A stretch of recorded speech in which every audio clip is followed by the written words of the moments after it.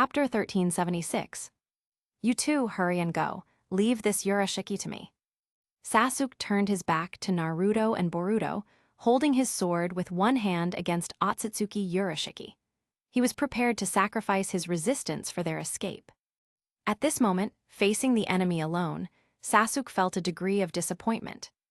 Reading the Ninja World daily, he had assumed Naruto's strength, if not comparable to his own, would at least allow him to protect himself and be a capable ally in defeating Urashiki. The result? The local newspapers were utterly baseless. He had watched the entire fight just now, and Naruto's strength was vastly overstated by the press.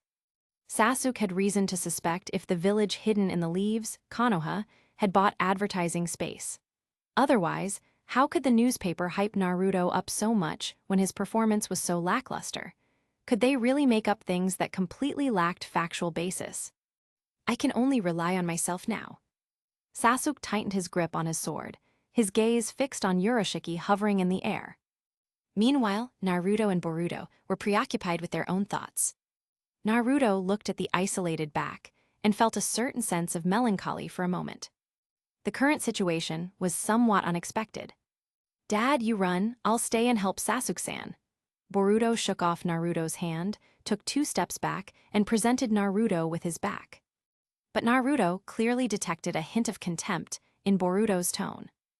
Boruto's mind was complex right now. How could his father, whom he recognized as so incredibly powerful, act like a deserter when facing an enemy? If he ran away, what was the use of all his fancy, powerful techniques? This isn't the dad he knew. Recalling the image of his older self, the one who left him with a mountainous presence during the Chunin exams, Boruto momentarily felt he had completely misjudged the man. Oh ho ho, looks like you're having internal conflict. Urashiki in the air decided to watch the show. Noticing the attitudes of the two, Naruto felt a little helpless. Naruto's usual fighting style against a powerful enemy was to conceal his strength, constantly probe and figure out the enemy's exact abilities, and find their weaknesses. Then, at the critical moment, he would deliver a fatal blow to end the match entirely. He had planned to keep a low profile, but these two all 3 of them, seem to have misunderstood him. Well, it makes sense. Naruto knew that his past encounters with enemies were mainly in the duel arena. No matter how he fought, he was alone, and no amount of cautious probing would be influenced by others. Even in reality, during the Konoha Crush, with the first and second Hokage, he only unleashed that reckless torrent of jutsu because he was already familiar with their techniques. Now, facing an unknown enemy, he was preparing to use his usual strategy, but he was immediately misunderstood. No, he was looked down upon. Glancing at Boruto's back and then at Sasuke in front, Naruto smiled with relief. He could run, but it wasn't necessary. If that was the case, then he would just change his strategy. His eyes focused, and a sharp glint flashed, locking directly onto Otsutsuki Urashiki floating in the air. As his thoughts changed, Naruto's whole demeanor shifted. I'm done pretending. I'll lay my cards on the table. Now, he would show all 3 of them what the strongest ninja in the world looked like. It seems I've been underestimated. Dad. Hearing Naruto's words, Boruto turned around, surprised. Did I say something too harsh? Boruto wondered inwardly. Naruto smiled at him, the expression confident and bold. Boruto, watch closely. This handsome gaze and smile immediately made Boruto understand. He nodded happily. In that case. Naruto clasped his hands together, his voice firm. Let's start with a greeting. The instant Naruto clasped his hands, Boruto sensed a seemingly infinite amount of chakra surging out of Naruto. The mere overflow of chakra created a hurricane-like blast of wind, nearly causing him to lose his footing. Fire release, great fire annihilation. As the words fell, an extremely thin crystal of chakra shot out from Naruto's mouth. This maximally compressed chakra immediately expanded exponentially upon hitting the air. Only 10 meters from his body, it transformed into a vast sea of flames. The fire surged into a colossal tsunami, engulfing Urashiki in the sky. This is a fire release. Boruto gasped. Everything in his vision was a sea of fire. Looking around, half the sky was blue and the other half was fire. The boundary between the sky and the ground was sharply defined. The scale was terrifying. And, even from a distance, he could feel the scorching heat radiating from the overwhelming flames, feeling like he was about to be roasted. Within his sight, even distant trees were spontaneously combusting from the intense heat. Is this Dad's true power? Boruto didn't understand the significance of this fire release, but Sasuke did. It could be said, if you don't cultivate fire release, seeing him is like a frog in a well gazing at the moon. If you do cultivate fire release, seeing him is like an ant looking at the blue sky. This was precisely why Sasuke was even more astonished. His eyes were wide with disbelief. Such a powerful fire release. Even Uchiha Madara, renowned for his fire release, was nothing more than the light of a firefly competing with the bright moon compared to Naruto. It seems I was wrong. Sasuke sighed slightly. Perhaps the newspaper reports were actually true. But how could a mere 12-year-old Naruto already be this strong? What did this kid eat to grow up? On the other side, this fire release. Facing the scorching sea of fire sweeping across the sky, Urashiki, the target, found it a bit hard to accept. Are you telling me this guy is 12 years old? A 12-year-old kid has this kind of power. His eyes were wide, and his mouth twitched slightly. His previous amusement had completely vanished, replaced only by shock. It was as if he had witnessed something unbelievable. It was like watching a 3-year-old child in a boxing ring who just casually jumped up and delivered a gentle punch that decapitated a 200-pound British strongman. What the hell? Did this kid grow up eating tyrannosauruses? Urashiki felt somewhat apprehensive for a moment. His goal in coming to this world was to bully the still young Ninetales Jinchuriki. But this young one, he's not right. Fortunately, it was only a fire release. He could handle it. Urashiki decided he would wait and see. The vast sea of fire not only looked like it would engulf the world, but it was also incredibly fast, reaching him in the blink of an eye. It's just fire release. It can't hurt me, he insisted stubbornly. A spatial portal suddenly opened behind Urashiki. Before the lava-like fire could reach him, he stepped directly into the gate and vanished from this world. The endless flames consumed empty air. He fled. Naruto clearly sensed everything and wasn't surprised. This was intelligence Sasuke had mentioned, so he was prepared. However, after a moment, the enemy still didn't reappear, and Naruto was a little suspicious. Did he run away, or could he have been scared off? But where could he run to? The Ninetales chakra inside him was the target, and Boruto had Urashiki's time travel tool in his hand. It's impossible for him to run. He remained alert for a moment, then a smile curved his lips. He's here. In that case, let's keep going. Naruto opened his right hand. Whoosh tilde tilde tilde. An ear-splitting shriek tore through the air.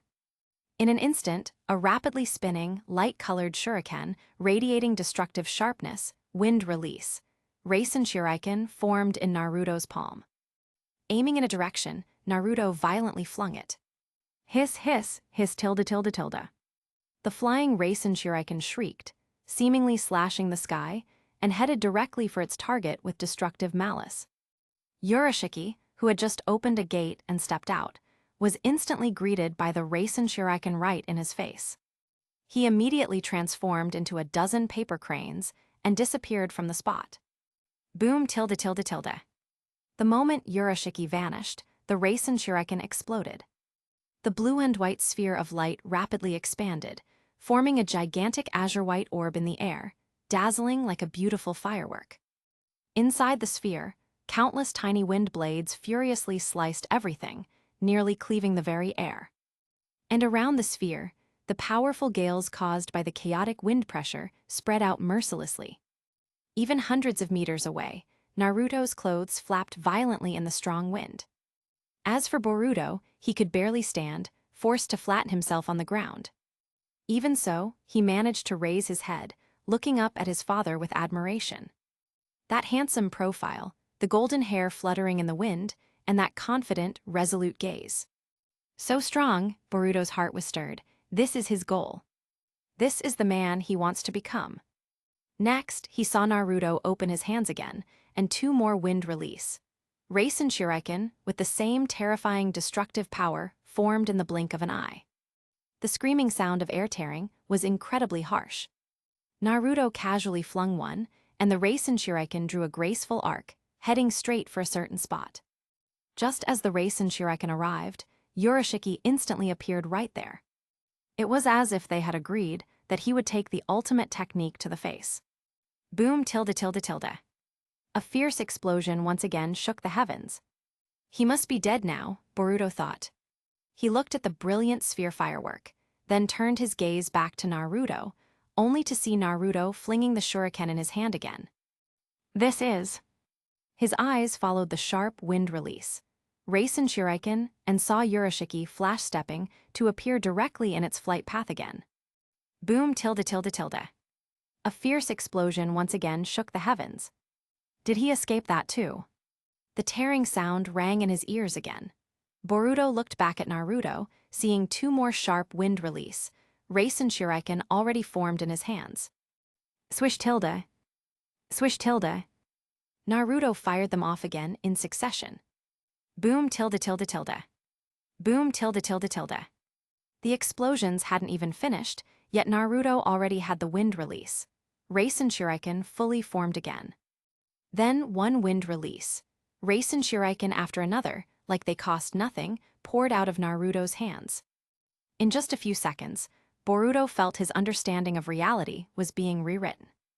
Are these ultimate techniques just Dad's basic attacks?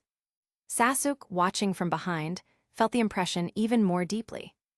From his observation, this wind release, Raisen Shuriken looked even more powerful than the one used by his older self. And a technique of this magnitude was being used by Naruto casually, with continuous output. The base form of young Naruto is already comparable to the older Naruto in his Nine Tails chakra mode, he concluded in his heart. And this sensing ability, he was able to predict where Urashiki would appear every single time. Sasuke stared at Naruto, who was effortlessly firing the Raisen Shuriken, his eyes filled with complex emotions. After launching dozens of them, Naruto finally stopped. Boruto finally got up and rushed over, his eyes full of concern. Dad, are you out of chakra? Ha ha ha, I knew your attack couldn't last long. Urashiki, who had instantly appeared again, burst into laughter. He had endured until this moment just for this. He didn't feel embarrassed by the previous beating, he was actually elated. The amount of chakra Naruto possessed truly delighted him. All of it would soon be his. Naruto remained silent. He looked down at his hands, then slowly raised his head to face the arrogant Urashiki. So slow. He spoke as if it were a completely unrelated matter. If I keep throwing them like that, my arms are going to get tired. Is that so? Boruto was confused. He thought his father was out of chakra, but it was because of this reason. Oh, I've got it. Naruto's face broke into a happy smile, as if he had just found a solution. He raised his index finger and began to try and condense chakra. Whoosh tilde tilde tilde. Under Naruto's terrifying chakra control, a maximally compressed wind release, Raisen Shuriken actually formed on his fingertip. The mini Raisen Shuriken's shriek was smaller, but the compressed chakra made Boruto, in close proximity, feel a primal fear. Naruto made his finger into the shape of a gun, aiming at Urashiki. Hi. Urashiki slightly frowned, seeing the miniature wind release. Rasengan pointed at him. In his perception, the power of this thing was even more dangerous than the previous one. Naruto treated it like a game, using his raised thumb as a sight. After aiming, he immediately pulled the trigger with his thumb. Swish tilde tilde tilde. The Rasengan flew out quickly, and under the control of its inherent wind release, it flew in an incredible arc, heading straight for Urashiki. Reaching close proximity, boom tilde tilde tilde. The maximally compressed chakra violently erupted. In the air, an even larger azure-white sphere of light illuminated the entire sky. The oncoming gale was overwhelmingly powerful for Boruto. The destructive power of this thing was indeed stronger than before. He felt like he was about to be blown away. "Dad!" he shouted, looking up at Naruto. He saw that 10 of the same mini shuriken were already formed on Naruto's hands. Boom tilde tilde tilde. What followed was an even crazier bombardment. "So scary, so strong," Boruto whispered, desperately clinging to the ground, trying not to be swept away by the gale. Naruto's attack continued. He wasn't just attacking either. Besides attacking, Naruto was also carefully observing Urashiki's every move, analyzing his special abilities.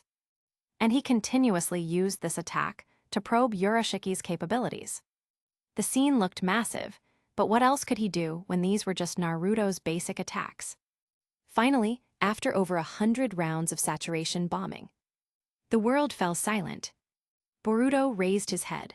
Before his eyes, the dense forest that had been beside them was now bare and desolate. Only his father's back remained. That back gave Boruto an absolute sense of security.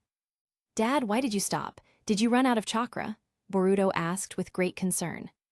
After that kind of relentless bombardment, even the Sage of Six Paths would probably have exhausted his chakra. Naruto glanced at him sideways, almost losing his composure. "Out of chakra? How could that be?" The consumption from these attacks was slower than his regeneration rate. The reason he stopped was purely because, after all this testing, this Urashiki felt incredibly weak. Although Urashiki had managed to predict Naruto's every attack with his special ability, which was comparable to observation haki, and then dodge using the Rinnegan's instant transmission. But after attacking for so long, this guy only knew how to dodge. Did he truly have no other abilities besides spatial and the suspected temporal prediction? An Otsutsuki, is that all there is? Chapter 1377. This Otsutsuki is a bit weak. Staring at the white figure floating in the air, Naruto genuinely felt this way. He mentally reviewed the Otsutsuki he had fought. Kaguya Otsutsuki's strength was decent. She had several bizarre dimensions, an all-killing ash bones that was so potent even a revival token was wary of it, literally instant death upon contact, and space-time movement ability. The Otsutsuki Urashiki in front of him was similar, possessing the same space-time movement ability and a special Dojutsu from his blue Rinnegan. But comparing the two, even though they were both from the Otsutsuki clan, neither of them seemed to use any specific ninjutsu. Could it be? Is the legend true, that the Sage of Six Paths truly founded the ninju and created ninjutsu? Regardless, if Urashiki only had these tricks up his sleeve, then this battle was over. Hazari. Urashiki appeared silently, hovering in the air before Naruto. His smile was utterly mocking. "I still urge you to give up." His smile was so arrogant.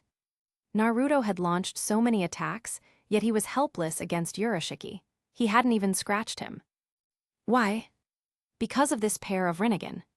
Forget the ninja world. This pair of Rinnegan was an immensely powerful Dojutsu, even in the universe. Hahaha, Urashiki became even more reckless. What could Naruto Uzumaki possibly do to him? Whoosh!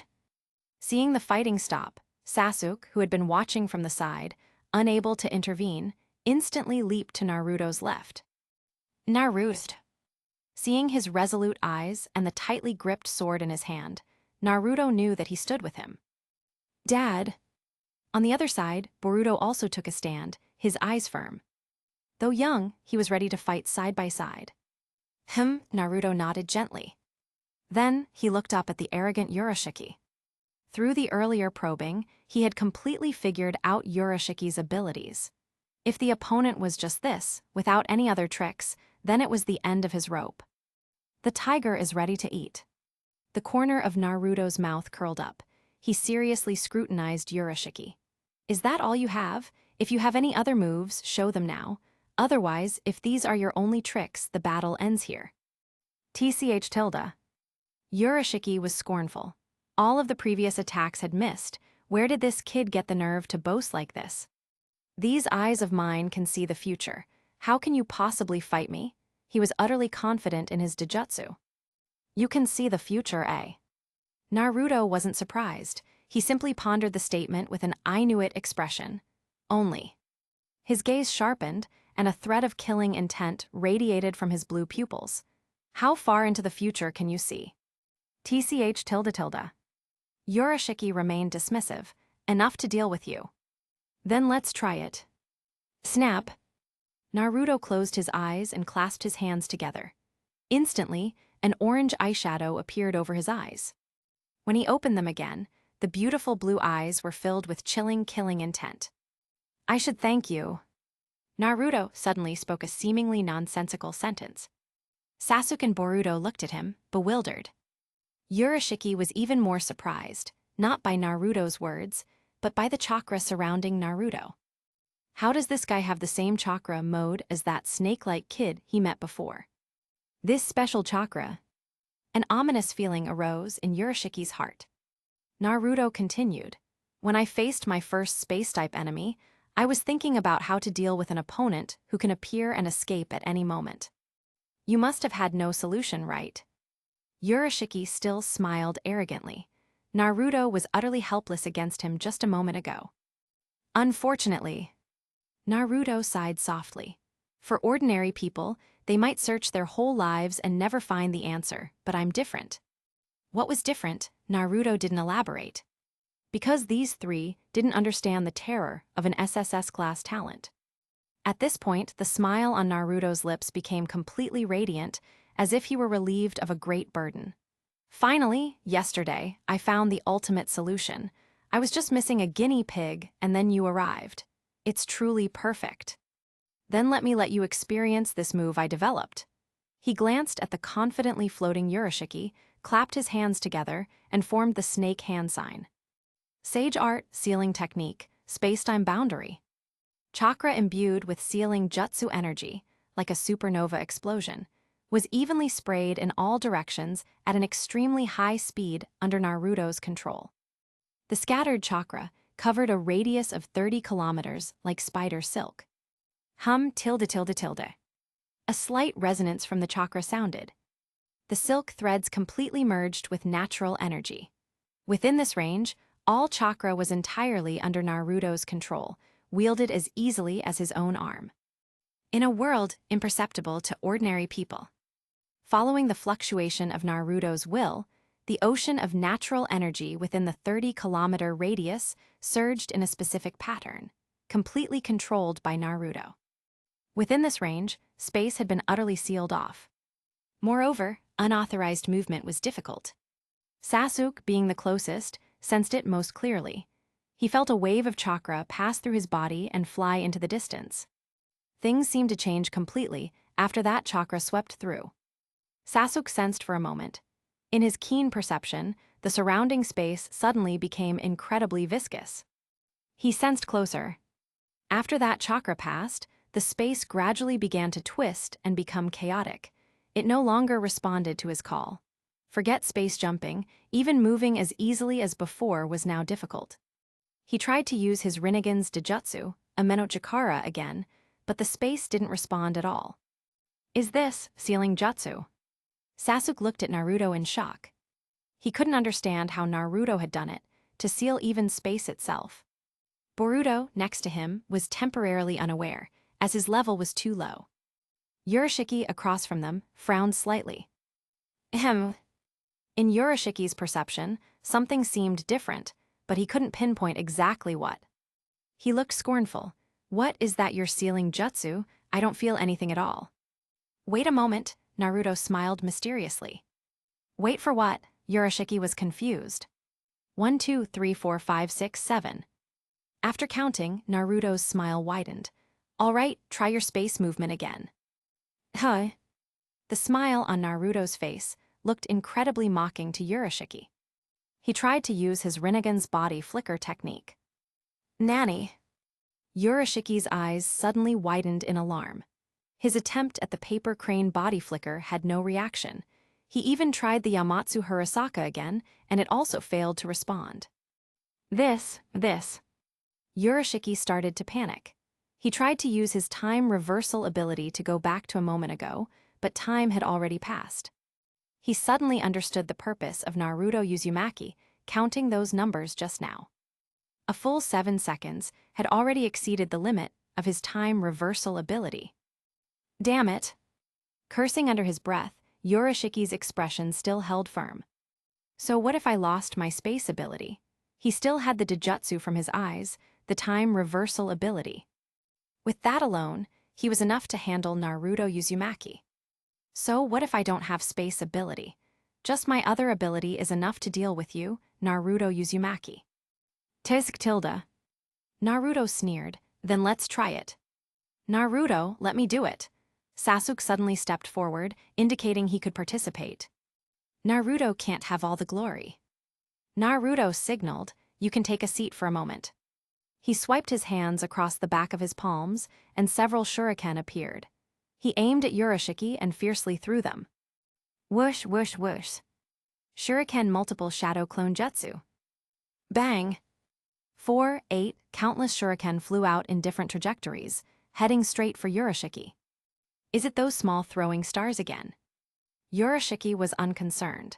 Even without space ability, he could easily dodge everything using his time reversal ability. Whoosh, whoosh. One shuriken after another flew past him, missing completely. Suddenly, Yoroshiki's eyes looked warily behind him. This was a warning from a few seconds in the future. Naruto would suddenly appear there and attack him. Yoroshiki wanted to dodge, but due to the space restriction, he realized he couldn't dodge no matter what. Swish! As he was still hesitating, the next second, a yellow flash occurred, and Naruto's figure suddenly appeared. At this moment, the two made eye contact at close range. The smile on Naruto's face contrasted sharply with the look of panic on Yoroshiki's. Naruto didn't use an offensive ninjutsu like the Rasengan. He simply opened one hand, and instantly, a sealing jutsu with several tadpole characters appeared on his palm. Sage Art Sealing Technique, Rin Seal. He forcefully slapped the back that was close at hand. The large hand covered in a black seal slammed onto Yoroshiki's body. The moment it hit Yoroshiki, the sealing jutsu took effect. Countless black chains, like swimming snakes, slithered across Yoroshiki's body. Dozens of these snakes instantly enveloped Yoroshiki. The next second, the snakes seemed to find their target, Yoroshiki's eyes. Immediately, the black chains simultaneously emitted an eerie light. Then, using Yoroshiki's eyes as the formation center, the snakes swam frantically, vying to burrow into Yoroshiki's eye sockets. In the blink of an eye, all the black seals burrowed completely into his eyes. Looking again, Yoroshiki's Rinnegan had vanished, reverting back to his ordinary Byakugan. Looks like it worked. Naruto smiled contentedly. This was a sealing jutsu he had specially developed to counter Dojutsu. Forget the blue or red Rinnegan. It could even seal Kaguya's red 9-tamo Rin Sharingan. However, those were all in the duel arena. Yoroshiki was truly blessed to be the first customer to enjoy the eye sealing special in reality. Naruto was full of smiles, hoping Yoroshiki was satisfied. As the victim, Yoroshiki was not taking his impending defeat calmly. No, he hadn't left yet. Yoroshiki was horrified. Because the entire process was too fast, he hadn't seen what had happened. He only heard Naruto use some kind of sealing jutsu. Then, he discovered that his Rinnegan was completely unusable. Not just the blue one, but the red one too. At this point, Yoroshiki could no longer maintain his outward composure. He screamed hysterically, "What did you do to me?" He. Naruto looked down at him, his voice easy but cold as ice. Don't panic, it's just a small gift. Now, I'll send you on your way. Naruto casually executed a whip kick, his leg pulling back into a full arc before lashing out fiercely. Boom! The whip kick striking Yoroshiki's body erupted with a roar. Hit in the waist by Naruto's ferocious kick, Yoroshiki's body was also bent into a full arc by Naruto's immense power. Yoroshiki felt his waist was about to break. The next second, whoosh tilde boom. Yoroshiki shot out like a cannonball, transforming into a streak of light as he plummeted toward the ground, directly carving a crater over 10 meters in diameter. Furthermore, because the force of Naruto's kick was so great, the ground within a 10-meter radius around the crater cracked and shattered. The nearby Sasuke and Boruto both jumped back. When the smoke cleared, the two cautiously approached and looked down. Urashiki lay in the center of the pit, spitting up blood, his condition unknown. Whoosh! Naruto used the flying thunder god to appear beside the two. "Dad, you're too cool," Boruto shouted genuinely. Although Naruto was roughly his age, this was his biological father, and he utterly idolized him. Sasuke covertly glanced at Naruto. The shock in his eyes was undisguised, even by his non-mainstream long hair. Sasuke didn't know how many times he had been shocked today. It seemed he couldn't be shocked enough today. Naruto was simply too astonishing. The powerful and difficult Urashiki was solved so easily. Is Naruto too strong? Or am I too weak? That wasn't the main point. What shocked him the most was that Naruto could use the flying thunder god. Sasuke was starting to doubt his life experiences.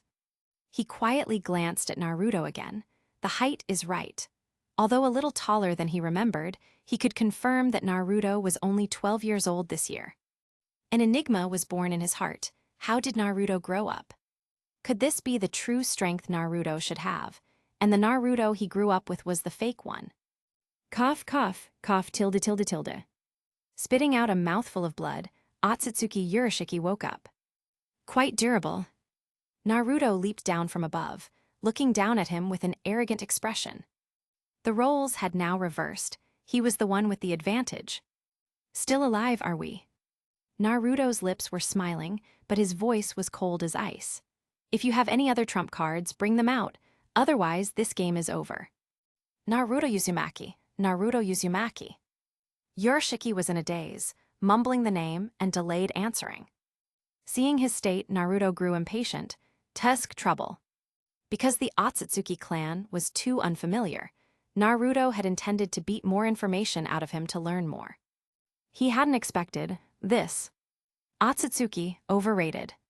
He glanced at Sasuke and Boruto on either side. These two were outsiders and didn't belong to this world. They would eventually leave. Therefore, he could use that move. In that case, let me check for myself. Naruto's mind moved, and 12 chakra chains materialized behind him, flexible like extensions of his arms. Driven by his will, the chains wrapped around Urashiki's limbs, hoisting him up toward Naruto. Let me see. Naruto extended his right hand. Urashiki, restrained by the chains, slightly lowered his head, making it easier for Naruto to reach. At this moment, Urashiki finally became lucid. But upon making eye contact with Naruto, Urashiki was utterly terrified. You, how do you possess the Rinnegan? Naruto's originally beautiful blue eyes had now transformed into a pair of eerie, purple, circular eyes. You talk too much. Naruto fiercely placed his large hand over Urashiki's head. Memory reading. What protection measures? Useless. The Rinnegan. At that moment, Sasuke, hearing Urashiki's voice, approached. He looked over in surprise, then his eyes widened in horror. In Naruto's eye sockets was a pair of purple Rinnegan. This. Sasuke's pupils contracted. He was starting to doubt his sanity. Where did Naruto get a Rinnegan? 3 minutes later. So that's how it is. Naruto let out a sigh, having lost all interest in Urashiki. Otsutsuki. Nothing special. Since that's the case, I'll send you on your way. The 12 chakra chains hoisted Urashiki high. Naruto clapped his hands together. Sage art, blaze release, distant fire. Opening his mouth, a beam of light so hot it warped space, like a laser cannon, shot out from Naruto's mouth, piercing diagonally into the sky. The light overshadowed even the sun in the sky. A moment later, the jutsu dissipated, but traces of the straight line of light still lingered in the air. As for the targeted Urashiki, a charred, gaping hole appeared in his abdomen. He was beyond dead. Otsutsuki Urashiki, dead. Just as Naruto finished his work and was about to wrap up. Suddenly, a notification popped up. Ding tilde unknown data carrier detected. Initiate retrieval. Hint, retrieving allows loading a new module. Yes/no. Chapter 1378. Yes or no? Naruto stared at the options for a second and smiled. I'll choose neither, I choose or. Cough cough. Actually, Naruto chose nothing. He immediately closed the options. That could wait. Returning to reality, Naruto retracted the adamantine ceiling chains, letting Urashiki's corpse drop to the ground. He took a scroll from his backpack, walked over, and sealed the body. The power of the ion cannon was supposed to be great enough to completely vaporize Otsutsuki Urashiki, so why did Naruto keep the body? Not because he was kind, but because this corpse was valuable, especially those Rinnegan eyes. Naruto needed to study them carefully. As for the fishing rod, Naruto simply picked it up and put it in his backpack. He had claimed this item long ago, and no one was going to take it from him. Sasuke wouldn't try to take it from me, would he? After a thought, Naruto took out the small fishing basket Urashiki had been carrying. Here, do you want it? Naruto handed the red basket to Sasuke. Sasuke shook his head. Great, if you don't want it, it's mine. In just a few quick movements, Naruto completely stripped Urashiki of all his belongings. In short, Urashiki died peacefully. He didn't even get a chance to complain. Tusk. Finished tidying up, Naruto began to evaluate Urashiki as a person. In a word, he had an excellent hand of cards but played them terribly. They say some people are so bad they look like masters. Urashiki was worse than a master. If his abilities had been given to that old man who liked to dance, Uchiha Madara in the duel's arena, Naruto couldn't imagine the havoc he could wreak. Yet in Urashiki's hands, that's all he could do. Naruto felt bad that he'd prepared several other ultimate weapons that weren't even needed. He'd just have to save them for Otsutsuki Momoshiki when he arrives later.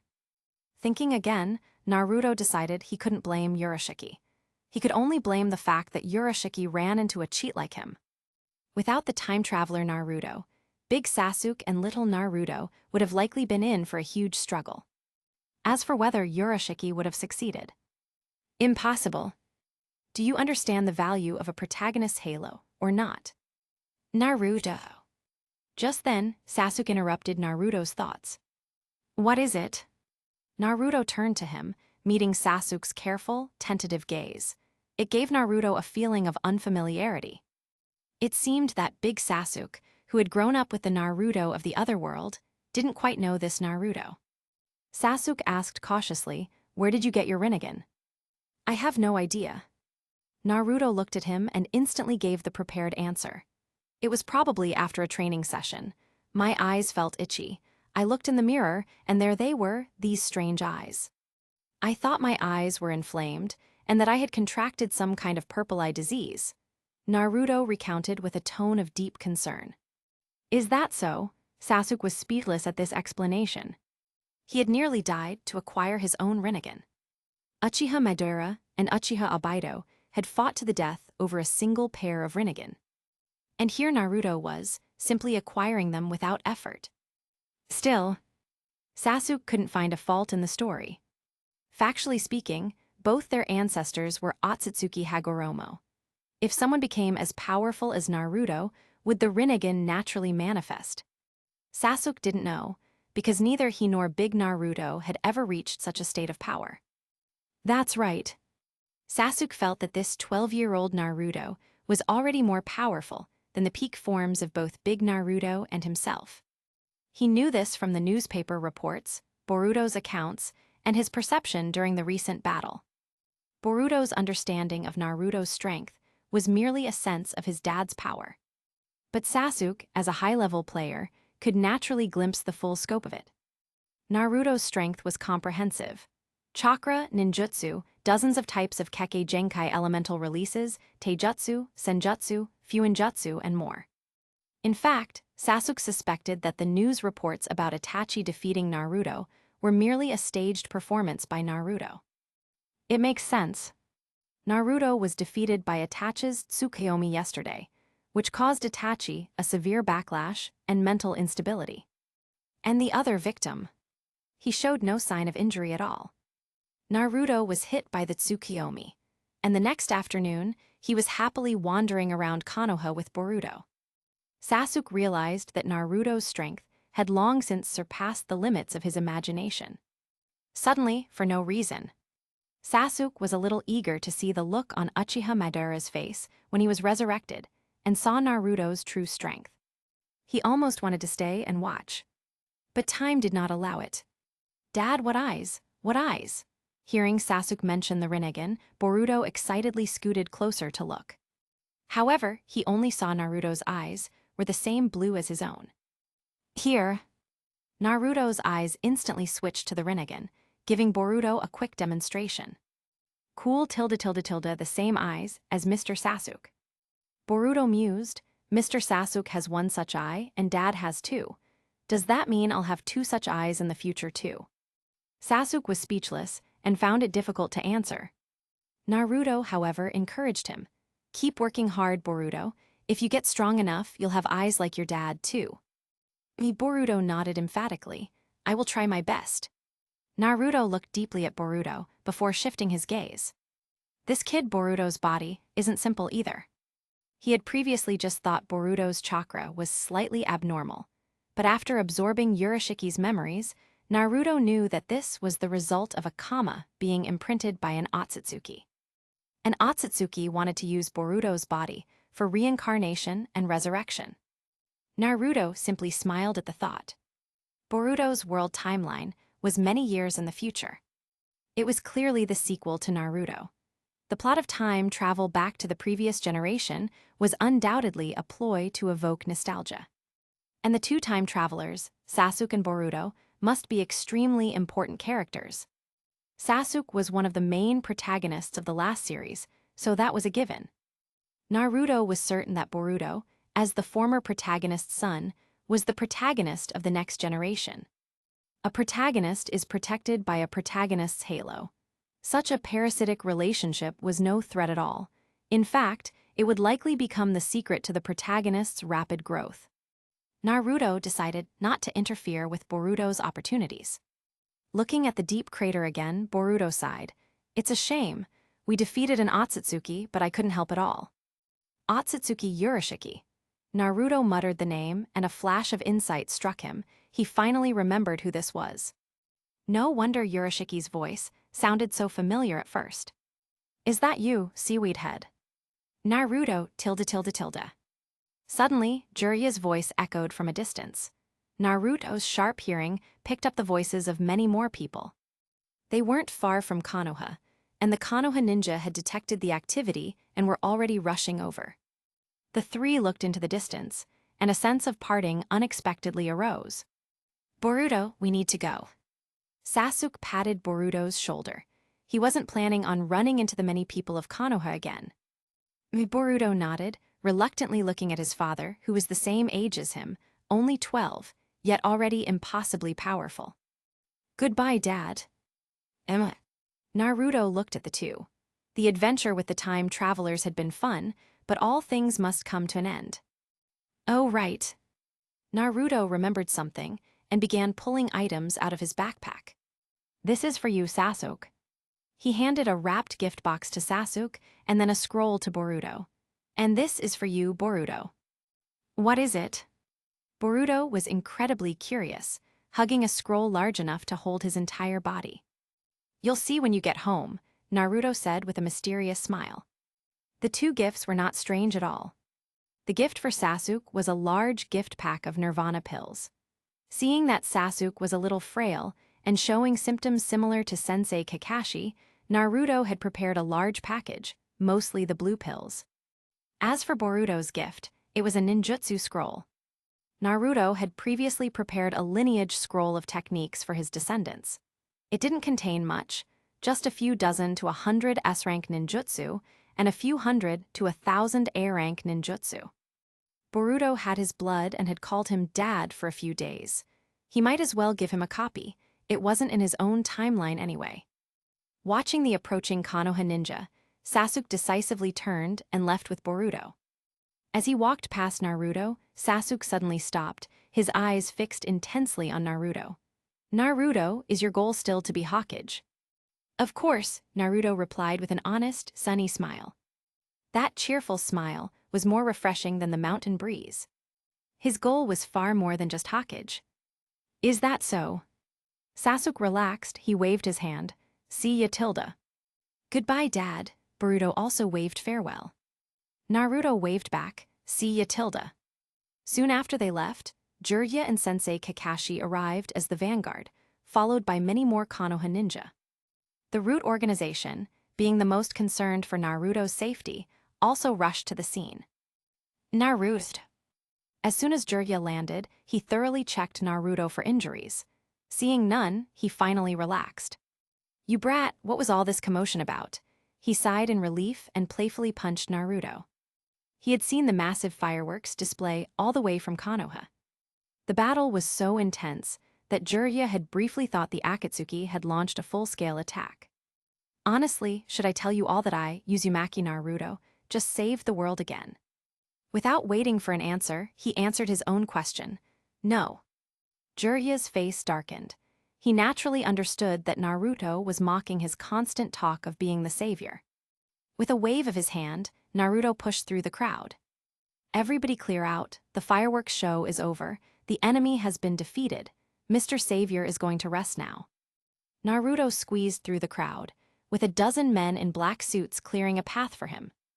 As Naruto departed, the Root organization naturally followed suit, their ranks stretching into a long column. That kid. Watching the retreating Root column, Jiraiya felt both proud and helpless. Chapter 1379. Boruto and Sasuke traveled for a while before finding a dense forest to stop.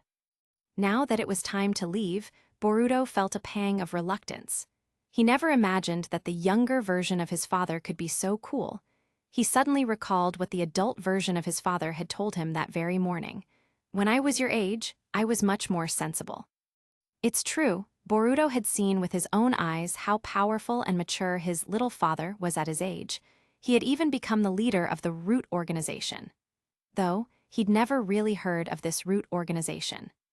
Mr. Sasuke, Boruto looked up and asked curiously, how come I've never heard of the Root organization that the little father leads? Is it even more secretive than the Anbu? Sasuke glanced at him, momentarily unable to answer. If he told the whole truth, it would involve a lengthy explanation. It probably changed its name, Sasuke said dismissively. Then, he looked around and reminded Boruto, get the turtle out. Oh, I almost forgot. Boruto took the small turtle out of his pocket. You slept so soundly. The small turtle, Karasuke, poked its head out of its shell, looking refreshed. Are you too ready to go back? Yes.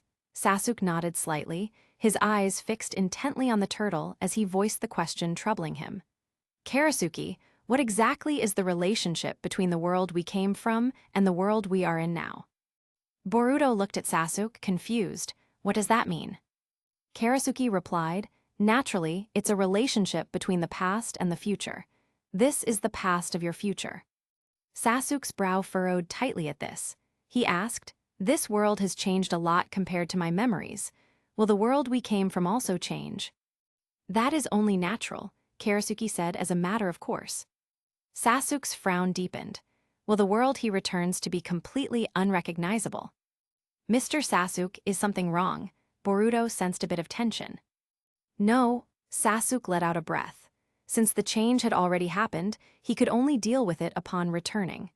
If the future had changed, they would just have to try again until they found the correct timeline. Karasuke, can you take us back now? Of course. There was so much energy released earlier, and I managed to absorb some of it. It's enough for quite a few time travels.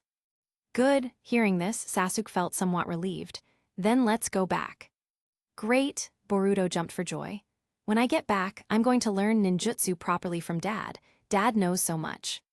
And, when I get back, I'm going to eat a lightning burger properly. No, I'm going to find a Godfather burger. It's much tastier than a lightning burger. Boruto kept chattering on, and Sasuke listened beside him. He wondered whether he should tell Boruto what happened. Forget it, let Naruto worry about it. A flash of light emanated from the turtle, instantly whisking the two away. They once again traveled through the same temporal tunnel, and the long journey through time took a while. Throughout the trip, Boruto chattered excitedly, recounting every little detail he had discovered about his little father, from his strength to his clothing, from his looks to his friends. Everything made Boruto happy. This time travel trip had been a pleasant surprise for Boruto, showing him another side of his father. The father who was usually exhausted from the demanding work of the Hokage, he was once this cool and handsome when he was little. It was like suddenly discovering that the cleaning lady at your company drives a luxury car and owns a dozen local buildings. Boruto had discovered a whole new world. Sasuke listened attentively, but a hint of worry was hard to conceal on his face. Finally, with a flash of light, the two were back. It was late at night in Konoha, on top of a building. 1, 2, 3, 4, 5, 6, 7. Boruto counted the stone faces of the Hokage and cheered happily. Mr. Sasuke, we're back. Yes, Sasuke nodded slightly. He sensed the surroundings, and finding nothing out of the ordinary, his mood relaxed a bit. Boruto, Mr. Sasuke. Konohamaru emerged from behind the water tower and asked, "What are you doing here? Urashiki is invading the village. The situation is very urgent." Hearing this, Sasuke and Boruto exchanged a knowing smile. "We've already dealt with him," Boruto chuckled. Sasuke, too, let go of his worry, his expression softening a great deal, seemingly confirming they were back in their original world. What followed was a flurry of activity. When things finally settled down, Boruto was already home resting, while Sasuke and Naruto met up. The stars twinkled around them. Though late, Konoha still had a few lights shining. Sasuke and Naruto stood on the roof of the Hokage office, and Sasuke recounted his mission experience to Naruto. After confirming that Urashiki Otsutsuki was dead, Naruto let out a relieved breath. "Even though I didn't see it, I believe you." This honesty brought a slight smile to Sasuke's face. Thinking of his concern before returning, he added, "I thought I might never be able to return to this world." Hearing this, Naruto recalled Sasuke's whole ordeal. What was that world like? Naruto was curious. "It was very different from our world," Sasuke recounted in a low voice. He looked at the scattered lights of Konoha, deeply moved. He had nearly not made it back, nearly not seen his familiar Naruto, Sakura, his daughter, and everyone else. Recalling Naruto's curiosity, he selected a few points to highlight the differences. The me in that world chose not to become a rogue ninja. He didn't. Imagining this possibility, a bright smile appeared on Naruto's face. "That's fantastic. What would a world where Sasuke didn't become a rogue ninja be like?" Naruto couldn't imagine, but it must be beautiful. Sasuke suddenly remembered something and warned, "Oh, right, Naruto. The young Naruto in that world seemed even stronger than you, the adult Naruto." "Nanny, what?" Even though the words came from Sasuke's mouth, Naruto found it hard to believe. 12 years old, Naruto confirmed again. "Yes." Sasuke nodded softly, a smile appearing on his face like cracking ice, a rare sight. He had confirmed it himself. In that world, the younger Sasuke, though he had made progress, was far weaker than the current adult Sasuke. But the young Naruto was different. The changes were far too many. Much stronger, it's almost unbelievable. Sasuke briefly described the newspaper articles he had seen, the intelligence he had gathered, and his own speculations. Various elemental Kekkei Genkai bloodline limits, jutsu, seemingly endless chakra, taijutsu that could beat a tailed beast, senjutsu, sage techniques, and a level of fuinjutsu, sealing techniques that could seal space itself, and so on. Could the other me really be that strong? At just 12 years old, Naruto was incredulous. Was the other him a monster? In contrast, Naruto looked down at his own hands. He began to suspect that there was something he hadn't unlocked in himself. Otherwise, how could two Narutos be so vastly different? Fortunately, Naruto's heart was broad. After only a brief period of existential doubt, he brightened up again. "That's wonderful. That world must be very peaceful, right?" he said with genuine sincerity. If he had possessed such immense power at the age of 12, so many past regrets, failures, and even people would have been saved. The third Hokage, the Iro Sennin, Nagato, Neji, Abaito. "That's truly wonderful." Peaceful. Having lived through years of darkness, Sasuke saw the world in a completely different way than Naruto. He didn't know about other things, but the look in the eyes of that young Naruto didn't belong to someone content with peace. He might actually start a revolution more terrifying than anything in this world. Having said his piece, Sasuke prepared to depart. Before leaving, he warned Naruto, "Be careful, Boruto seems to have mistaken that younger Naruto for you and is clamoring to learn ninjutsu from you." Ah, Naruto covered his head. Why did that sound so troublesome? The next day, Boruto woke up early, eager to find his father, but ran into his mother in the living room. Seeing his mom, Boruto suddenly thought of the younger version of his mom he had met, and a unique sense of novelty filled him. "Mom," Boruto went up and asked curiously, "Dad is so popular, how did you manage to get him to marry you?" Based on everything Boruto had witnessed, he simply couldn't figure out how his mother had managed to win his father's favor among so many people. After all, his real father was so outstanding, so different. Oh. Hinata's cheeks instantly flushed crimson. Then, she began to tell the story of her and Naruto, the story of what happened on the moon. Wow, so that's what happened. Boruto clicked his tongue in amazement. He had never considered that people could even exist on the moon. Turning his head, Boruto saw the large scroll he had placed on the cabinet. He suddenly remembered that this was the gift the little father had given him. He had opened it yesterday and found over 1,000 kinds of ninjutsu inside, each described as incredibly powerful. The sheer excitement had kept Boruto up late last night. "Mom, I'm going to find Dad to learn ninjutsu now."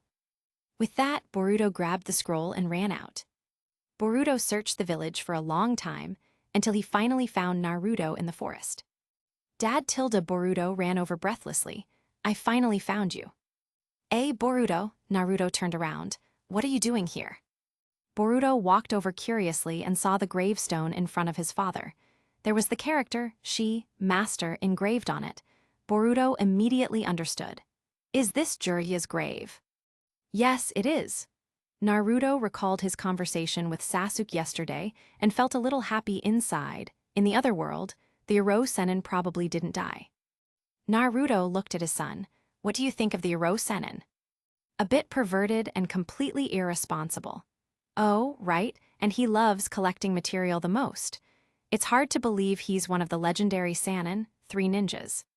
"Ha ha ha ha," Naruto laughed happily. Allowing his son to meet his master, though impossible in reality, had been achieved through time travel. "Right, what did you need me for?" Naruto noticed the massive scroll strapped to Boruto's back. "Dad," Boruto's large eyes shone, staring at Naruto with immense admiration. "Hurry up and teach me ninjutsu. There are so many ninjutsu in here. I'm going to learn every single one of them." Naruto suddenly remembered Sasuke's warning, and an unpleasant premonition rose in his heart. "Here you go." Boruto handed the scroll to Naruto and said expectantly, "Look, where should we start?" Naruto wanted to refuse. He knew his own ninjutsu repertoire was quite limited. However, the look of adoration on Boruto's face made it impossible for Naruto to say no. Naruto opened the scroll. "It's just ninjutsu. Aren't they all just variations of the elemental releases? I'm proficient in all 5 nature types. There's nothing I can't teach." Naruto muttered this to himself as he opened the scroll. "I Naruto Uzumaki. No matter what, I won't disappoint Boruto." However, once the scroll was fully open and Naruto clearly saw its contents, his face went blank, his eyes widening in astonishment, then shrinking to tiny green dots due to his distress. "Dust release, blaze release, storm release, wood release, ice release. What kind of jutsu are these? There are barely any that I know." Noticing the difficulty on Naruto's face, Boruto said understandingly, "How about we start with the one where you looked particularly cool?" "Which one?" Naruto's bewildered eyes peeked out from behind the scroll. "That one." Boruto suddenly grew very excited talking about it. That one. He had seen it live. That scene, that incredibly cool, laser-like blaze release that shot through the sky and pierced the heavens, it had left an indelible impression on his young mind. That terrifying move was too cool. So he mimicked his little father's hand sign, clasping his hands together and coolly chanted, "Sage art. Blaze release, distant fire." After the demonstration, his large blue eyes gazed eagerly at Naruto. "What do you think? Just this one, Dad, please. Naruto scratched his head helplessly. Boruto hadn't begged him like this since he was little and before he became rebellious after starting at the academy. This moment deeply moved Naruto. If he could, he would teach Boruto even if it meant overcoming every difficulty. But ninjutsu was like math. If you didn't know it, you didn't know it. Naruto was at a loss for how to explain it to Boruto. Finally, scratching his head, he said a little sheepishly, his voice low, "I think I forgot that move, son." Forgot? Boruto was instantly disappointed. Such a cool move. He planned to learn it the moment he got back, but Dad forgot. Then, Boruto asked, still hopeful, "Lightning release, Rasengan." I forgot that one too." Naruto's head sank lower. He regretted being so boastful earlier. "Lightning release, light sword." Forgot that one too. Then, after asking about over a dozen powerful ninjutsu he thought would be suitable for him, Boruto discovered his father couldn't do a single one. Boruto was filled with suspicion. This dad seems a bit too weak. "Dad, why don't you know anything?" Naruto's head sank even lower. Chapter 1380. Naruto led the members of the Root organization back to the Root base with great fanfare. Karin, who was stationed at the base, happily came out to meet Naruto's arrival. "Naruto, sir." Karin had originally intended to use the more familiar Naruto-kun, but seeing so many Root members following behind him, she changed her address at the last moment. Naruto glanced at her, but continued walking inward without slowing his pace. Karin's position en route was his assistant, and her primary duty was to preside over and handle Root's daily affairs in his absence. Thinking of something, he looked sideways at Karin, who was trailing him, and asked, "How are the preparations for the laboratory I asked you to set up coming along?" "It's just been cleaned up, but the various experimental instruments haven't been brought in yet," Karin answered professionally, adjusting her glasses. She had prepared a lot to fulfill her duties as Naruto's assistant. Karin was confident that she would be useful. "Good." Naruto nodded lightly. "By the way, how are things going with the investigation I asked you to do?" "It's complete. The report is in the office, ready for you anytime." "All right, I'll go to the lab first. You go back and bring me the report. As for the rest of you," Naruto turned to the group of men in black suits behind him, "all of you disperse." "Yes, Naruto-sama, time's in." A short while later, Naruto arrived at his supremely loyal, exclusive laboratory. This lab was located deep inside the Root base, buried underground, and the environment was very cool. Anyone who has dealt with corpses knows that such an environment is very conducive to their preservation. Of course, Naruto was not some weird old man obsessed with studying corpses. Opening the door and entering, Naruto found that the space was quite large. The room contained clean workbenches, but not a single piece of equipment. Naruto didn't mind this. He took out the sealing scroll containing Urashiki and placed it on a large workbench in the center of the room. Sealing release. Boom! With a puff of smoke, Urashiki's corpse appeared on the workbench. Naruto examined it closely. Thanks to the sealing jutsu, Urashiki's appearance was exactly as it was before being sealed. He looked as if he had just died. His head was normal, though his mouth had dried bloodstains from excessive coughing before death.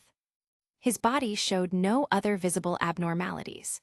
The most severe wound was in his abdomen, where Naruto's plasma cannon had blasted a large hole.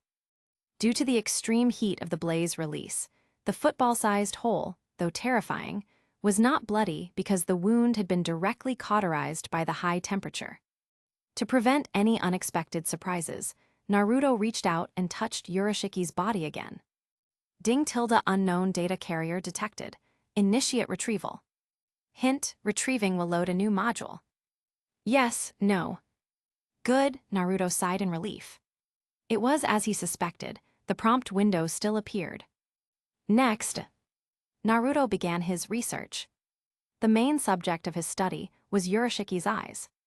Naruto had previously discovered that Kakashi-sensei's usable Sharingan came from the Uchiha clan, a clan he did not belong to.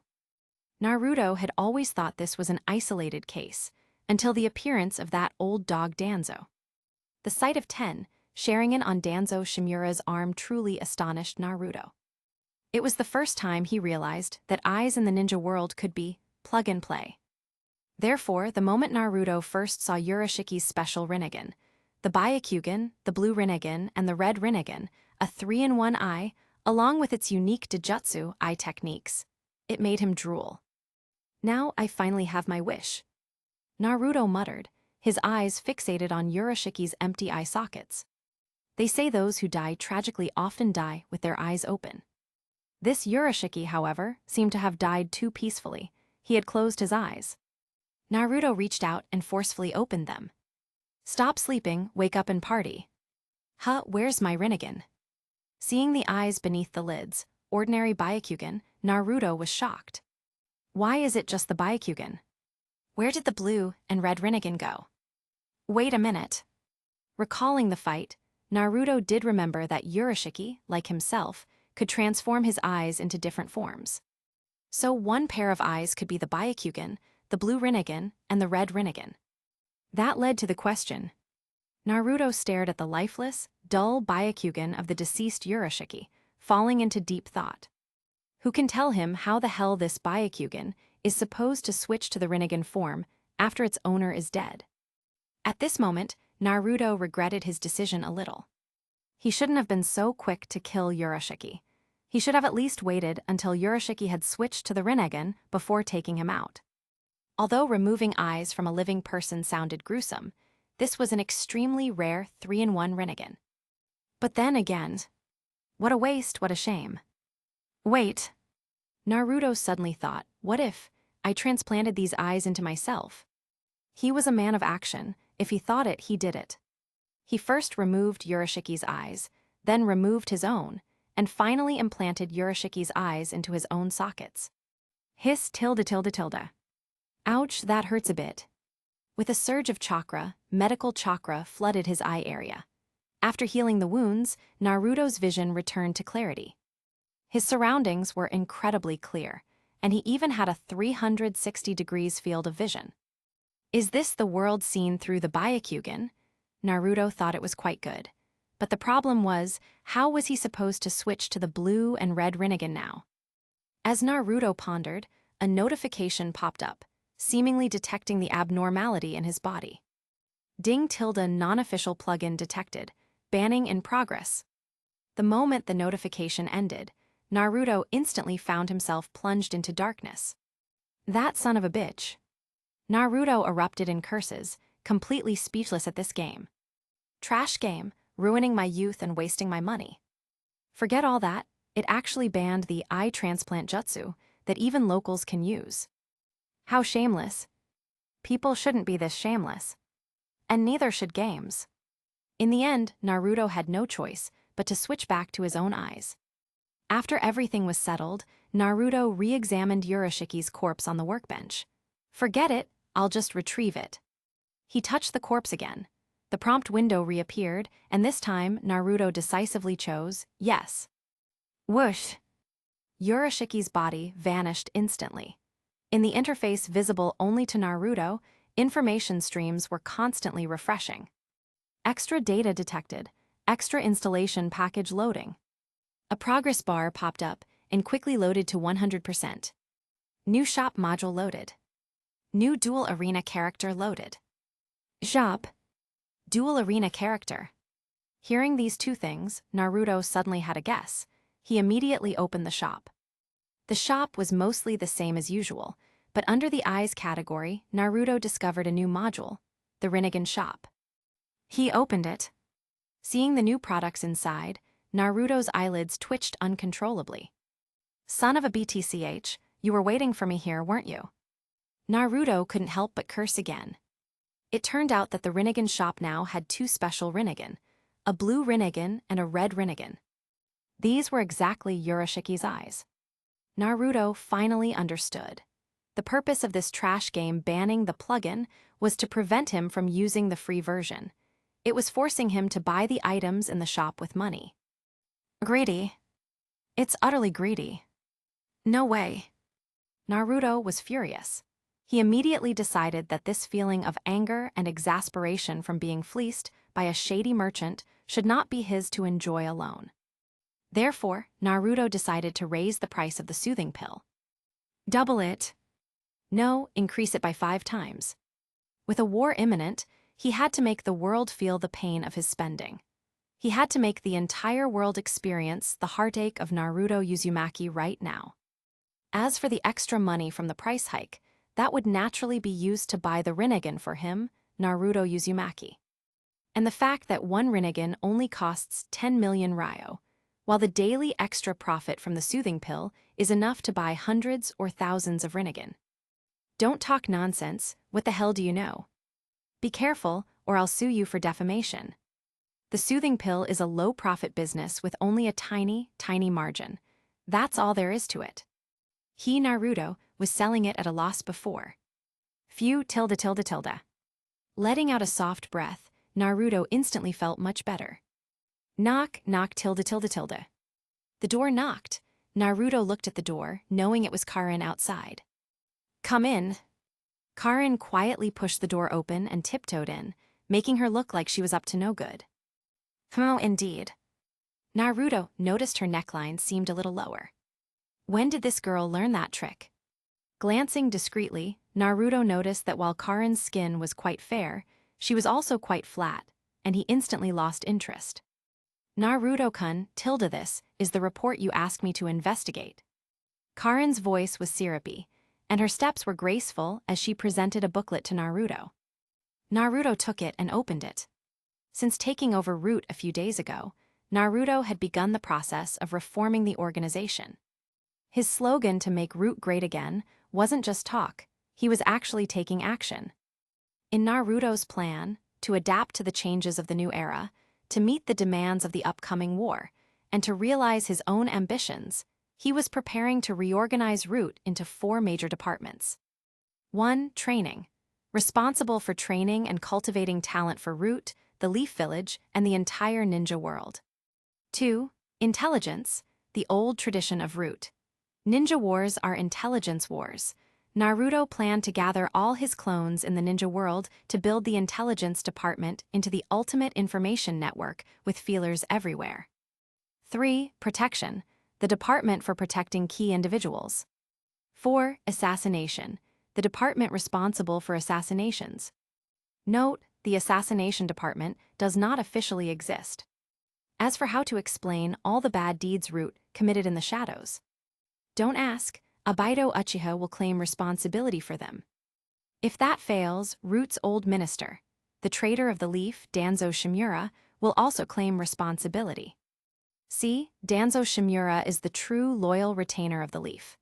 Even after defecting, his heart remains with the leaf, shouldering blame for the leaf and root like an old ox, sacrificing everything. His love for the leaf runs deep. The survey Karin presented was a questionnaire allowing REINCARNATION personnel to voluntarily choose which department they wanted to work in. Of course, the final decision-making power remained with Naruto. Carefully reviewing the selections, Naruto had an initial understanding. Barring any surprises, the arrangements would generally follow the list. After all, most of their abilities were similar, but Naruto's eyes moved slightly when he saw a certain name. Is Shigaraki Tanuki going to the intelligence department? He turned and asked Karin, who was discreetly sniffing him. Caught sniffing, Karin's face flushed. She quickly straightened her glasses and adopted a serious look. Yes, cough, cough, yes. Move him to the protection department, Naruto said, recalling Shigaraki Tanuki's exceptional flattery. He felt that putting this man in intelligence would be a waste of talent. As an old ox working tirelessly for REINCARNATION, the leaf, and the entire ninja world, he, Naruto Uzumaki, also needed some psychological massages, right? The protection department, who will he be protecting? Naruto stated matter-of-factly, of course, he'll be protecting me. Oh, okay. Karin quickly grabbed a pen and noted down the change. After confirming the list, Karin withdrew. Staring at her retreating figure, Naruto smiled meaningfully. Although Naruto didn't want to act prematurely, in his original plan, He intended to start changing the ninja world when he was 16, and he hadn't even found a reliable clone who could act as an emperor, yet. The ninja world was forcing his hand.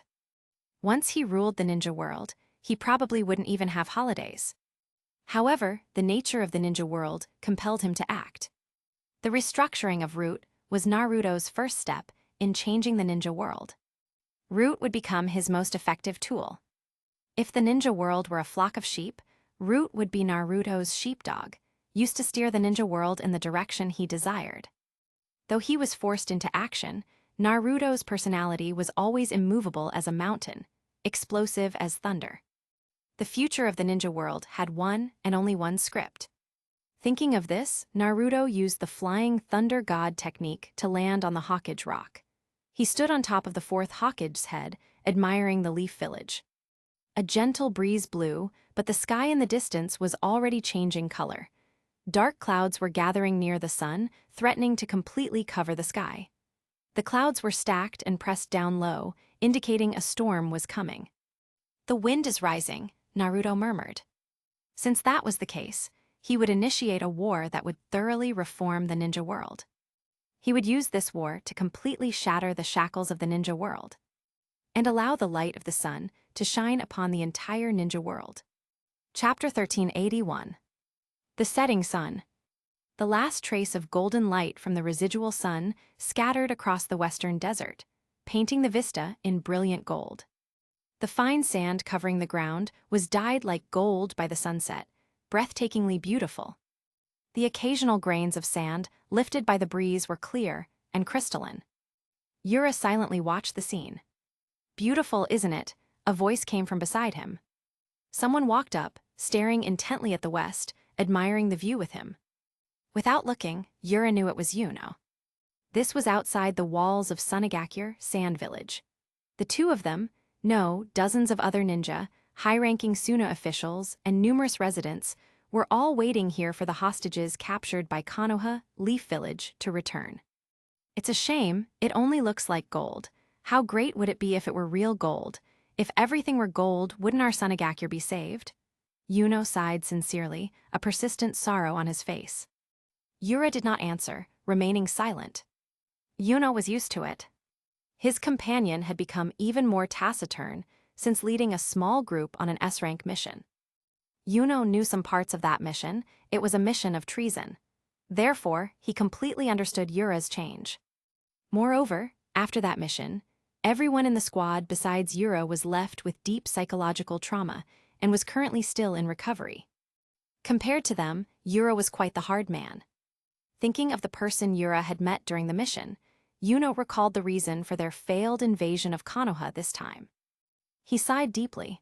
"It's been 3 days, they should be back by now, right?" Yura replied with a perfunctory nod. "Yura," Yuno paused, reflecting on the main culprit for the failed expedition, and finally couldn't hold back. He turned his head, his eyes full of confusion. "Is Uzumaki Naruto really that strong?" Yuno simply couldn't comprehend it. Was the Uzumaki Naruto advertised in the newspapers truly that powerful? Yura was silent for a moment, then gave a slight nod. Yuno knew that though Yura was a man of few words, having grown up with him, he knew one thing: Yura never lied. Yuno laughed, the sound carrying a touch of helplessness. In the distance, one, then a few, then a dozen, and then more figures topped the tall sand dunes, appearing in everyone's sight. "They're back, they've returned," a ninja shouted. Everyone rushed forward at once. "Welcome back, heroes. Welcome the heroes home." A flurry of slogans was shouted. The populace welcomed them sincerely, and the atmosphere was incredibly fervent. Although these returnees were hostages defeated and detained by Konoha, they were still people who risked their lives for the future benefit of Sunagakure. They were all heroes of the sand. The sentiment, "the enemy of my enemy is my hero," rang true here. However, in stark contrast to the cheering crowd, the returnees were utterly dejected, having discarded their armor and weapons. Some hadn't even fully recovered their wits. A member of the welcoming party spotted a friend among the returning heroes, walked up, and vigorously patted the person's shoulder, offering encouragement. "Why so down? Next time, we will definitely win next time. He was full of ambition. Though they lost this time, they were sure to win next time. Would they become anti-war? No, they were merely anti-defeat. The scene was bustling. Infected by the atmosphere, the hostages felt much better for a moment. On a hastily erected platform, the elderly Elder Chiyo delivered an important speech. She reviewed the past and looked forward to the future. Only after the people on the scene had swallowed several mouthfuls of sand did she finally announce the dismissal. Subsequently, a grand welcoming banquet was held inside the village. This was a banquet of victory, a banquet of pride. This banquet was meant to tell everyone in Sunagakure that they, the Sand Village, had not been defeated. They simply hadn't won. Yura didn't eat at the banquet. He wasn't particularly hungry. More importantly, the food on the tables was rather meager, not even enough for the returning heroes. Yura's task was to patrol, walking back and forth through the venue. This was a mission he had volunteered for, allowing him to gather intelligence. Tui, this is disgusting. A returning hero spat out a mouthful of sand-covered rice cracker. Yura turned to look. He recognized the man as Daiki, a Chunin who had participated in the operation against Konoha. He currently had one arm in a sling, apparently injured in the battle. Daiki thought back to the treatment he received in the Konoha prison. Then, looking at the few miserable dishes on the table, he couldn't help but complain. That's it. This isn't even as good as the food in the Konoha jail. Keep it down a little. The person next to him tugged at his good arm. Look at this, Daiki pointed to his cheek. See that? That's the Konoha treatment. I got fat in prison, look at you. Daiki pointed at the person trying to caution him. Look at the fat on your stomach. Didn't you also get fat during your time in prison? We ate so well in Konoha, and now look at the treatment we're receiving. We're heroes who risked our lives for the Sand Village. This kind of treatment?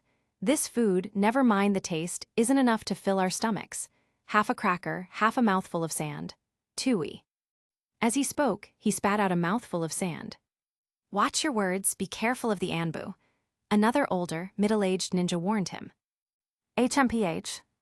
Daiki snorted, glanced at Yura standing nearby, and finally shut his mouth. Try to understand, the village has no money left. It's all Uzumaki Naruto's fault. Someone said this, instantly sparking a consensus among the crowd. If there hadn't been such a powerful Uzumaki Naruto, their sudden attack on Konoha would have undoubtedly been victorious this time. Once Sunagakure won, all the things that originally belonged to Konoha, the massive missions and commissions, the unimaginable wealth, and even the vast stretches of fertile black land, would have been theirs. If they had secured that money and those resources, how could Sunagakure have fallen into such a desperate state? How could they not even provide a good meal for their returning heroes? It's all Uzumaki Naruto's fault, XN. The Suna ninja instantly reached a consensus. In a moment, complaints about Uzumaki Naruto erupted everywhere. Yura turned and walked away. He continued to scan his surroundings, silently engraving the faces of everyone who was cursing Bro Na into his memory. In another corner, hearing the widespread complaints about Uzumaki Naruto, Kankuro looked at Gaara, who was silently eating at the same table. In his memory, Gaara utterly disliked participating in such events and preferred to be alone. Kankuro didn't know why Gaara had decided to attend this gathering. Looking around, because of Gaara's presence, only the three of them, Gaara, Kankuro, and Temari, were at their table. Everyone else dared not approach. Gaara, Kankuro called softly. Previously, he wouldn't have initiated a conversation, mainly fearing that he might anger Gaara for no reason and be beat. But since the battle with Naruto, Kankuro had noticed that Gaara seemed to have changed a lot. Ahem. Gaara slowly and methodically chewed on a cracker. Hearing Kankuro call him, he looked up. Although his emerald green eyes were still cold, they were much softer than before. Are you leaving? Gaara asked the question, then stood up. Then let's go. Ahem. Kankuro stood up, and he and Temari followed behind Gaara as they left. Yura walked past them, crossing their paths. Reaching the end of the hall, Yura looked up at the spherical wind Tgthegood building in the center of the village. A meeting that would decide the future fate of Sunagakure was currently taking place there. What a pity. Yura lowered his head and continued on his patrol. What a pity he didn't have a chance to go in and listen. Chapter 1382. Sunagakure Sand Hidden Village, Tgthegood's office building. Night had fallen, and candlelight flickered in the conference room. The conference room was large, and the central round table was even larger. The dim light was insufficient to illuminate the entire room. Baki noticed the dark room. He frowned slightly, cursing under his breath.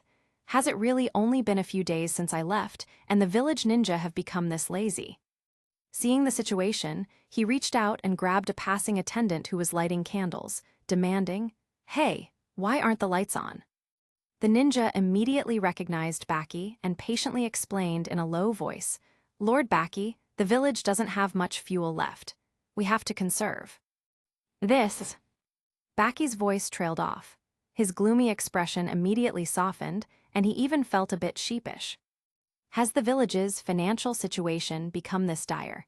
We have to conserve power even in the conference room. Baki, Chiyo called out from across the table. Baki released the attendant and turned to face the aged Chiyo-sama.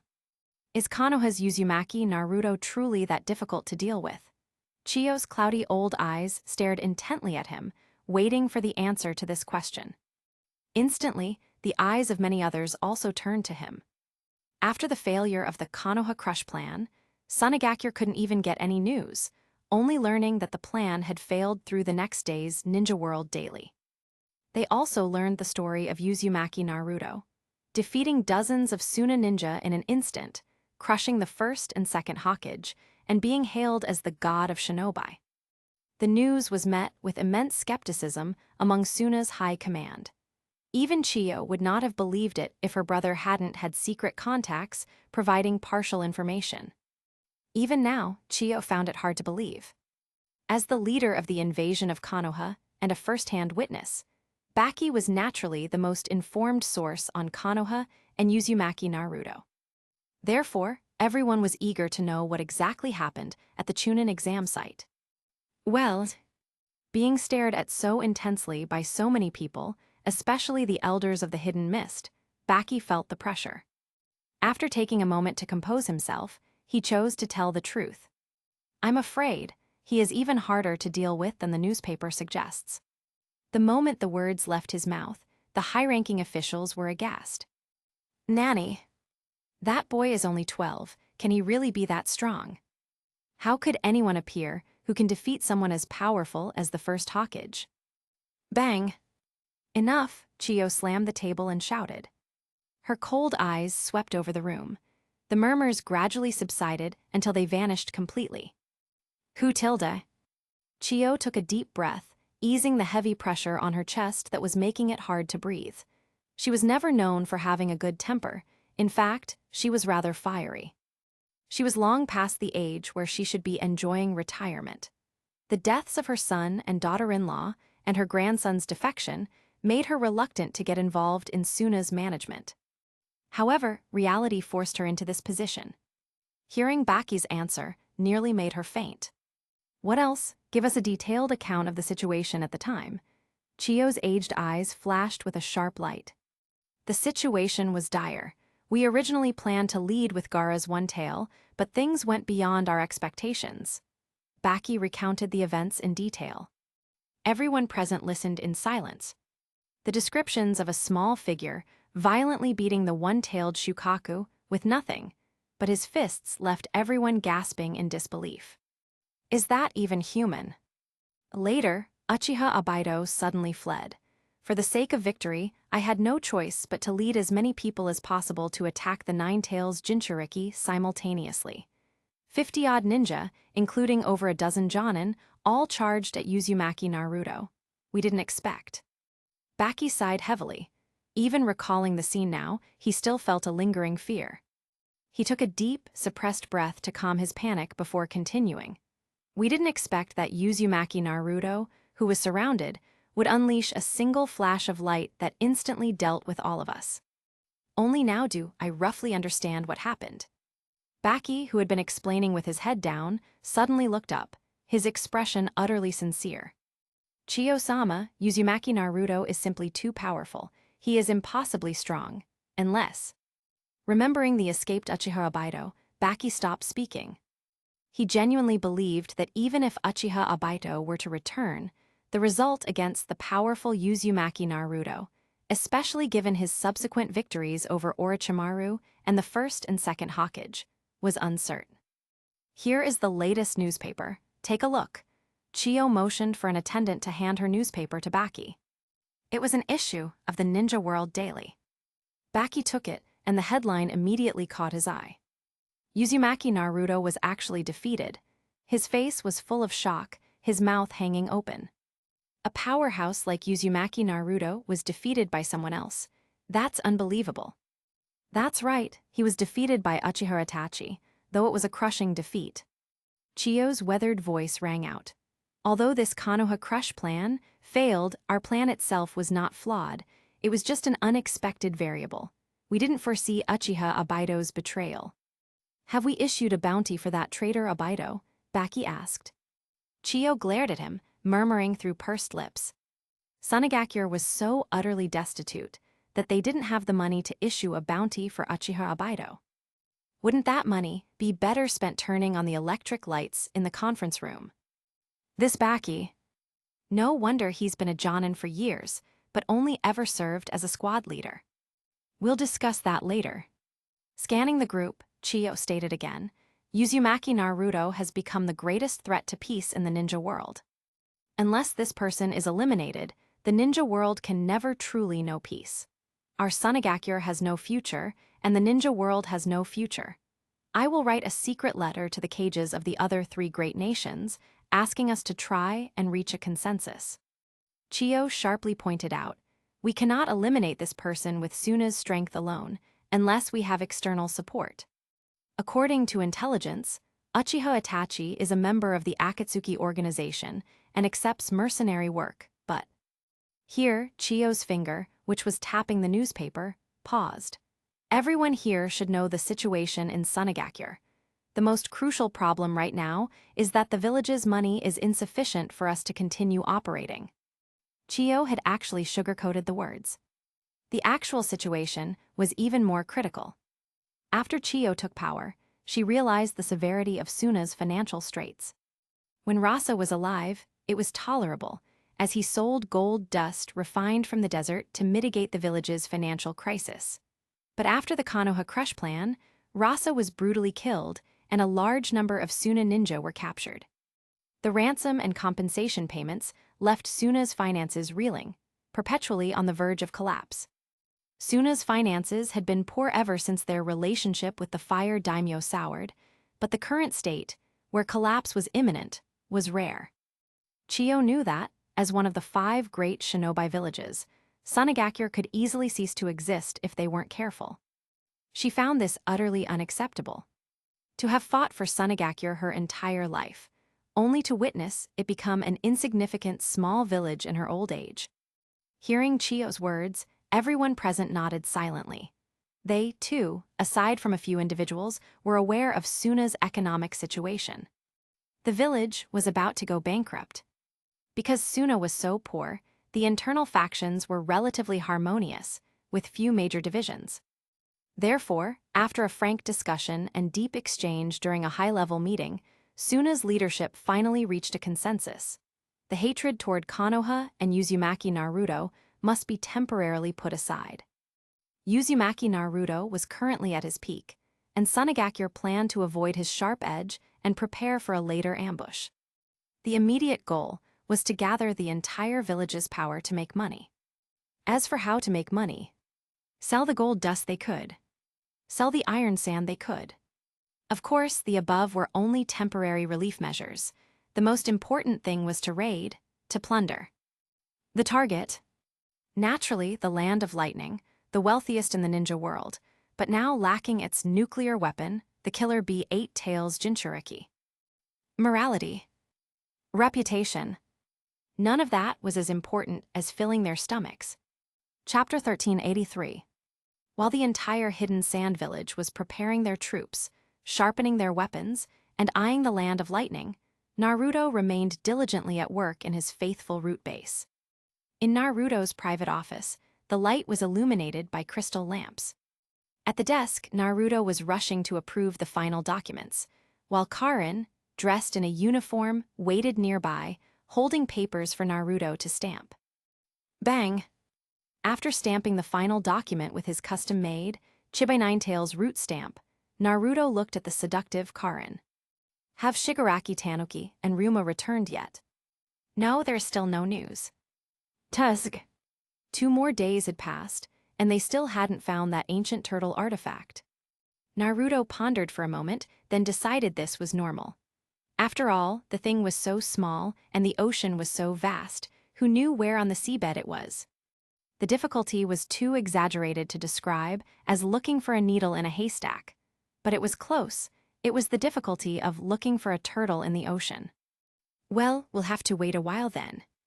Naruto sighed in relief, then noticed Karin leaning toward him, intentionally or not, which made him feel speechless.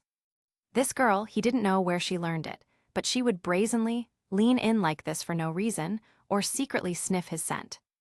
Not studying well at such a young age. It seems a bit too perverted. A man no, a boy must protect himself outside. Ahem. Naruto coughed twice to warn her and interrupt Karin's advance, making her momentarily straighten up. Just then, Naruto suddenly remembered something and pulled a stick out of his backpack. Ahem. A legitimate stick. This was the chakra glow stick Naruto had used previously while fighting Kisame. Its official codename was C-type glowing great chakra stick model I.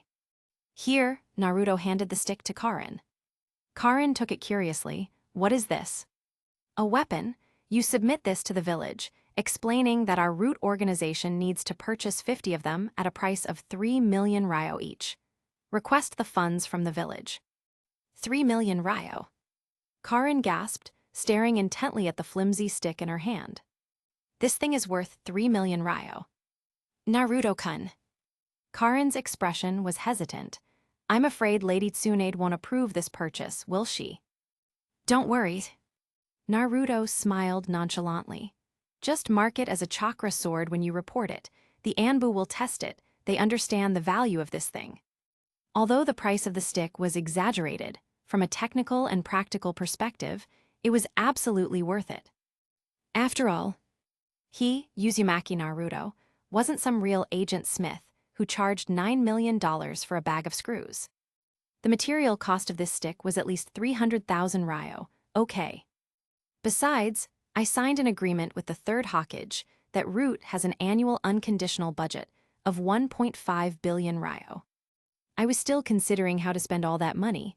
Cough, cough, cough, it doesn't matter, just report it. Realizing he had let slip something, Naruto immediately changed the subject. Karin smiled shyly and cooed. Yes, Naruto-kun. She didn't care about Naruto making money. Her eyes were only on Naruto-kun. Remembering something, Naruto added, oh, and negotiate the price with them. Karin's eyes lit up, because it's too expensive. No, it's too cheap. See if you can negotiate it up to 5 million ryo. Karin, TT. Also, we need to purchase a batch of the computers from before. When it comes to digital, paperless office work, our root organization must be at the cutting edge of the times. After all, Naruto's voice suddenly deepened, our root must contribute its part to the world's environmental protection. What is environmental protection? Karin didn't understand at all, but she still nodded. Yes, Naruto-kun. Seeing that the day's tasks were complete, Naruto looked at his watch, bored, and exclaimed in surprise, ah, it's already 6:03. He actually worked 3 full minutes of overtime today. He was truly too diligent. He immediately stood up, ready to leave, and turned to Karin before walking out. I have to clock out. Don't forget to calculate today's overtime pay for me. Watching Naruto's hurried figure leaving, Karin smiled helplessly. Naruto-kun is so cute today too. Naruto still needed to clock out to leave. This was an attendance system he had deliberately set up, mimicking his previous life. Of course, this attendance was currently only for him. He, Uzumaki Naruto, Konoha civil servant.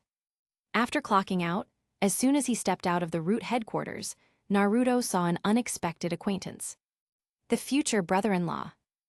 No, it was Hyuga Neji. Neji, Naruto walked over, puzzled. The root base was remote and hidden, with no inhabitants nearby, not even a training ground. Neji couldn't possibly be passing by. So, Naruto was certain this person had come to find him. Naruto. Seeing Naruto emerge, Neji's face showed delight and his eyes held expectation. But as Naruto walked up to him, he suddenly hesitated, not even daring to meet Naruto's gaze. "What's wrong?" Naruto asked curiously. That. Neji was momentarily unable to speak. When faced with the need to directly expose the deeply hated scar on his spirit, he hesitated. Naruto simply stared at him. His usually outspoken brother-in-law was showing a rare moment of timidity today. Inadvertently, Naruto noticed the gesture of Neji covering his forehead with his palm. He instantly understood, and it all came back to him. During the Chunin exam's Forest of Death, Naruto had vaguely known why Neji acted the way he did, constantly blaming the heavens and others, always talking about destiny and dead last. Naruto hadn't known the inside story before, only that Neji harbored some hatred toward Hinata. Later, through Danzo Shimura's memories, Naruto learned the whole truth, a darkness that had existed within the Hyuga clan for hundreds of years. Naruto had originally planned to let the sun's brilliance shine on the ninja world, only to discover that in the Land of Fire, in Konoha, right beside him, such a darkness was hidden within the Hyuga clan. Although the current Hyuga clan head, his future father-in-law, and his brother shared a respectable bond, it didn't change the facts. Hyuga, branch family and main family, master and slave. Is this good? No, it is not. So, Naruto decided to do something about it. Although he couldn't directly demand reform for the entire Hyuga clan due to political and positional issues, he could start with those closest to him. Thus, a few days ago, when teaching Neji the gentle fist, Naruto had suggested that he could help Neji change or even remove the seal on his forehead. Neji had asked for time to consider it. Naruto had also put the matter out of his mind. He had been so busy with the restructuring of Root these past few days that he had almost forgotten about it. Which led to the scene before him. With this thought, Naruto met his gaze with sincere eyes and smiled gently. "Come with me."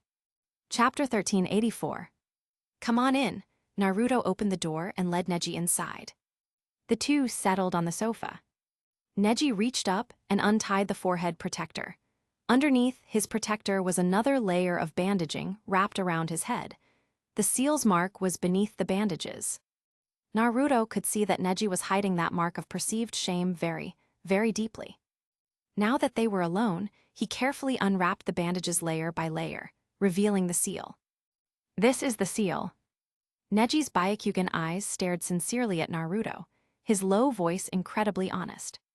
However, from his tone, Naruto detected a deeply hidden sense of hatred. He understood it. Who wouldn't be less lively and cheerful after having something like this planted on them, putting their life constantly in someone else's hands? This was the first time Naruto had seen the seal in person.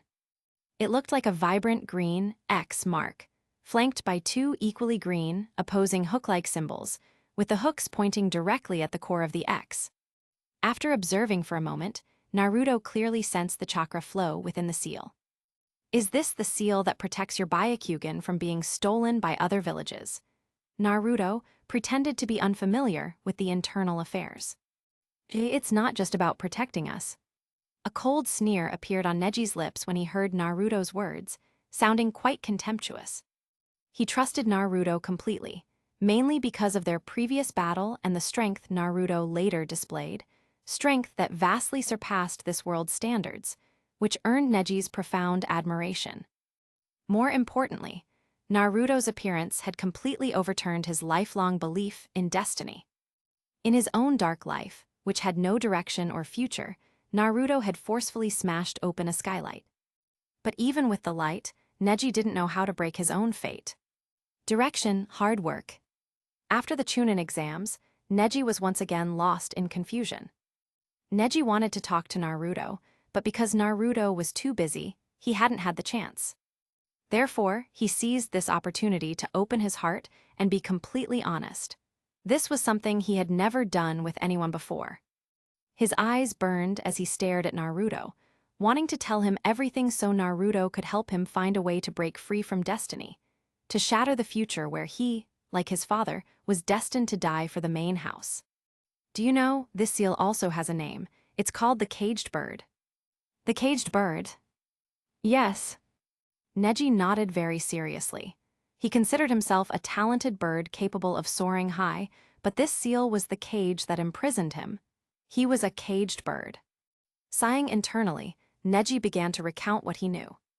Members of the branch house have this mark carved onto them from a young age. Although the seal destroys the Byakugan when a branch house member dies, thus protecting them from falling into the hands of enemies, having this seal carved also means that the branch house will be forever controlled by the main house. Controlled. Naruto showed confusion, playing the role of a perfect confidant. Neji lamented, yes, controlled. He recalled a memory from his childhood. It was after a sparring session with Hinata. He had thought his displayed talent would once again earn him praise. Instead, his father was severely punished by the main house. His father had done nothing wrong, yet the main house head needed only a curse mark. No, only a thought. Just a single thought caused his father, the man he deeply respected, to writhe on the ground in agonizing pain, clutching his head, completely defenseless and utterly humiliated. And the members of the main house, they just watched coldly. His father's heart-wrenching cries of agony were deeply etched into his mind. As that image resurfaced, Neji's eyes reddened, but his voice remained calm, cold as millennium ice. With just a thought from the main house, any branch house member who possesses this caged bird seal can only surrender, begging to survive while rolling on the ground. Because the humiliating image of his towering father begging for mercy flashed through his mind again. Neji took a deep breath, suppressing the turmoil that had long been boiling inside him. Because this seal can directly destroy the brain tissue and eye organs, that kind of pain cuts to the very soul. He, Hyuga Neji, had personally experienced that kind of agony. It made him regret ever being born into this world. Is that how it is? Neji's description gave Naruto a deeper understanding of the caged bird sealing jutsu, as well as the relationship between the Hyuga branch house and main house.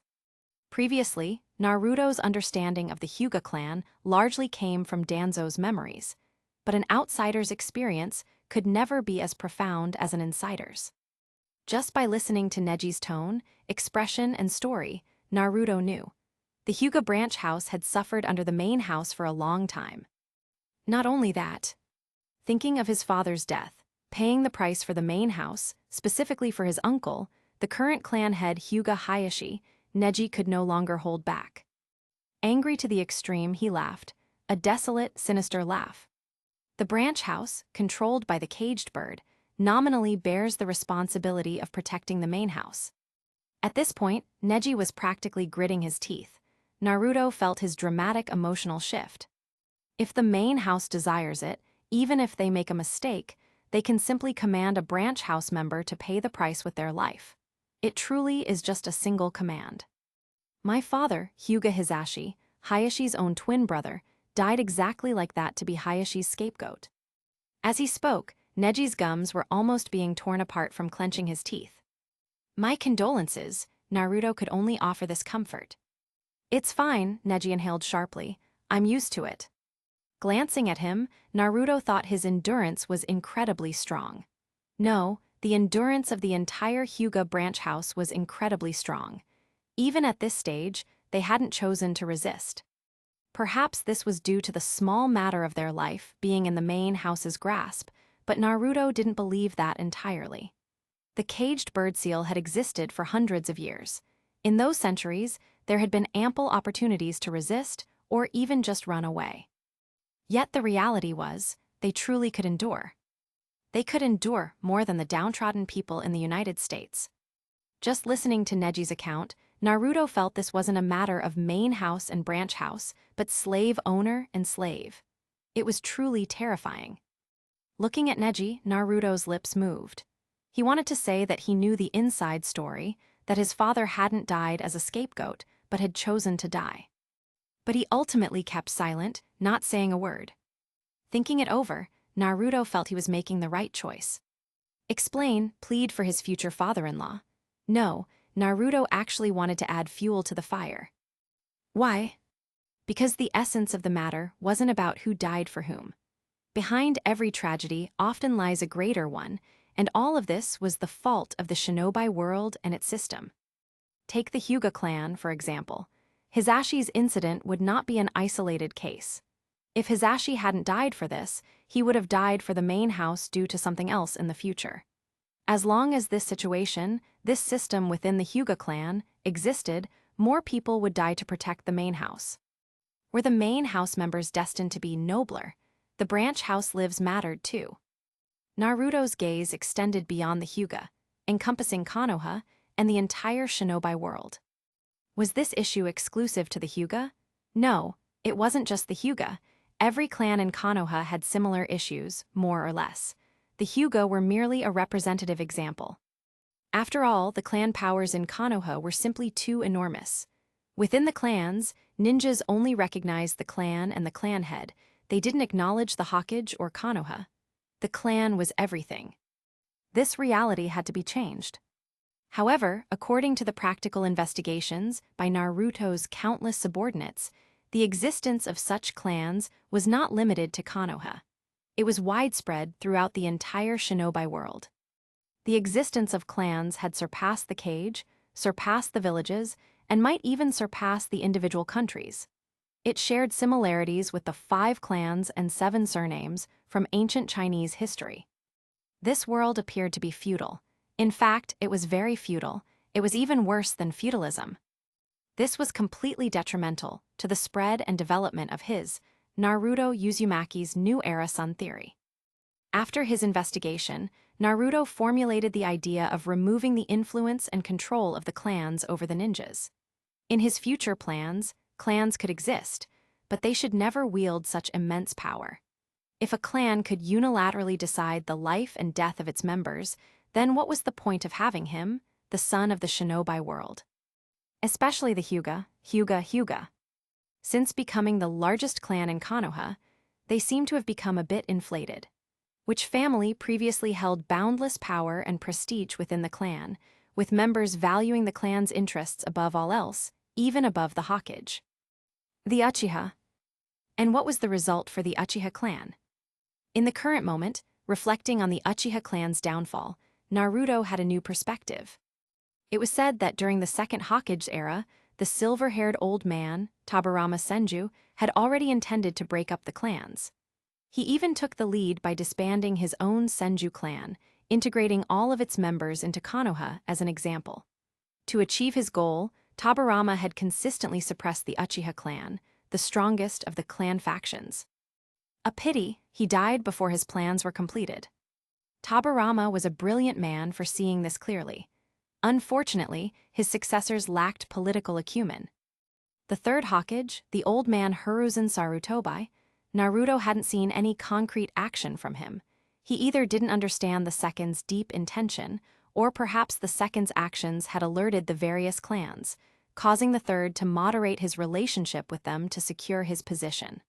Or maybe he simply didn't want to do it.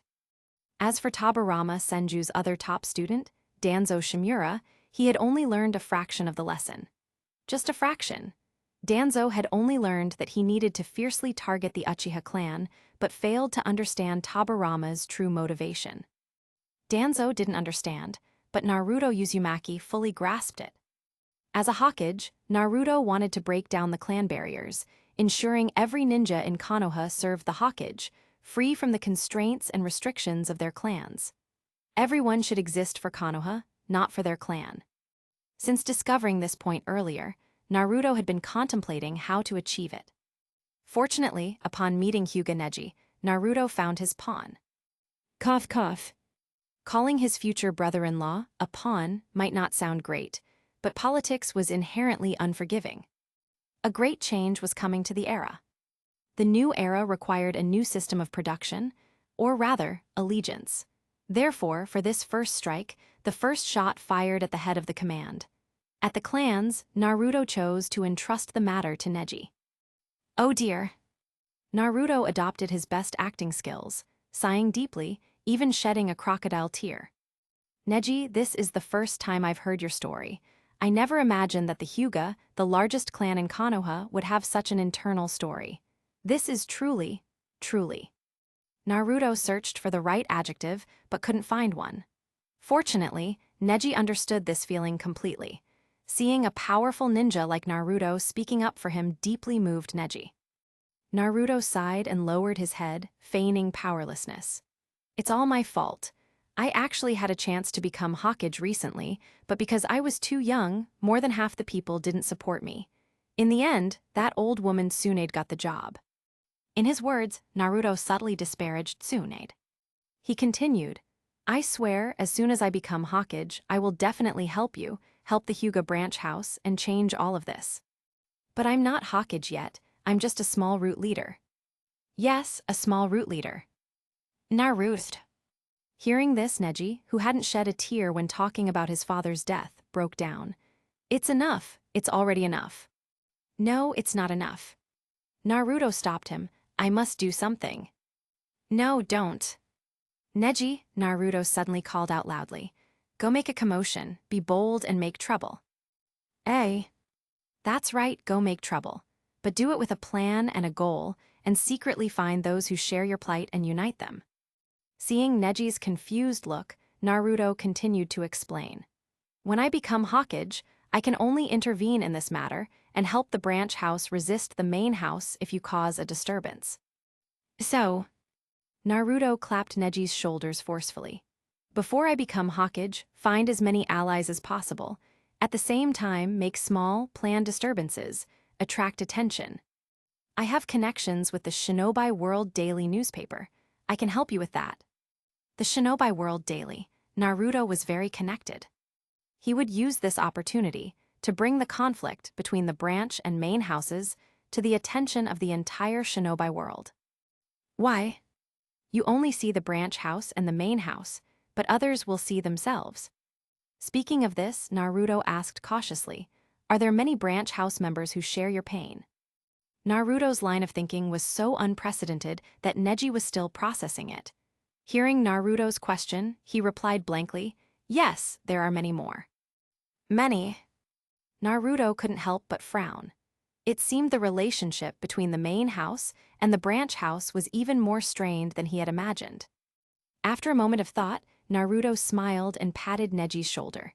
Come, let me first solve the seal currently on you. Ahem. Hearing this, Neji's eyes lit up again. Naruto Uzumaki was a man crowned as the god of shinobi. Neji had barely heard of him before, but the Chunin exams had continuously shattered his preconceptions. If there was only one person in the shinobi world who could remove the seal on his head, it was this man. Neji looked at him with anticipation. Naruto Uzumaki was his last remaining hope. Without the caged bird, he would no longer be bound by the main house and could become an independent, upstanding, but perfectly ordinary person. This was the one thing he had desired most since hearing about his father's death and personally witnessing the horror of the caged bird. Naruto placed his hand on Neji's head, closing his eyes to sense the seal closely. Seeing Naruto's expression of deep concentration, Neji quietly asked, "What's wrong? Is it difficult?" Difficult? For anyone else in the shinobi world, it would be almost impossible. But with Naruto's proficiency in sealing jutsu and his frighteningly precise chakra control, this task was incredibly simple. However, faced with such a simple situation, Naruto once again put on an Oscar-worthy performance. He frowned and spoke with an air of grave uncertainty. It's a little difficult. The chance of success is very, very small. If we force it, the probability of death is high. Is that all there is to it? Neji was immediately disappointed. The hope that had just ignited suddenly vanished. Such a powerful Naruto didn't even have full confidence. Was he, Hyuga Neji, a free bird, destined to be imprisoned forever by this caged bird? Just as Neji was about to resign himself to fate, Naruto's gentle voice sounded again, like heavenly music to Neji's ears. However, Naruto drew out the word. I have a method we can try. It can increase the chance of success a little. Neji's heart soared from the depths of despair to the sky. A fierce gratitude for Naruto welled up inside him. Really? It only increases the chance of success a little. Think carefully, do you want to do it? Naruto prompted. Yes, I want to do it, Neji affirmed with absolute certainty. All right, close your eyes, I'm starting now. Chapter 1385. Naruto extended his right hand and placed it on Neji's head again. Step aside, I'm about to show off. Closing his eyes, Naruto's chakra, following his consciousness, began to enter Neji's body.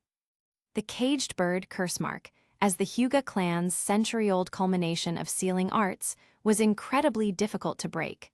But for Naruto, it was no problem. Within his senses, Naruto perceived seemingly harmless chains deeply embedded in Neji's brain. Looking around, Naruto saw layers upon layers of these chains enveloping the entire brain. The densest concentration was around his eyes. The chains were stacked thickly, restricting the Byakugan tightly. Of course, these chains were not physical objects, but the visualization of the curse seal. No wonder Neji said that the main family only needed a thought to make his life worse than death. With so many restrictions and controls directly inserted into the brain, the head family truly held the power of life and death over the branch family members bearing this seal. Tisk, Naruto couldn't help but marvel. However, he still found the curse mark to be somewhat crude. How to resolve it? Naruto frowned. It wasn't that there was no solution, rather there were too many solutions, making it hard to choose instantly. One solution was to block the main family's control over the curse. Once the main family's control was cut off, Neji would naturally no longer face the threats he feared. It would be like deleting a file. The file itself remains on the storage, but the index pointing to it is wiped. However, this method had a drawback. The side effects of the caged bird still lingered, meaning Neji's Byakugan still suffered from the slight blind spot compared to the main family's eyes. Since that's the case, I can only use this method. Thinking this, Naruto, floating in Neji's consciousness, looked at his hands and let out a sudden, mischievous grin. Begin. With a shift of his thoughts as his chakra circulated, the character for Tao, the way, appeared on Naruto's left hand, and the character for virtue appeared on his right. Demons and monsters begone. Following a loud shout, the Dao on Naruto's hands suddenly flared brightly. The light, which seemed almost substantial, illuminated Neji's brain. The chains, wrapped around and deeply rooted in Neji's brain, instantly dispersed, melted, and disintegrated, much like darkness meeting the light, until they vanished completely. In the real world, the closed-eyed Neji immediately felt a sense of relief, as if a shackle worn for many years had suddenly been removed, and a mountain that had rested on his head had disappeared. The pressure drastically lessened. He opened his eyes in astonishment. Did it succeed? Seeing Naruto still tightly closing his eyes and frowning, Neji suddenly felt the situation might not be so simple. Naruto, still within the mindscape, reluctantly took one last look at the defenseless brain before exiting the space. He took that extra look because he simply couldn't resist the urge. He wasn't sure if it was a habit formed from overusing the Rinnegan, but whenever his hand was on someone's head, he always felt the urge to read some memories or perhaps modify things a bit. Suddenly not doing it felt strange to Naruto.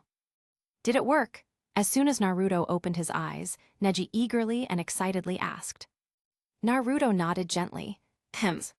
That's wonderful. Neji was nearly crying tears of joy. The caged bird curse mark was finally gone. The shadow that had followed him since childhood, the cage that had trapped him for years, the fate of being forced to die for the main family, was now completely erased. Remembering his father who had pleaded and rolled on the ground for mercy, the father who ultimately died in place of the main family, the father who walked the destiny of the branch family, Neji finally couldn't hold back his tears. Drip, drop, tears streamed down his face. If only father had been alive to achieve this. He smiled happily, but his eyes were filled with tears. It's wonderful, it's wonderful. He, Hyuga Neji, was a completely free person starting today.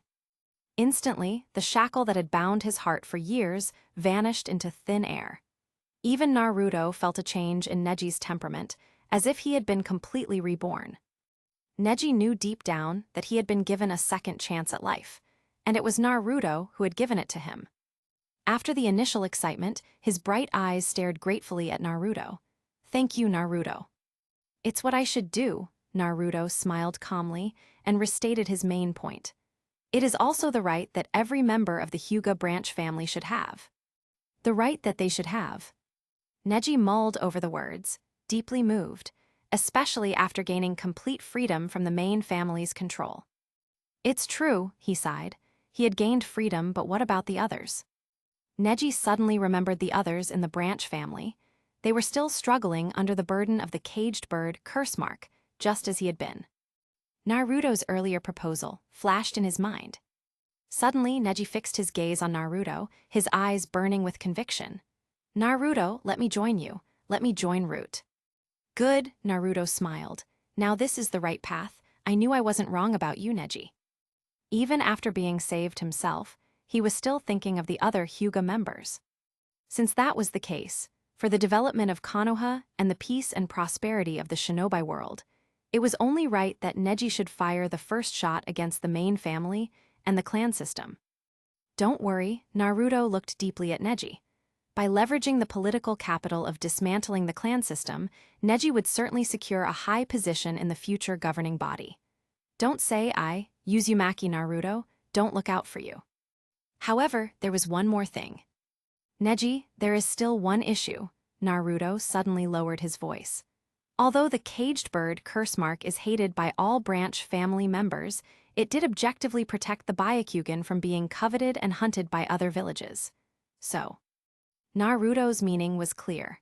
Without the protection of the caged bird, was Neji prepared to face the storm?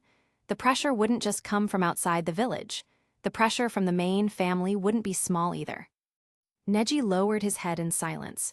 Then he looked up sharply, his Byakugan filled with resolve. "I am ready. As long as I no longer walk that fate, I have no regrets, even if I die." Actually, there's no need to die." Naruto quickly stopped his sudden, intense idea. Why did Neji become so aggressive after the curse was lifted? Was it just overexcitement? "Actually, I just thoroughly studied that curse seal. I can make an identical-looking seal, but the effect will be completely different."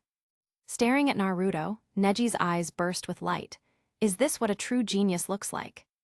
At this moment, Neji recalled the scene during the Chunin exams when Naruto had said to him, "Genius. Genius is just the entrance fee to see me. This is the true once-in-a-million genius. The effect of my curse seal is this." Naruto began explaining his new seal to Neji. "First, the protection of the Byakugan is naturally retained. This seal will still protect your Byakugan from being stolen. Plus, there are absolutely no side effects, so the 1-degree blind spot you mentioned will be completely gone. Secondly, I've integrated a personal seal that I developed, which will continuously restore your chakra. Finally, the appearance of the seal is the same as before. I also utilized certain parts of the original curse to recreate the former caged bird's effect." "What effect?" Neji asked curiously. It's the effect where the main family can cause pain in your brain with a single thought." "That?" Seeing Neji hesitate, Naruto quickly explained, "Don't worry, it's only a partial effect. The pain will be less than an ant bite. It's only there to remind you if the main family tries to activate the curse on you."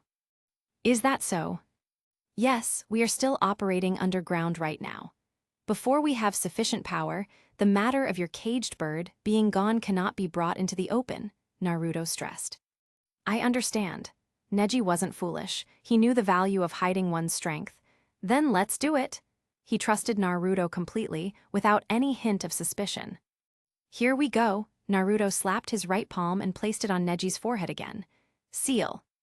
As the word dropped, the forehead, which had been bare and without any mark since the caged bird had been removed, now bore the same mark once more under Naruto's new seal. With that, everything was settled. Standing at the door, watching Neji's retreating figure, Naruto pondered another matter. Neji's situation was resolved, but how should he train his other friends? Naruto was confident in his own talent and strength as a guide, but how should he train them in real combat, getting his comrades to die a little for experience? Naruto frowned. He had a rough idea but seemed to lack specific materials. It looks like I need to take more trips around the shinobi world. Bang! Naruto closed the door and went back inside. At almost the exact same time, in the land of rice fields, Orochimaru was also contemplating a difficult problem. Who among his subordinates was the traitor? Chapter 1386. The land of rice fields. Inside a cold, desolate mountain cave, this was one of Orochimaru's hidden bases. Snakes prefer cool, shaded places, and Orochimaru was no different. Choosing such a remote location was primarily for one reason. Remote equals chaos equals do whatever you want. Orochimaru's experiments required a lot of materials, and in such isolated places, throwing away one or two people wouldn't even be questioned, and certainly no one would dare to intervene. Furthermore, Orochimaru's various experiments were heavily condemned by the righteous forces of the shinobi world, which is why he chose such remote locations to build his bases. At this moment, Orochimaru was inside his base. He was sunk deep into a soft sofa, his brow tightly furrowed, contemplating an ultimate question. Among all his subordinates, who was the traitor? Orochimaru had been sifting through this question ever since his period of enlightenment in the Hidden Leaf Village prison. Why had such a thought suddenly arisen? Everything stemmed from the failure of the leaf destruction plan. Since escaping, Orochimaru had spent these days wondering why the leaf destruction plan had failed. The sudden appearance and rise of Naruto Uzumaki was undoubtedly the primary cause. Orochimaru had been utterly shocked at the time. Where did this brat come from? How was he so strong? He had even defeated the gift he had meticulously prepared for the third Hokage. Although he hadn't been present for the battle, the fight between Naruto Uzumaki and the first and second Hokage was incredibly intense. Orochimaru could feel the terror of it even from a distance. Before initiating the plan, Orochimaru had personally tested the strength of the first and second Hokage. He had believed that the power of the first and second Hokage made the leaf destruction plan foolproof. But who was this sudden brat, Naruto Uzumaki, a retainer of? Orochimaru did not know. So this was the primary cause of failure, an unexpected factor. If that was the main cause, the secondary cause of failure was the loss of control over the first and second Hokage.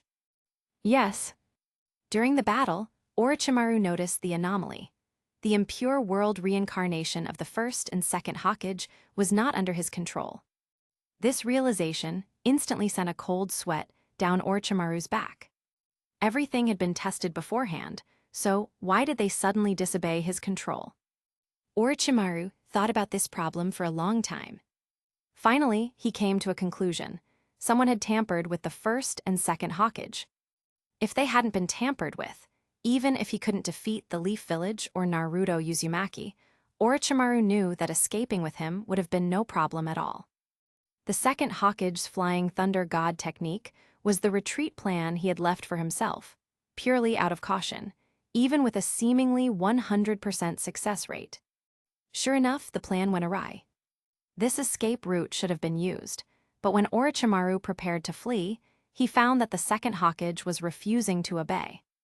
For the past few days, Orochimaru had been reviewing his research on the impure world reincarnation. The entire process was handled by him personally, with no apparent loopholes.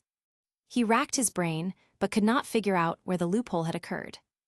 Yet the facts proved that there must have been one. A traitor had emerged in the snake pit. This traitor was close by, making him restless. Thus, after parting ways with Abaido Uchiha, Orochimaru returned to his base and launched a great purge, meticulously investigating everyone around him. The result was that even after searching the entire base, Kimimaro, Jugo, and other test subjects, Orochimaru still hadn't found the traitor. Even Kabuto, whom he had trusted most, was investigated, but only suspicion arose. No evidence was found. If it's not Kabuto, then who is it? Orochimaru was baffled. This question was becoming an unsolvable mystery. Finally, Orochimaru turned his attention to the two test subjects. He recalled that these two test subjects were two high-level Jonin who had suddenly appeared in the vicinity. They were quite powerful Jonin, and it took him some time and effort to capture them. From his conversations with them before they died, they had heard about the missing people in the area and came here out of a sense of justice. They subsequently became the materials for his impure world reincarnation of the first and second Hokage. After much thought, Orochimaru fell silent again for 3 minutes. Although the origins of the two were strange, there was still nothing definitively wrong with them. At this point, Orochimaru was starting to doubt his own judgment. He wanted to continue the search, but this purge had resulted in the deaths of many of his subordinates, forcing Orochimaru to temporarily halt the investigation. While the traitor needed to be found, his dream could not stop. So, he was ultimately left alone to think in the dark chamber. Creak! The door opened, and the dark room instantly became much brighter. Looking again, it was the light reflecting off the bald head of the person who entered. Black Mamba. Orochimaru's slightly hoarse voice sounded. He frowned, looking at this partner who was monitoring him. You can also call me Cell Boss. Black Mamba replied in a booming voice. He glanced around to confirm Orochimaru was still there, then turned and immediately left. Bang! The door closed, and the room once again fell into darkness. This was not the first time this had happened. Since this Black Mamba arrived, this had occurred many times. Black Mamba's goal was to briefly check, ensure Orochimaru was present, and thus fulfill his surveillance purpose. This behavior was bizarre and mechanical. Orochimaru was already accustomed to his strange actions, but that did not prevent him from harboring murderous intent towards him. It was just that he couldn't afford to provoke the person behind him. Thinking of the masked man, Orochimaru gave a dark smile. Obaido Uchiha. Over the past few days, Orochimaru had managed to learn about Obaido Uchiha's recent great achievements through news and newspapers. Fighting the hidden cloud village one-on-one, eliminating the fourth Reikage, kidnapping the Two Tails and Eight Tails Jinchuriki, and so on. These past formidable feats made Orochimaru realize that his current strength was likely insufficient to take down Obaido Uchiha. Not to mention that he was a member of the Uchiha clan, possessing that difficult-to-deal-with Mangekyou Sharingan. Thinking of those eyes, Orochimaru's PTSD flared up again. If only he could obtain a pair of eyes like that. Orochimaru did have a target in mind, Sasuke Uchiha. But, thinking of that blonde-haired guy in the Leaf Village, Orochimaru knew that no matter how much he craved it, as long as that person existed, he had no choice but to drop the idea. Naruto Uzumaki. The hoarse voice sounded low. If he could, Orochimaru would want Naruto Uzumaki's body even more. Unfortunately, he lowered his head and began examining himself. Although this current body was good, just as Obaido Uchiha said, it was completely immortal. Even the most severe wounds could heal naturally. However, while such a body was decent, compared to the potential of the Uchiha clan, it fell far short. Orochimaru couldn't help but lick his lips.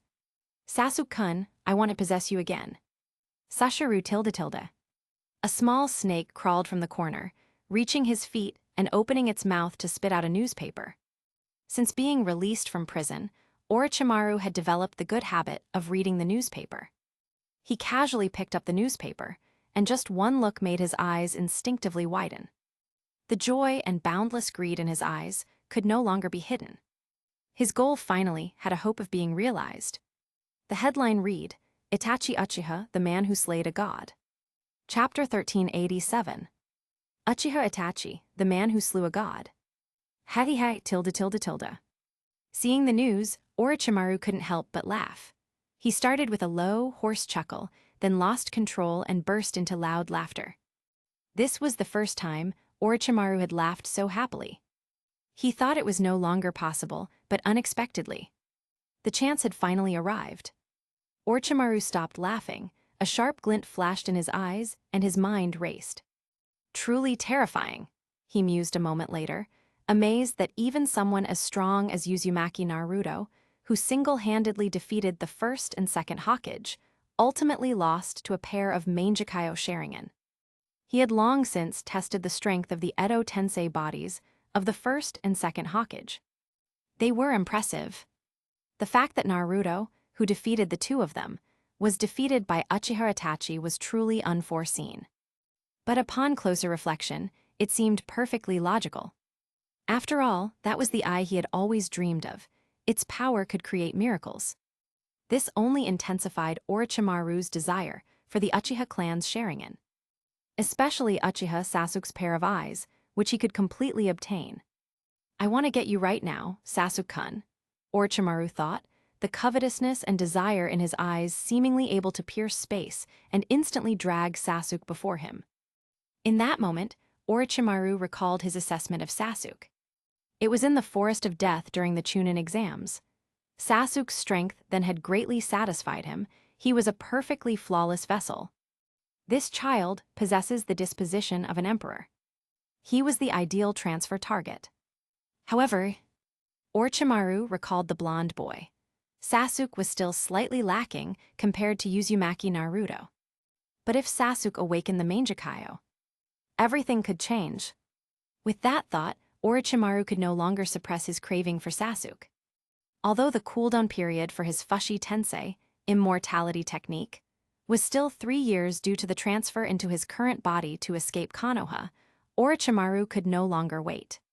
He wanted to get Sasuke immediately, right now. He couldn't wait another moment. After all, Uzumaki Naruto was severely injured by Uchiha Itachi and must be silently licking his wounds. Now was the best opportunity.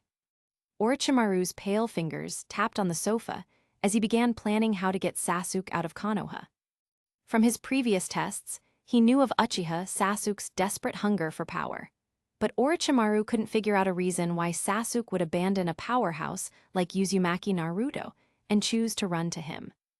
"It seems I'll just have to forcibly capture him," Orochimaru concluded. Regardless, with Uzumaki Naruto recovering, this was too good an opportunity to miss. Uchiha Sasuke absolutely had to be taken. Whether by deception, capture, or any other means, the goal must be achieved. Orochimaru had to consider if this was his only chance in this lifetime. Uchiha Sasuke's twin Sharingan and the possibility of the Mangekyo were what he desired most and absolutely had to possess. Soon, Orochimaru planned out the personnel for the trip to Konoha. The entire Sound 5 would be deployed, along with a few extra helpers and even. "It seems I'll have to go myself." Having decided to go in person, and considering the authenticity of the newspaper's report, Orochimaru decided to seek one final helper. An external ally. A powerful ally who could turn the tide and hold decisive power. Uchiha Obaido. With this thought, Orochimaru stood up and walked out. The base, being newly constructed less than 3 years ago, wasn't large. Black Mamba, the man sent by Uchiha Obaido to monitor him, wasn't far from Orochimaru's quarters. Walking down a corridor, Orochimaru arrived at the door to Black Mamba's room. Before he could knock, a voice came from inside. "Take the king." "I'll take the king, damn it." For some reason, the familiar voice of that brat Uzumaki Naruto was coming from inside, causing Orochimaru's raised hand to knock to instantly freeze. Could it be? Orochimaru's gaze suddenly became sharp. "Come in." The familiar, big, slightly foolish voice Orochimaru remembered rang out from inside. After a brief hesitation, Orochimaru walked in cautiously. The room was dark with no lights on, but thankfully, Orochimaru's eyesight was good. His eyes quickly swept the room. He didn't find anyone else. Finally, he looked at Black Mamba, who was sitting on the sofa, a figure so dark he was practically indistinguishable from the shadows. In his hands was a glowing object that seemed quite small compared to his physique. It was this object that kept repeating the sound, "Take the king." "KO." The small, black box transmitted the sound again. Black Mamba finally looked up at Orochimaru, a bit surprised by his arrival. "What is it?" Due to his dark skin merging with the night, Orochimaru could barely see him, but the man's white, reflective teeth stood out prominently whenever he spoke. He looked like a ghost. "Hellhathi." Orochimaru let out a cold chuckle, now understanding the source of the voices. However, that wasn't important. He remembered the purpose of his visit. "Can you contact Uchiha Obaido anytime?" Orochimaru asked. "Of course, anytime. I know of a very, very important material." Orochimaru carefully chose his words, figuring out how to trick Uchiha Obaido into providing support. "If I obtain this material, my research can advance, which can greatly help the Eye of the Moon plan. To get this material now, I very much need Uchiha Obaido's help. So, I want you to contact Uchiha Obaido and ask him to help me retrieve that material. The sooner the better, preferably in the next few days." Black Mamba understood Orochimaru's meaning. However, Black Mamba didn't think the Eye of the Moon plan, which the boss or the big guy used for deception, needed any help. "A very important material? What exactly is it?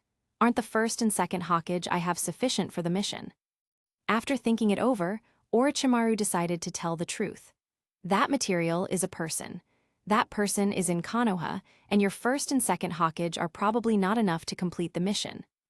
A person in Konoha. Recalling the information he had seen in the channel data, Black Mamba understood instantly. "Uchiha Sasuke," he looked at Orochimaru mockingly. Orochimaru was instantly startled. His normally shrewd gaze suddenly became extraordinarily grave, tinged with a threat of killing intent. Even the surrounding air dropped several degrees. He had never revealed his covetousness for Uchiha Sasuke to outsiders. How did the Black Mamba before him know? Instantly, the idea of eliminating Black Mamba crossed Orochimaru's mind. "Don't be nervous." In the darkness, Black Mamba showed his large white teeth. "I just heard it from someone else." "Is that so?"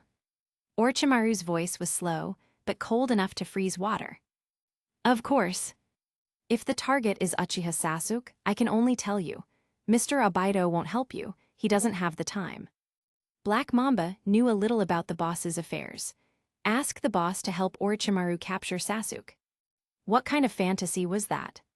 Furthermore, remembering something, his dead fish eyes stared at Orochimaru and warned. "If the target is such an unrelated person, the puppets cannot be deployed either." Having said this, Black Mamba shrugged helplessly. "Man, what can I say?" "Ha." Orochimaru laughed softly twice, the sound dropping the temperature in the room below zero.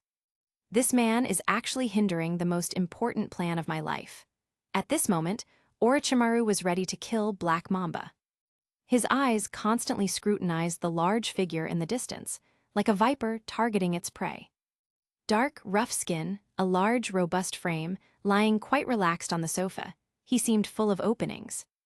Yet, Orochimaru had a feeling that if he made a move, he would surely lose. The feeling appeared without cause. A snake's premonition is always accurate. Ha tilde. The hoarse but utterly mirthless laughter sounded again. This time, Orochimaru withdrew his gaze, turned, and left. Chapter 1388. At 10 in the morning, Naruto woke up in his 200-square-meter bed. He brushed his teeth and washed his face with his eyes closed the entire time. Who is this? How can someone possess such breathtaking looks? When Naruto accidentally opened his eyes and saw the boy in the mirror, he was stunned. Could there truly be a man this aggressively handsome in the world? Immeasurable celestial, oh heavens, Buddha, God, what kind of divine face is this? How could anyone look like this? The next second he laughed, and the man in the mirror laughed with him. "Oh, it's just me." Hehe. After his morning routine, Naruto decided not to go to work at the root today. No reason, just being willful. After a simple breakfast of 10 steamed buns, 5 fried dough sticks, 1 bowl of spicy soup, and 3 bowls of tofu pudding, Naruto casually threw on some clothes and headed out. The weather today was exceptionally beautiful. Blue skies, white clouds, fair winds, and warm sunshine. The late morning sun wasn't hot. The gentle sunlight spilled over the yard, the lawn, the flowers, the small garden, the lounge chair, the miniature mountain stream, and the small pavilion. Everything looked as if a filter had been applied, making it feel strangely unreal. The background was simply too fake. "Let's go." He silently chanted, then leaped, dissolving into a shadow. Swoosh! Ninjas are just convenient. They can jump freely between houses and buildings without worrying about traffic conditions or, even worse, being stuck in a crowd. If more ninjas appear in the future, he wonders if they'll develop a three-dimensional, 8D set of traffic lights. Naruto let his mind wander, entertaining random thoughts. He leaped effortlessly across the rooftops at a speed of 70 miles per hour, feeling completely free. Until Naruto, Sakura's voice suddenly called from below. Only then did Naruto realize he had arrived at the Hokage Tower. Coming! He shouted and jumped down. Getting closer, Naruto noticed that Sakura seemed very different today. She had dressed up quite a bit, looking exceptionally refined, and had even put on perfume. Is that the newly released Sakura No. 7 scent? Naruto, however, didn't focus on these details. He asked, "How is it? Are they out yet?" "They're still upstairs," Sakura smiled sweetly, her expression full of expectation. Naruto nodded in understanding. Today was a big day. Sasuke and Shikamaru had been summoned individually. The word was that they would be promoted to Chunin. That word came from Naruto himself. The purpose of this action was clear. The results of the Chunin exams were out, and both Sasuke and Shikamaru had successfully passed the assessment and were being promoted to Chunin. Chunin. If Genin were merely cannon fodder in wartime, a Chunin was different. They were high-level cannon fodder. Just kidding. In truth, the Chunin rank was the peak that most ninjas could reach. Simply put, the majority of ninjas in the world stopped at this level. The Chunin were the backbone of all ninja villages and the most numerous type of ninja. However, the Chunin rank was merely a milestone on the road for Sasuke and Shikamaru. Neither of them would stop here. Say, Naruto looked at the happy Sakura and asked curiously, "Are you okay? You did pretty well, but you didn't get promoted this time." "It's fine, Tilda, I'm happy for Sasuke." Sakura smiled and waved her hand. Upon closer inspection, Naruto indeed found no trace of an obsessive desire for power in the young girl. Naruto knew that Sakura was actually set up by Sasuke. If Sakura had been on any other team, she would have likely been promoted to Chunin this time. After all, her strength and other qualities were sufficient. Too bad she was assigned to Kakashi's Team 7. One teammate was already a Jonin, and the other was about to become a Chunin. If she also got promoted when no one else from other teams did, it would look too conspicuous. Naruto had originally wanted to barge in and cause a ruckus, but the fifth Hokage doesn't know her well. Forget it then. Naruto generally preferred not to see Tsunade unless absolutely necessary. They're out. Suddenly, Sakura happily waved to the back. Naruto turned and saw Sasuke and Shikamaru emerging, wearing their brand new Chunin vests. After half a day, Sasuke was still the same, looking cool and aloof, as if everyone owed him a large sum of money. And Shikamaru. He still had that "what a drag" expression. Naruto felt both of them could be turned into emojis. Yo Tilda all healed up. Naruto walked over, stifling a laugh as he greeted Shikamaru. At that, Sasuke's gaze also swept over. He hadn't asked much earlier, constrained by his character profile, but Naruto was now directly rubbing salt in the wound. Sakura was the same way. After all, Shikamaru's dance moves that day were simply too memorable. They probably wouldn't see such a captivating dance again in this lifetime. That was a skill Naruto had cultivated in his past life after reviewing 30,000 palace beauties on Douyin, Chinese TikTok. The depth of knowledge involved was something Shikamaru would never finish learning. He simply couldn't learn it all. And Shikamaru. Hearing Naruto's question, everything went black for a moment. He had finally managed to feign sickness for a few days at home, hoping not to see his friends, but he ran into them anyway. That day's incident was going to be his black history. Every time he thought about it, the past was too painful to revisit. He was afraid to even remember it. Shikamaru made up his mind. Once he got back, he absolutely had to invent a ninjutsu that could modify other people's memories. He must. I have some things to do, gotta go. Shikamaru pretended to be calm, not even answering Naruto's question, and turned to leave. Watching his receding figure, the observant Naruto noticed that Shikamaru's neck seemed completely red. Good heavens, a direct transformation into Hinata, is that right? Hee, a little amusing, I must say. Naruto chuckled at his back. Remembering something, Naruto suddenly called out to him, "Hey, Shikamaru." Shikamaru's retreating figure stopped. "Don't forget to come to my place for dinner tonight." Shikamaru waved his hand, indicating he understood. Naruto turned back to Sasuke, "And you, Sasuke, a chunin now, huh?"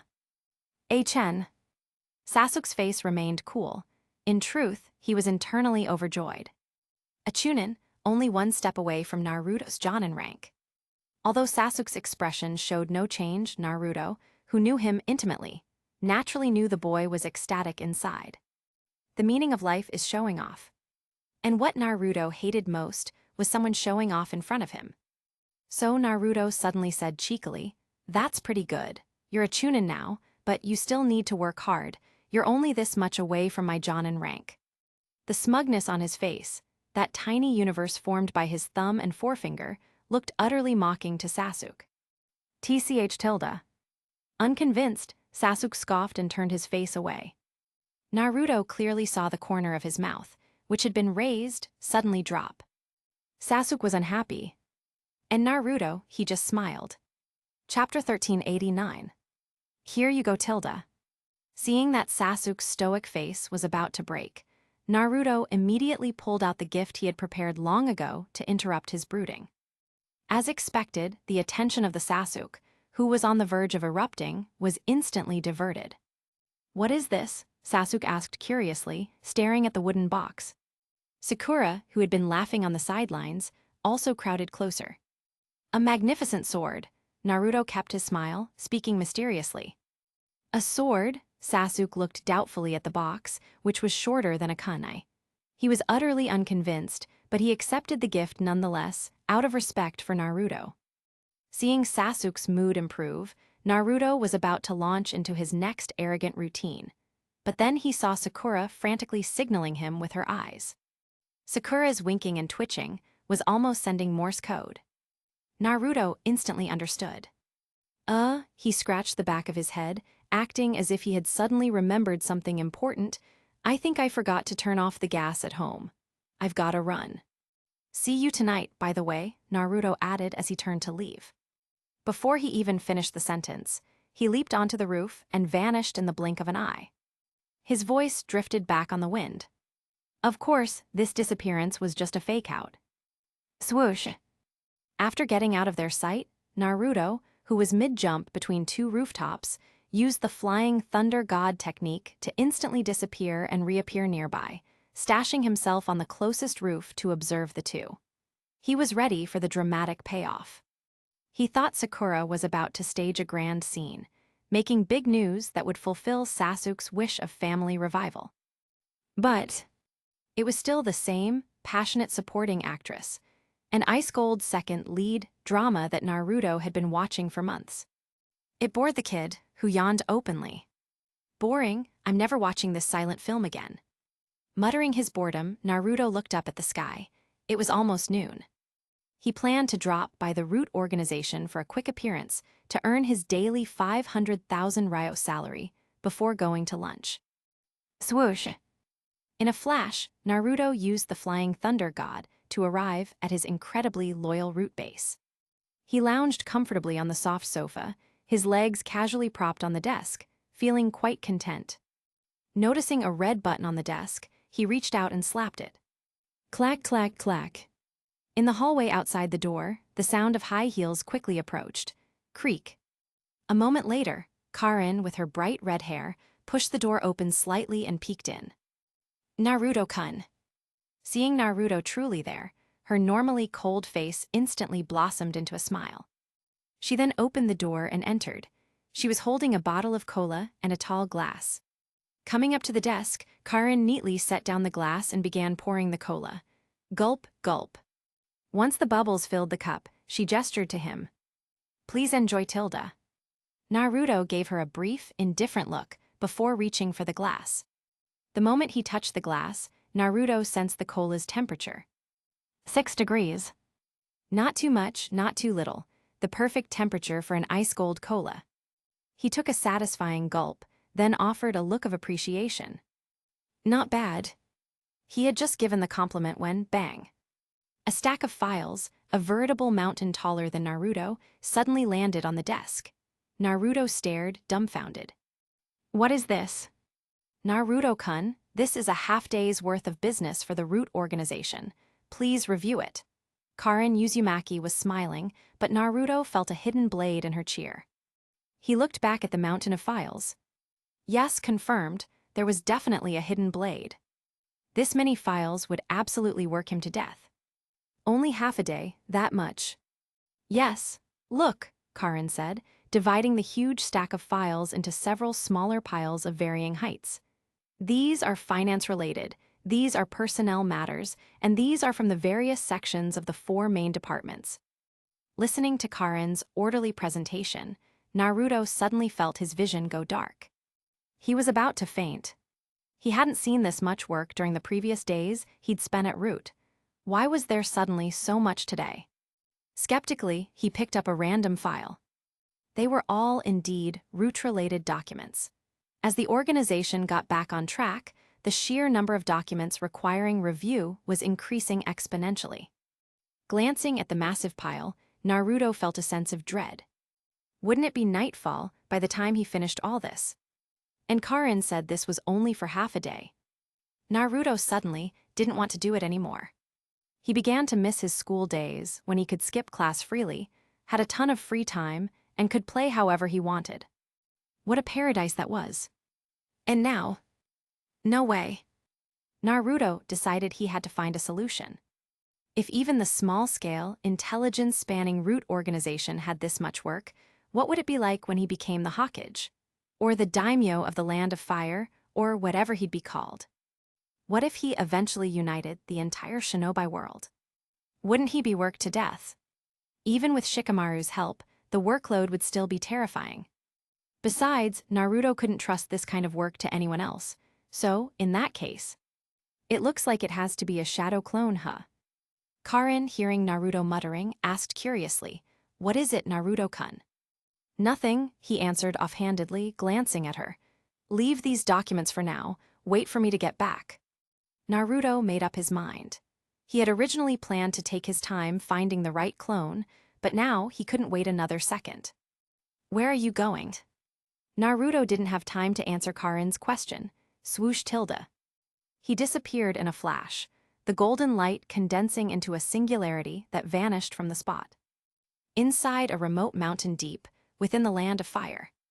This was Naruto's base, his secret safe house known only to him. The base was carved out of a massive rock mountain. Naruto had used dust release to create a space from thin air, completely sealed off with no connection to the outside. Even Naruto himself had to use earth release just to enter initially. The safe house was enormous, a secret base where he had everything he needed for fun and relaxation. However, Naruto's goal today wasn't to escape the world and enjoy a personal holiday. He was here to begin a period of isolated training. Swoosh! As soon as he flashed over, Naruto's gaze passed over the small stream, the water park, and other recreational facilities. Then he leaped onto a gigantic combat arena made from a single, huge block of rock. "Let's start," Naruto silently commanded. He clapped his hands, the orange eyeshadow of Sage Mode appeared, and then poof, tilde tilde tilde. More than a dozen puffs of smoke appeared in succession, and one Naruto, after another, materialized on the platform. Seeing these figures, a smile touched Naruto's lips. His goal today was to find a good workhorse, a clone to help him fulfill his current duties, and later, the administrative work of ruling Konoha, the Land of Fire, and even the shinobi world. Otherwise, he would be worked to death before he could finish. Oh right, he can't actually die anymore. In short, the mission was to find a replacement to handle all the tedious chores. Naruto chuckled, looking at the lively clones who had just appeared. Good, they had plenty of spirit. Roll call, Naruto shouted, capturing everyone's attention. But the scene that followed made his face darken. Hello Naruto-kun. The first clone raised his arm high in a salute. The second clone began a weird, jerky squatting dance, as if playing some kind of FPS game. The third clone yelled, "The fourth calamity has descended upon the other world. We shall become the masters of this world." The fourth clone simply stripped right there, exposing Naruto's elephant. Naruto couldn't bear to look at the rest. What the hell are all these bizarre things? Cursing under his breath, Naruto immediately dispelled all the clones. He had assumed that using Sage Mode would enhance his clones, but there was absolutely no change. They were exactly as weird as they always were. Naruto was quite perplexed. Was he cursed by something? Why did they all turn out to be these schizophrenic messes? But he couldn't stop. He wouldn't give up until he found the right one today. Clap. Naruto clapped his hands again. Poof, tilde. More than a dozen puffs of smoke appeared in succession, and one Naruto, after another, materialized on the platform again. No good, next batch. 1 batch, 2 batches, 3 batches. After a total of over 10 batches, Naruto still hadn't found a single usable clone. He started to doubt his life choices. The probability of finding a good one was never this low before. Why did it drop even more after entering Sage Mode? Was this Senjutsu actually counterproductive? With this thought, Naruto immediately exited Sage Mode. Again. 2 more batches passed, and Naruto realized he was having particularly bad luck today, encountering one weirdo after another, with not a single useful one among them. Naruto secretly lamented his poor luck. Everyone has off days. Especially with shadow clones, which are like a full random roll with no safety net. Seeing that continued rolls wouldn't likely yield results, Naruto suddenly thought of one thing: the unidentified chakra still residing within him. Naruto previously had 3 distinct chakra reserves in his body. His father, Minato Namikaze, his mother, Kushina Uzumaki, and the third was an unknown chakra. The first 2 chakras had been resolved, leaving only the last one with no clues, so he had simply maintained the status quo. Naruto knew nothing about this extra chakra energy. Why not use it? Also, Naruto had previously sensed his clones out of curiosity and hadn't found the presence of this unknown chakra in them. So this unknown chakra did not participate in Naruto's clone technique. He was curious what would happen if he separated this thing and infused it into a clone. Naruto was a man of action, doing as soon as he decided. He clapped his hands. Sage Art, Shadow Clone. While dividing his chakra, Naruto carefully stripped away that unique chakra and injected it into the clone's body. Poof! Smoke appeared, and an exact replica of Naruto materialized. Unlike the clones that immediately went wild upon appearing, this Naruto was extremely quiet and had his eyes closed. Looking at him, a thought suddenly popped into Naruto's mind. This clone was very different. Perhaps this one could save the shinobi world. Naruto stared at him. Seeing the clone remain motionless with his eyes closed, Naruto couldn't help himself. Hey, he called out softly. They were close enough that Naruto's breath could touch the clone's face. Finally, the clone opened his eyes. The moment he did, Naruto noticed the difference even more. The clone's gaze was incredibly calm. Those blue eyes were like a still lake, completely undisturbed. Crap, Naruto immediately felt something was wrong. Didn't he know his own personality? He was a person who absolutely could not sit still. All those pranks he pulled in school when he was younger, no, even before that. While he used the system's missions as an excuse, Naruto himself was actually very, very keen on doing them. But how did this guy's genes suddenly mutate? Sensing for a moment, Naruto found no issue with the chakra link between the clone and himself. He could control the clone's existence and disappearance at any moment. With just a thought, this unusual clone could vanish instantly. Relieved by this, Naruto began to probe. Hey, roll call. The clone pointed to himself, confusion flickering in his beautiful eyes. Me. Yes, Naruto raised his chin, signaling, introduce yourself. The clone stared blankly for a moment, as if his system had crashed. After a pause, Naruto, who was intently watching him, clearly saw a flash of light suddenly appear in the clone's eyes. He seemed to have been activated. Then the clone spoke. "Boss, I think something's wrong." The moment he spoke, the familiar flavor was back. Confirmed, he was indeed his own clone. However, Naruto watched his eyes and found that this familiar flavor did not dominate the clone entirely. It was merely in the leading position. "What's wrong?" Naruto replied. "I feel like I'm not clean anymore." The clone tried to whine in a playful tone, but it seemed to be pulled back on track by that certain force, making his voice sound strange. "How are you not cleaned?" The clone also seemed to realize the abnormality. His blue eyes pleaded with Naruto. "Help me, boss. I feel like there's another consciousness in my body. He's trying to control me." That look. Naruto had always thought that the exaggerated literary device, where a cold CEO's eyes revealed 3 parts indifference, 3 parts mockery, and 4 parts nonchalance, was ridiculous, but now he was witnessing the real thing. In the clone's eyes, there were 7 parts desperate plea and 3 parts tranquility. Naruto decided to wait and see. "Control you?" Naruto was very curious. "What do you want to do? What does he want to control you to do?" "I, of course, want to salute you first, then do a street dance and check out my junk while I'm at it. You know, boss, I'm from an arts background and I love to dance, but this guy won't let me do anything." Salute, dance, check out his junk. Naruto, go to hell. "So, you are exactly the same as those clowns just now.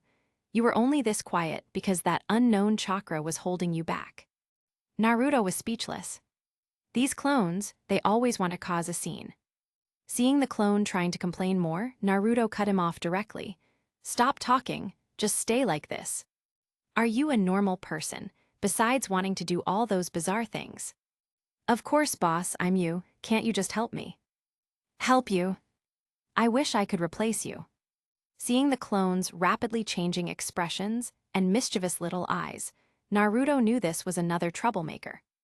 Seeing this, Naruto reached out and violently pulled out a large portion of the clone's chakra. The self that had dominated with 7 parts was now reduced to 5 parts. Naruto withdrew his hand. Instantly, the clone's previously lively gaze became less mischievous, yet more peaceful and steady. "Roll call," Naruto asked again. "Boss," a calm voice replied, "I'm your clone number 1. Naruto nodded slightly. It seemed to have worked. He hadn't expected the unknown chakra to actually neutralize his own hyperactive side. As long as it was useful, that's what mattered. The specifics could be examined later. "Your name is Naruto Uzumaki, Bamboo Shoot." Bamboo Shoot, the clone was confused. The name was admittedly a bit random. He had wanted to call him Grilled Fish, but wouldn't that sound a bit ugly? Bamboo Shoot was fine. Naruto explained without changing his expression. "Yes, I like to eat bamboo shoots. This is your code name from now on. You must introduce yourself to everyone as my clone, codename Bamboo Shoot. Understand?" The moment the words left his mouth, Naruto felt something was wrong. The clone inherited part of his memory and knew he didn't like to eat bamboo shoots. Was the lie about to be exposed? However, the clone was exceptionally obedient. He just nodded and affirmed, "Understood." Naruto frowned and glanced at him. "Do you know your mission?" "I do."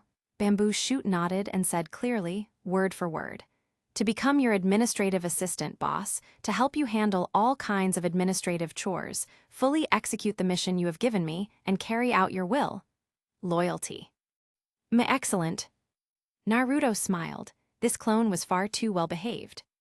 And although this clone didn't have much chakra, only about 1 million units, all of Naruto's passive abilities were present, such as his SSS talent.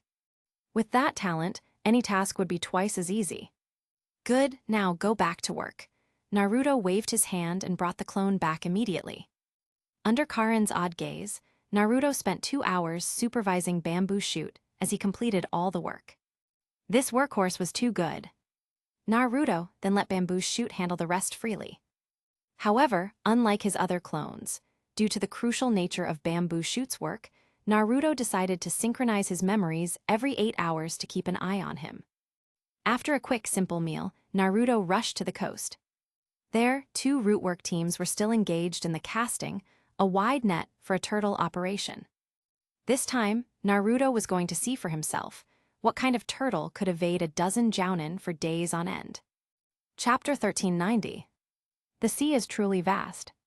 Standing by the shore, Naruto gazed into the distance, his view filled with an endless expanse of blue, stretching out of sight. Beyond the sea must be the land of lightning. A definite enemy. Naruto briefly sighed, admiring the wide ocean, then flashed away once more. Swoosh! Hurricane no Jutsu vanished from the spot. Shigaraki Tanuki and Aburame Ryuma each led a combat squad, a total of 14 people, who had been searching the sea for nearly a week with absolutely nothing to show for it. Everyone was a jonin. The squad's strength was enough to pick a fight with other villages, and this was the result. Naruto had to go to the coast himself to supervise, to offer comfort. Swoosh! Flashing again, Naruto appeared on a ship. This large vessel belonged to the root. There were people on duty, and Naruto was immediately spotted upon his appearance. Lord Naruto. A root member named Izumi ran over, his face alight with enthusiasm. Where are Tanuki and Ryuma? Naruto scanned the ship, but couldn't see anyone else. Lord Shigaraki Tanuki and the others are searching beneath the sea. As for Lord Ryuma, their ship is in a different location. Naruto nodded. He understood. The two had split into 2 ships to search in 2 different areas. Any luck these past days? Naruto asked. The seafood is really delicious. At the mention of it, this unremarkable root member, Izumi, had tears of appreciation welling up in his eyes. Naruto glared at him. Did I send you here to eat seafood? Noticing Naruto's expression, Izumi scratched his head, looking sincere. Lord Naruto, we haven't found anything this past week, but we have caught a lot of seafood. Izumi spoke the truth. Oh. Naruto looked at him in surprise. Does Root even have such an idiot? Shimura Danzo's eye for talent was usually quite good. There were no fools in the Root. Every member was skilled, and though foolishly loyal, they were all shrewd individuals. But this one...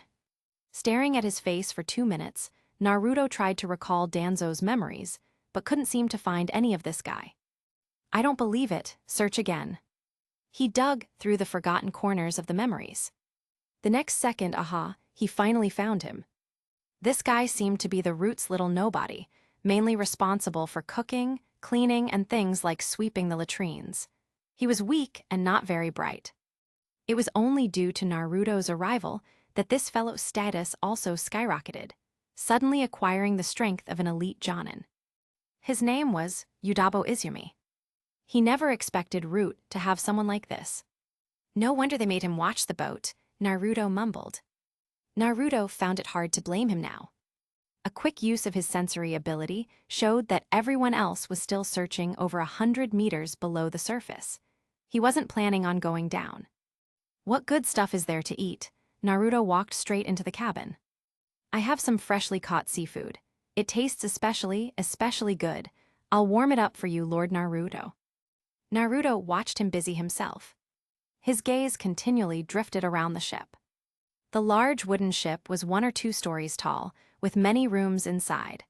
It was fully equipped to meet the needs of the squad for eating, drinking, and sleeping. His eyes returned to the stove. Naruto was a little worried this guy might set the boat on fire. However, as long as Izumi wasn't so stupid that he wouldn't run home in the rain, he could use his water release to put out the fire. A moment later, a pot of fresh seafood was ready. Naruto took a bite, so fresh. Not bad. The flavor whetted Naruto's appetite, despite having only eaten 3 simple bowls of ramen for lunch. Slurp slurp tilde. He dug in. Just as he finished nearly 2 large bowls of seafood, Shigaraki Tanuki and his team jumped onto the ship, laughing. Everyone was laden with bags and bundles, all having a full harvest. They were even comparing their hauls. Don't mistake it, they weren't sea turtles, but various kinds of seafood. The group froze when they saw Naruto inside. Lord Naruto, XN. You're back, Naruto, who had been facing away, turned to look at them. One of the ninjas, realizing their actual mission here, stammered at Naruto's back, that. Lord Naruto's back is so slender, but the pressure he gives off is so immense. Sir, don't blame them, it was entirely my decision. Shigaraki Tanuki stepped forward to explain. The turtle you are looking for is too difficult to find. I took the liberty of catching some seafood while searching for the turtle, which serves as a good supplement to our food supply. Naruto's expression remained neutral upon hearing this. Just as they braced themselves for judgment, Naruto, who had just finished eating, turned around and smiled. Don't be nervous. See, am I blaming any of you? The smile on Naruto's face immediately put everyone at ease. That's right. How could a kind and friendly person like Lord Naruto suddenly punish us? However, Naruto's next words made their hearts sink. But since you enjoy catching seafood so much, catch a lot more, Naruto said with a full smile. A lot more? How much is a lot? Shigaraki Tanuki's face stiffened. He had a bad feeling. Not much, just 300 to 500 tons a day. Shigaraki Tanuki was stunned, his eyes wide as copper bells, as if confirming 300 to 500 tons. Thump tilde. Shigaraki Tanuki immediately knelt. Lord Naruto, please have mercy tilde. Naruto gently patted his head, smiling with narrowed eyes. Don't be nervous. How could I possibly harm you? This capture requirement isn't for now. I will continually send you more manpower. Achieving this catch volume in the future will be enough. 300 to 500 tons should be enough for the mid to high-end consumption inland, right? Naruto calculated in his mind. 12 years had passed since he transmigrated. Although Naruto still felt like an outsider, he was trying to integrate into this world. Economic integration is also a form of integration. So, Naruto planned to seize this opportunity to establish a seafood company, primarily focusing on delivering freshly caught seafood from the coast directly to the tables of the wealthy inland. Given the distance and the technology in the ninja world, it must be difficult to eat seafood this fresh, right? No problem, Root will solve it. Not just fresh, but still vibrant as new, even after hundreds or thousands of kilometers, no different from when it first left the sea. There's no need for black technology. He'll simply utilize the inventory function. It's sure to make a fortune. No, it's sure to better serve the people. And while he's at it, let the residents of the land of wind and the land of earth, who have never had seafood, taste its freshness. As for the common people eating it, that'll have to wait until it's popularized and everything is peaceful. This move also conveniently solves the employment problem. After all, when war breaks out, so many captives will be converted into clones. They need jobs, too. They can't all be crammed into the construction division, can they? It also expands Root's business scope. With this thought, Naruto patted Shigaraki Tanuki's shoulder with satisfaction. Good job, Big Tanuki. I'm making you the CEO of Big Tanuki Fresh, spanning the 4 seas. Shigaraki Tanuki was truly bewildered. He didn't understand that Naruto had already planned his future job, or what he would be facing. Yes. Shigaraki Tanuki didn't understand Naruto's words, but seeing Naruto pat his shoulder, he could only bow low, trying his best to make it comfortable for the seated Naruto to pat him. I'm finished eating. Naruto stood up. Tell me about the turtle now. Yes, Lord Naruto. The past few days were slowly recounted by Shigaraki Tanuki. The story was unremarkable. The sea was too vast. The target Naruto asked them to find, a jar or a pot, left the 14, utterly clueless in the face of the expansive ocean. They eventually had to split into teams and begin searching for a needle in a haystack. They had searched diligently, but still had no leads. Naruto frowned as he listened. This turtle was indeed troublesome. Boruto had not provided any useful information, only that the turtle came from the sea, looked like a jar, and nothing else. Could it be? Thinking of something, Naruto jumped off the boat and stood on the surface of the sea. He extended his hand, submerging his right hand in the seawater, then closed his eyes and released his sensory ability. With seawater as a transmission medium, Naruto's sensory ability instantly received a huge boost. Even chakra signatures thousands of kilometers away were clearly mapped out in his mind. But among all the chakra signatures, he did not find the existence of that turtle. There was only one possibility. The turtle was in some special state and currently had no chakra signature. Tusk. Naruto couldn't help but click his tongue. This was troublesome. Searching for a jar in the vast ocean of the ninja world, how was that different from finding a needle in a haystack? Seriously, why is getting an Easter egg this hard? How did they acquire it in the future, in Boruto's time? Naruto began to think. It must have been discovered accidentally through continuous exploration of the ocean. It was definitely the increase in commercial activity that led to increased exploration, which in turn led to its accidental discovery. Looks like I'll have to ramp up the development of the seafood company. After realizing this, Naruto sent a string of messages to his clones in the group chat. The main points were, increase the staff of Big Tanuki Fresh, expand the company, etc. He also decided to restructure the assets Kato left behind in the Land of Waves, wrapping them in the Big Tanuki Fresh shell. Good for recycling waste. Big Tanuki, I have a task for you. After briefly explaining Shigaraki Tanuki's future mission, Shigaraki Tanuki burst into tears of gratitude. Thump tilde. Shigaraki Tanuki immediately knelt down, snot bubbles coming out as he cried, Lord Naruto, I don't want to leave you. My loyalty to you is as clear as the sun and moon. When the root reformed, he, Shigaraki Tanuki, was the first one to step out and become Lord Naruto's dog. How has he now been reduced to exile to Yaju? How is this different from killing him? Don't get so emotional. Do a good job. My future rests on your shoulders. Naruto consoled him warmly. This Easter egg probably wasn't simple. Since it was related to time travel, Naruto was very excited.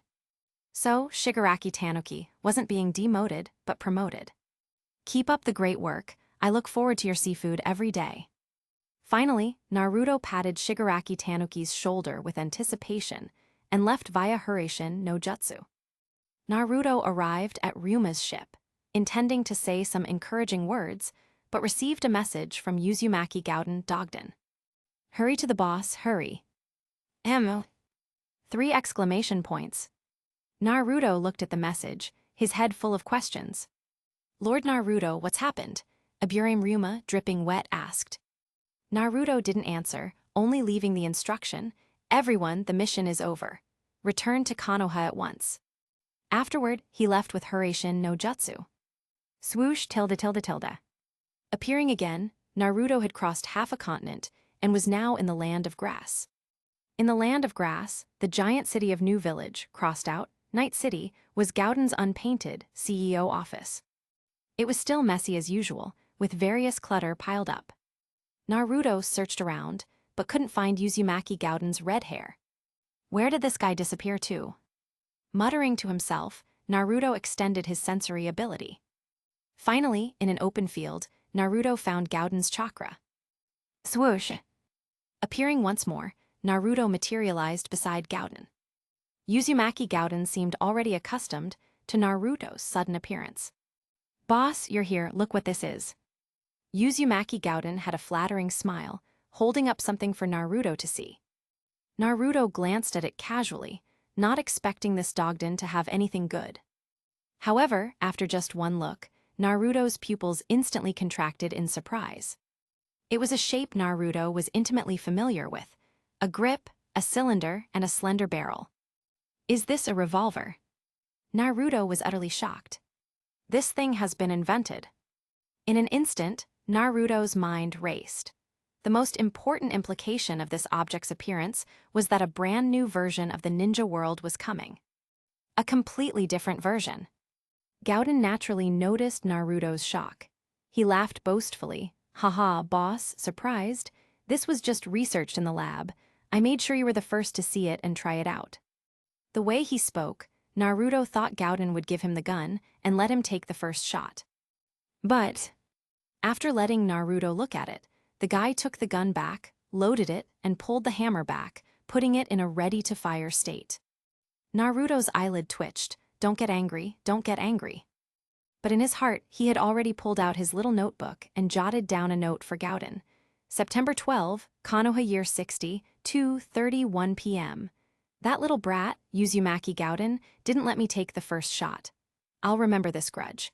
I'll punish him severely later by walking into the office with my right foot first. Uzumaki Gauden didn't know what was about to happen to him. He took the gun, aimed at the target ahead. 1 second later, he pulled the trigger. Bang tilde tilde tilde. A loud explosion rang out. Naruto saw nothing happen at the target. When he turned back in question, he burst into laughter. Haha tilde tilde. It had backfired. Even funnier, the gunpowder quality was poor. It seemed to be black powder, and the massive amount of smoke caused by the overloading instantly blackened the fair-skinned Uzumaki Gauden. Cough, cough tilde tilde. Gauden coughed twice. The teeth he exposed shone brightly, a stark contrast to his dark skin. Haha tilde tilde tilde. Naruto couldn't hold back anymore and laughed heartily. Boss, stop laughing. I just saved you from disaster. What happened? The lab said the explosives weren't mature yet and there was a risk of backfiring. That's why I took the initiative to test it myself. I thought it would be fine, but it actually backfired. Gauden looked helpless. My loyalty. I just took a bullet, no, an atomic bomb for the boss. Naruto instantly stopped laughing upon hearing this. He understood Gauden was risking himself. I'll go easy on the punishment later. He looked at Gauden expectantly, gesturing that there was another gun and he should continue testing. Are you serious, boss? Again? Gauden looked utterly defeated. One had already backfired. Wasn't he miserable enough? Hurry up, Naruto urged directly. Then, Gauden hesitantly picked up the gun, but couldn't bring himself to raise it again. Although the probability of him dying was minimal, a ninja's body was too fragile. Infinitesimally small, not equal to 0. What ifs? He glanced to the side and saw the big black guy laughing heartily nearby. You. Killer Bee, have me. Gauden yelled at the curious Killer Bee who was peeking nearby. Yes, you old black, you try. Killer Bee was a little reluctant, but Gauden was his direct superior, so he couldn't refuse. He first did a completely unmelodious rap, then picked up the gun. Gauden taught him how to use it. Then, bang tilde tilde. The new gun didn't backfire this time, it fired successfully. Killer Bee's aim was quite good. This unreliable handgun accurately hit the target 20 meters away. Bang tilde yo tilde, I just pull the trigger, bang tilde yo tilde and you'll be finished. Fool, ya idiot tilde. Killer Bee felt incredibly cool and instantly improvised a rap. He was about to take another shot, but Gauden snatched the gun away. All right, your mission ends here. Gauden picked up the revolver, a confident smile blooming on his face. Old Black didn't get a backfire, it must be fine this time. He pulled the trigger. Bang tilde. A loud explosion sounded again. The gun again backfired. Ha. Seeing Gauden's face as black as his own, Killer Bee laughed heartily. Suddenly, his laughter stopped. A flash of inspiration struck him, and he immediately pulled out his notebook and pencil, jotting down 2 lines of lyrics. Naruto watched the two clowning around, his thoughts already drifting far away. A weapon like the gun had appeared. Could more advanced firearms and cannons be far behind? In the previous life on Earth, the appearance of guns and cannons signaled a revolutionary change in warfare. How many years did it used to take to train a skilled warrior? How many years to train a skilled cavalryman? But after guns and cannons came out, everything changed. All you needed to know was how to pull the trigger. Why waste so much time learning and training? What about the ninja world? It's pretty much the same. Training a ninja takes a long time. Following the 5 great nations' standard ninja training path like Naruto's, 6 years in the academy and you're still just a genin. You constantly do missions and pass the Chunin exam to upgrade to Chunin, only to be killed instantly by a single shot. What era are we in? Still playing with traditional ninjutsu? Sir, times have changed. Chapter 1391. Of course, it's a bit premature to say the times have changed. They say, beyond 7 paces, the gun is fast. Within 7 paces, the gun is both accurate and fast. This statement is a truth on Earth, but in the ninja world, it's not entirely established and still needs verification. After all, due to the existence of chakra, the bodies and reactions of ninjas generally far exceed those on Earth. But that's only when the ninja is prepared. When it comes to surprise attacks, the destructive power of a gun is undeniable. Facing a bullet, even Naruto would get bruised if hit in the head, let alone an ordinary ninja. If shot in the head, everyone kicks the bucket. It could be said that the emergence of the gun directly put ninjas and commoners on the same level. As for whether firearms can truly change the balance of power, at most, they can only make everyone below the rank of Jonin equal. For ninjas at or above the Jonin level, it's not necessarily true. At the Jonin rank, whether it's raw strength, perception, or especially the detection of killing intent, it's extremely rare for them to be targeted and ambushed without noticing. Unless the attacker is also a Jonin capable of suppressing their own killing intent. All in all, the appearance of firearms will definitely change this era. In terms of destructive power alone, a gun can instantly give a commoner the lethality of a ninja. It must be remembered that this world, if you disregard the existence of ninjas, is basically still in the cold weapon era. To kill someone, even a veteran has to stab them several times face to face. Yet, Naruto glanced at the revolver in Gudan's hand. This thing only requires a gentle pull of the trigger. It is foreseeable that this world is about to change, and quickly. Should they really become arms dealers, dump light artillery into the ninja world, and make it sprint into the age of line infantry and firing squads? Naruto thought he had to consider it more carefully. How many people could possibly die in a cold weapon war? But if they entered the age of trenches, cannons, and barbed wire, hundreds of thousands wouldn't be enough to fill the lines. Could it even be called a world war if fewer than 10 million died? It was truly against the laws of nature. Back in the CEO's office, Uzumaki Gudan was scolded by Naruto for not using the main entrance, instead opting for the flying thunder god technique. A moment later, the CEO's office floor was covered in red threads, all Gudan's hair, and there was a pair of shoes that had burst their seams. As for Uzumaki Gudan himself, he was bald, bruised, and swollen, yet standing there with a sycophantic expression. In front of him, Naruto lay back in the CEO chair, his legs propped up on the desk, hands casually folded. "Boss, just give the order." As Gudan spoke, a line of nosebleed ran down, making him look particularly miserable. Naruto couldn't bear his tragic appearance. "Enough, stop acting pitiful." "Hell-hassy." Uzumaki Gudan gave an honest smile. With a thought, he stopped restraining himself. His sage body instantly healed his injuries, and his thick red hair grew back. In the blink of an eye, he was completely refreshed, with no trace of his previous misery. "Haha, nothing escapes your discerning eyes, boss." Gudan's smile was too fawning, even for Naruto. "Stop messing around, hurry up and hand over the intel." Lifting his eyes to look at him, Naruto urged him, extending his fist. Uzumaki Gudan's location, deep within the land of grass, was right in the middle of the continent, making it a place of strategic importance since ancient times. Given such a prime geographical location, Naruto naturally established the intelligence center of the ninja world here. In addition to his city-building task, Uzumaki Gudan was primarily in charge of intelligence work for all routes. A total of over 1,000 mobile intelligence spies across the entire ninja world would report their findings to Uzumaki Gudan. One of Naruto's purposes for coming here this time was to check the intelligence on the ninja world. Gudan met his fist. Instantly, a massive flow of information surged in. Much of the recent intelligence on the ninja world flooded Naruto's mind. Naruto quickly summarized the information with his sharp mind. First up was the Land of Lightning, which had been making frequent moves recently. Kumigakure, Hidden Cloud Village, was, on one hand, recalling all its ninjas abroad to deal with the power vacuum caused by the death of the Reikage AI and the capture of the Two Tails and Eight Tails. On the other hand, they were frantically buying all kinds of supplies, particularly huge quantities of carefree pills, Zio pills. The Land of Lightning truly lived up to its name as the wealthiest nation in the ninja world. They had money.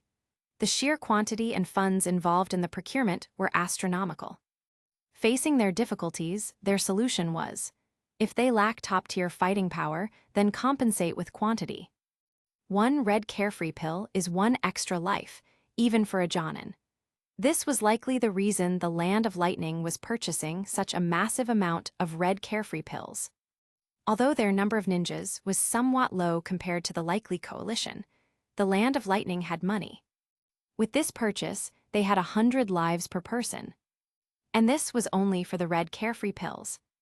They're rich as hell, Naruto couldn't help but exclaim. The long string of zeros on the procurement amount made Naruto want to just go and rob the Land of Lightning directly. At this moment, Naruto was certainly not the only one in the ninja world who wanted to rob the Land of Lightning. All the ambitious great nations and forces in the world felt the same. Lacking its nuclear weapons, and with its top experts gone, the Land of Lightning was like a piece of rich meat, already targeted by the major nations and forces. Everyone wanted a piece, especially the Land of Earth. According to internal intelligence, the Land of Earth had begun mobilization the day after the death of the Reikage AI. Supplies were being prepared, and personnel were being counted and trained. Sales of the carefree pill in the Land of Earth were also soaring. As for secret maneuvers, early intelligence sources were scarce, but according to the Akatsuki organization's internal, pangolin source, they had recently accepted a major mission. The main content was to operate on the fringes of the Land of Lightning, constantly whittling down the Land of Lightning's viable forces and creating chaos on its borders. The remuneration was also high. Tisk, Naruto couldn't stop clicking his tongue. These great nations of the ninja world don't show much normally, but when it's time to show their true colors, they are richer than the last. Wait, no, one of the 5 great nations was dirt poor, Sunagakur Hidden Sand Village. They could barely gather the ransom money. Thinking of Sunagakur, Naruto saw the next piece of intelligence was about the Land of Wind. Upon reading it, Naruto realized that Sunagakur seemed to be on the verge of making a move as well. Since the captured ninjas were returned, Sunagakur had been secretly preparing. First, training personnel and preparing equipment. Second, sales of the carefree pill were also soaring. The carefree pill had indeed become hard currency. Naruto couldn't resist looking at the ledger. That long string of zeros left him deeply satisfied. Being a war profiteer really is the best. Hadaha tilde. Now back to Konoha, Hidden Leaf Village. The sales of the carefree pill didn't seem to have changed much compared to other nations, virtually remaining stable with a slight increase. This increase was mainly because more people had found the way to purchase the pills through proxies, with most being proxy purchases. As for other aspects, aside from the fact that other ninja villages were busy preparing for war, leading to a reduction in their missions and thus an increase in Konoha's mission count, there seemed to be no other changes. Konoha actually had virtually no reaction. Naruto was momentarily at a loss as to what Tsunade, as the Hokage, intended to do or which side she would take in the imminent war. Never mind. Naruto sighed and continued reading. There was nothing further down. The Land of Water's Kirigakure, Hidden Mist Village. An isolated orphan doing its own thing. Boss. Seeing Naruto open his eyes, Uzumaki Gudan immediately stepped forward, blinking his big, sparkling eyes. There's a message that just came in. What is it? Naruto looked at him irritably. It's about the Taklamakan Desert. The Taklamakan Desert? He was interrupted by Naruto before he could finish. Naruto was confused. Had he time-traveled again? Where did that name come from? Well, Gudan stammered an explanation. It turned out that the oil-rich desert given to them by Sunagakur, as part of the indemnity, was named the Taklamakan Desert. Naruto nodded in understanding. Oh, what about it? The survey team discovered a city there. A city? Naruto was speechless. He had seen that desolate place that was Sunagakur, a city in that broken-down region. Yes, the survey team heard from the surrounding indigenous people that the city's name is Lulen. Gudan briefly introduced the matter of Lulen. Lulen. This name was all too familiar to Naruto. It was just that Naruto, the work, was truly adept at mixing, sewing, things together. First there was Forgotten Name, then there was also Forgotten Name, and something in between was forgotten too. Never mind, the point was, it mixed things up constantly. Send 2 small teams over there to keep an eye on it. Although we're not ready to start mining yet, don't let our oil be destroyed. Coincidentally, the protection team can just live in that rundown city. Seeing that the task was complete, Naruto prepared to leave. Before doing so, he instructed. Oh, right. Naruto turned back to look at Gudan, who was about to sneak out the door.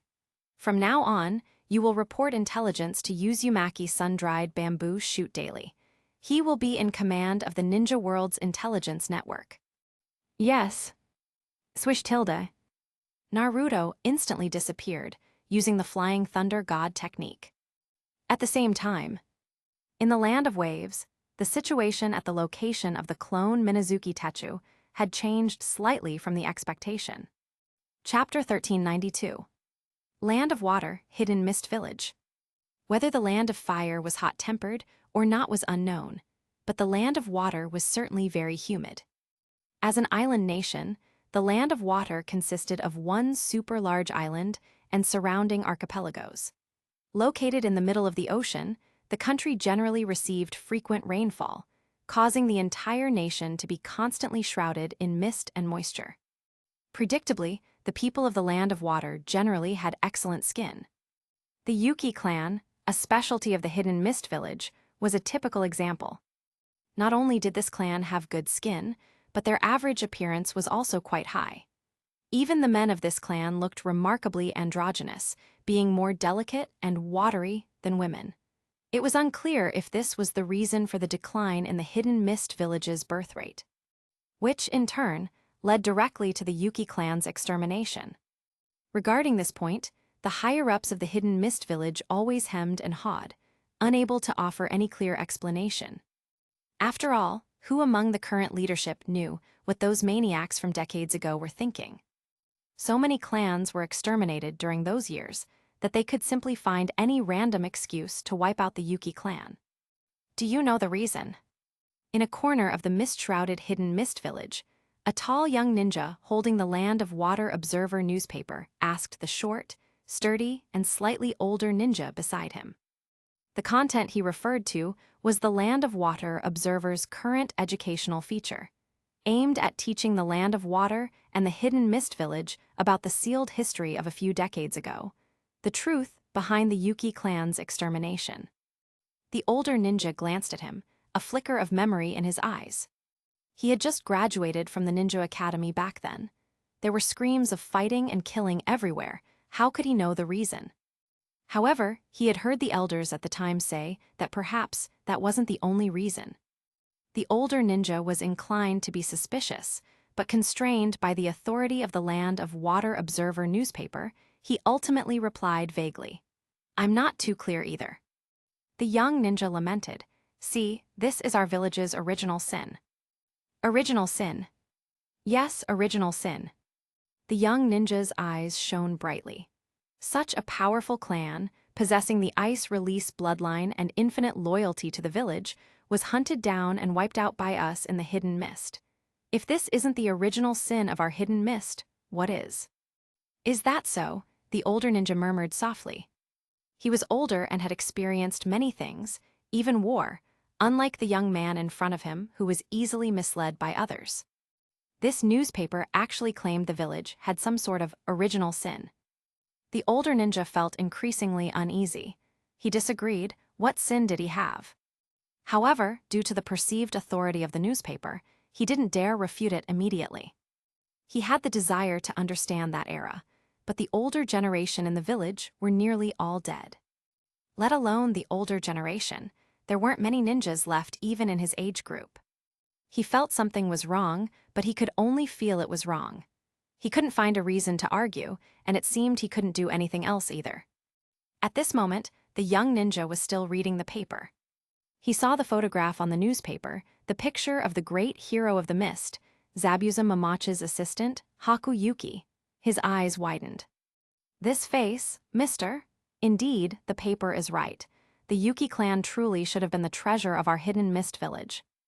This great Mr. Haku was also a major figure, like Lord Zabuza, who was devoted to the hidden mist, constantly traveling and sacrificing his life for it. The older ninja looked at the newspaper, listening to the young ninja's muttering, and was tempted to contradict him. He was Zabuza's senior. Although he didn't know much about Zabuza, Zabuza's reputation didn't seem as good as the newspaper claimed. At least, it wasn't when he was in the hidden mist. But through the stories told in the newspapers over the past few months, it seemed that even after leaving the hidden mist, that person still dedicated his life to the hidden mist at every moment. Was that guy really that great? The older ninja mumbled to himself. His sharp eyes suddenly spotted a familiar figure approaching. He reached out and patted the young ninja, trying to warn him. However, the young ninja was engrossed in the newspaper. "Don't bother me, I'm almost finished. Next up is the struggle of Mr. Zabuza. This is the part I save for last every day." "Read what?" Suddenly, the young ninja heard a serious and slightly angry voice ring out next to his ear. The voice was familiar. He looked up, his eyes meeting those of the man. Lord Ao. The young ninja was immediately startled and hid the newspaper behind his back. Ao glanced at the newspaper hidden behind him. "Hand it over." "Well," the young ninja tried to explain, but under the coercion of Ao's gaze, he handed over the newspaper. "HMPH, don't get distracted while on duty." After a warning, Ao merely looked at the newspaper once before holding it behind his back.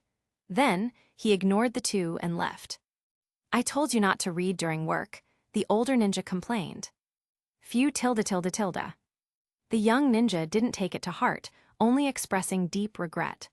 "I didn't get to see today's Lord Zabuza's struggle." Meanwhile, the distant Ao, thinking about the content he had unintentionally glanced at, furrowed his brow even deeper. In recent months, he constantly heard people all over the village discussing something about Zabuza's struggle history, and Zabuza's dedication to the hidden mist, hearing slogans like, "Lord Zabuza is truly great." Ao's political sensitivity wasn't particularly high, but he could still sense that something was amiss. Zabuza was his junior. Although he didn't know much about Zabuza, he knew a little about the man. Because of his limited knowledge of Zabuza, Ao couldn't judge the truth of the lavish praise the newspapers bestowed upon him. However, he was quite familiar with that period of history. At that time, the hidden mist system forced many strong individuals to defect, and Zabuza was one of them. Ao knew that Zabuza's reason for defecting was a failed assassination attempt on the Mizukage. When he received this news from the papers a few months ago, Ao felt that Zabuza's actions, while correct, were overly reckless. Unlike him, who, after extensive investigation, confirmed that the Mizukage was controlled by someone else, he then used multiple channels and helpers to resolve the problem in one go. This was an achievement he was proud of. As a member and senior of the Hidden Mist, Ao was very pleased to see a strong individual like Zabuza potentially return to the Hidden Mist and once again become one of its members. But the problem was, thinking of this, Ao pulled the newspaper from behind his back and saw that the cover was still dedicated to Lord Zabuza's struggle.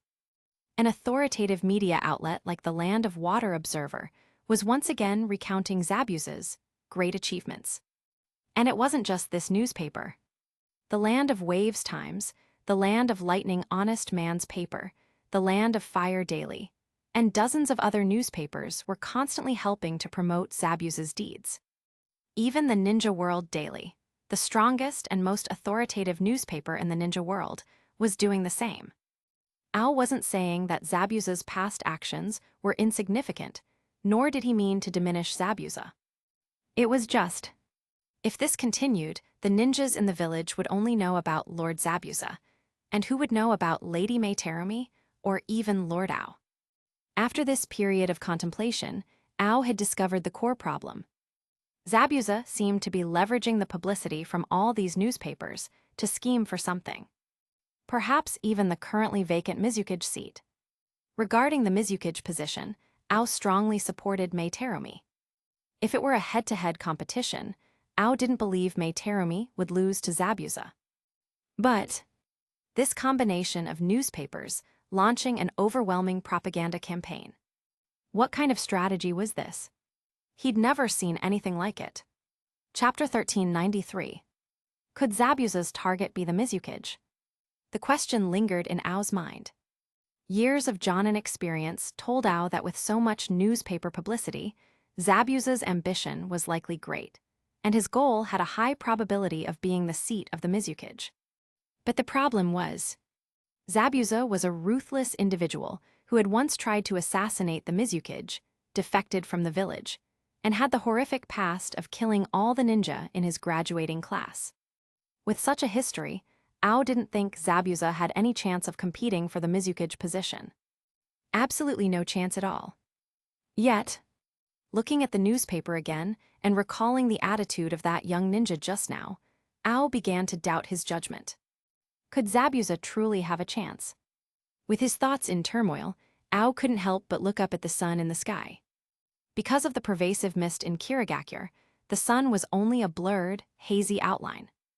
Ao's mind flashed back to the young ninja's attitude when discussing Zabuza, and something just felt wrong. While becoming the Mizukage required public reputation and the village's trust, the final decision still required the votes of the Jonin and even the great clans. What was the purpose of Zabuza's publicity campaign? Ao couldn't figure it out, but he felt he should report to Genshi quickly. Thump thump thump tilde tilde. Ao turned and headed straight for the high tower, his steps quick. Genshi was a Kirigakure elder, a particularly powerful figure, a veteran of 3 administrations, possessing power and status equal to the Mizukage, and managing all of Kirigakure's affairs. Although he was old, he was still quite energetic. When Ao found Genshi, the elder was still reading a document. Lord Genshi, Ao respectfully greeted him. The ancient Genshi looked up, his almost invisible squinty eyes recognizing the visitor. He put down the document, and his old voice sounded, "Ah, Ao, come in. Is it about that girl, Mei Terumi?" "No." Ao slowly shook his head and voiced his concerns. "It's about Mamachi Zabuza. I saw people discussing him on the road just now." Genshi sat motionless in his large chair, seemingly listening intently, but Ao clearly saw that after hearing the narrative, the wrinkles on Genshi's face deepened. "It is this matter, after all." Genshi spoke slowly in a dry, trembling voice. "I didn't expect the situation to have become this serious." "Serious?" Hearing this word, Ao's face suddenly grew heavy. From Lord Genshi's response, it seemed, Zabuza's appearance and those news reports were not a good thing. "That's right, serious." Genshi, who had been reading the document, turned to look at Ao. "Ao." The aged eyes, which had been almost permanently squinted, suddenly opened. A strict light flashed in the cloudy eyes, staring intently at Ao. "You wouldn't be harboring any sympathy for Zabuza, would you?" "Sympathy?" He seemed to have a tiny bit earlier. But now, with Lord Genshi's sudden questioning, Ao decisively denied it. "That's good." Genshi immediately relaxed. The problem Ao had just discovered was one he had already noticed. Starting over a month ago, whether it was the ninja squad always attending to him or others he overheard, there was great sympathy, even worship, for Zabuza's past. This deeply worried Genshi. Fortunately, his own prestige was still sufficient, and fortunately, there were 1 or 2 people who hadn't believed the nonsense in the newspapers. Nonsense. Yes, nonsense. This was the truth Genshi had uncovered after ordering an investigation into Zabuza's past in Kirigakure. The Land of Water Observer had completely become a mouthpiece for Zabuza's publicity. The content, especially the parts about Zabuza, was not just outright lies, but a series of decontextualizations, exaggerations, distortions, slander, and bias. These methods might confuse the common people of the Land of Water, baffle most of the ninja in Kirigakure, and might momentarily stump Ao, but they had no effect on the seasoned Genshi. Therefore, a month ago, Genshi had ordered an investigation into everything concerning Zabuza. This investigation was conducted both inside and outside Kirigakure, and all of Zabuza's past had been clarified. Here, see for yourself. Genshi handed Ao a document. Ao took it, and his expression changed dramatically. This. Ao was stunned, speechless. The content on the document was not just dramatically different from the newspaper's descriptions, it was completely contradictory. One incident, one person, yet they could be explained in two opposite ways. Was this the power of the newspaper, the power of the news media? Ao was silently dumbfounded. He wasn't questioning life itself, merely astonished. Just as this investigation states. Genshi's hoarse, aged voice continued to narrate. He was short of breath, so his sentences were particularly short and slow. During Zabuza's years in Kirigakure, was he devoted to the village as the newspapers describe? Perhaps, but it was mostly for Zabuza's own personal ambition. What a pity. Genshi was immensely disappointed when he spoke of this. A few months ago, when he first saw the news of Zabuza becoming a hero of the land of waves, he was gratified that the village had such a patriot. Yet, who would have thought that behind that news was a deeply hidden, dark hand? Now, this dark hand had reached directly into Kirigakure, aiming for the Mizukige's throne. His ancient voice sighed, and he continued to narrate. Since his defection, Zabuza has lived a life of exile, taking on various missions to earn a living and accumulate funds. A complete change in the records occurred after the Gato incident in the Land of Waves. Since then, Zabuza seems to have found a powerful partner and has been using that partner's influence for his own publicity. So that's how it is. Ao murmured, quickly cross-referencing this with the information in his memory. Ao, Genshi suddenly called out, his aged voice full of power. What do you think is the goal of Mamachi Zabuza and the dark hand behind him? What? Ao quickly looked up, instantly thinking of that supreme position. The Mizukige. As he spoke, he thought of another person, that big girl with 2 bloodline limits, Mei Terumi. Exactly, cough, cough, cough. Genshi coughed violently twice. Seeing Ao step forward, he waved him off, refusing his help. I'm fine. Mamachi Zabuza is deeply secretive, and those people behind him harbor even darker intentions. The Land of Water Observer, the Land of Waves Times, even the Ninja World Daily. Thinking of the powers represented behind these newspapers, Genshi felt a chill in his heart. He didn't know who the people behind all this were, but Genshi knew they had set their sights on Kirigakure and the Land of Water. Generating momentum for Zabuza, boosting public favor, and then using this to make Zabuza the Mizukige. Impossible, the village will absolutely not allow it. I will certainly not allow it. Genshi roared inwardly. He truly hadn't expected such a thing to happen, that an external force would dare to manipulate a person from Kirigakure to covet the Mizukige's throne. It was utterly wishful thinking. Tilde. Thinking of this, even Genshi, who had thought he could face anything without agitation, couldn't help but inwardly fume. He just couldn't help it. What did they think Kirigakure was? To actually think they could manipulate the selection of the Mizukige. Did they think Kirigakure was one of those small countries, some unknown ninja village, some random cat or dog? Genshi grew angrier the more he thought about it. Even though he was old, his temper hadn't faded. Lord Genshi, please don't be angry. Ao stepped up and patted his back, slightly afraid that Genshi would faint right there. Kirigakure, alas, it has indeed declined to be coveted by certain cats and dogs, Genshi lamented. Ao found this hard to answer right away.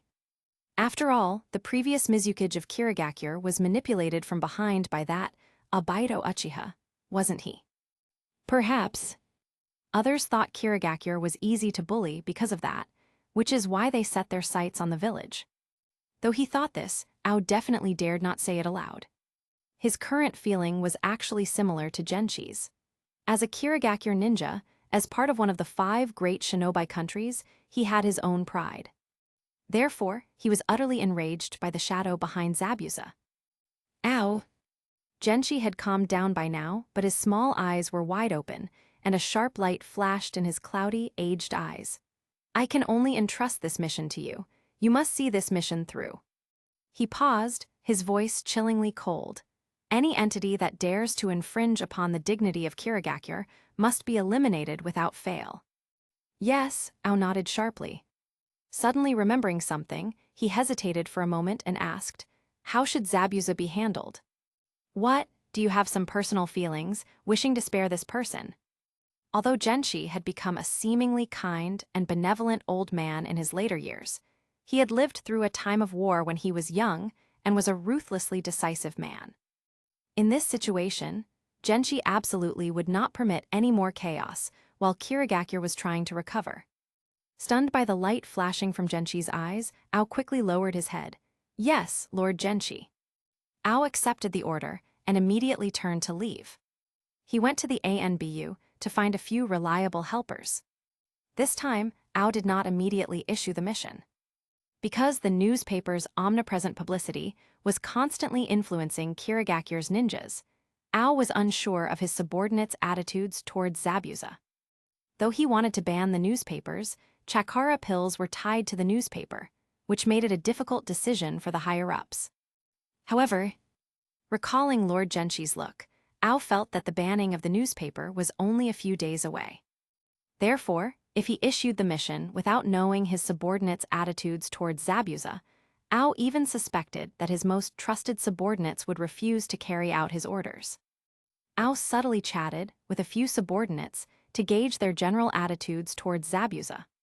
Fortunately, apart from the young Chijiro who expressed some admiration for Zabuza, the others were not overly swayed by the news.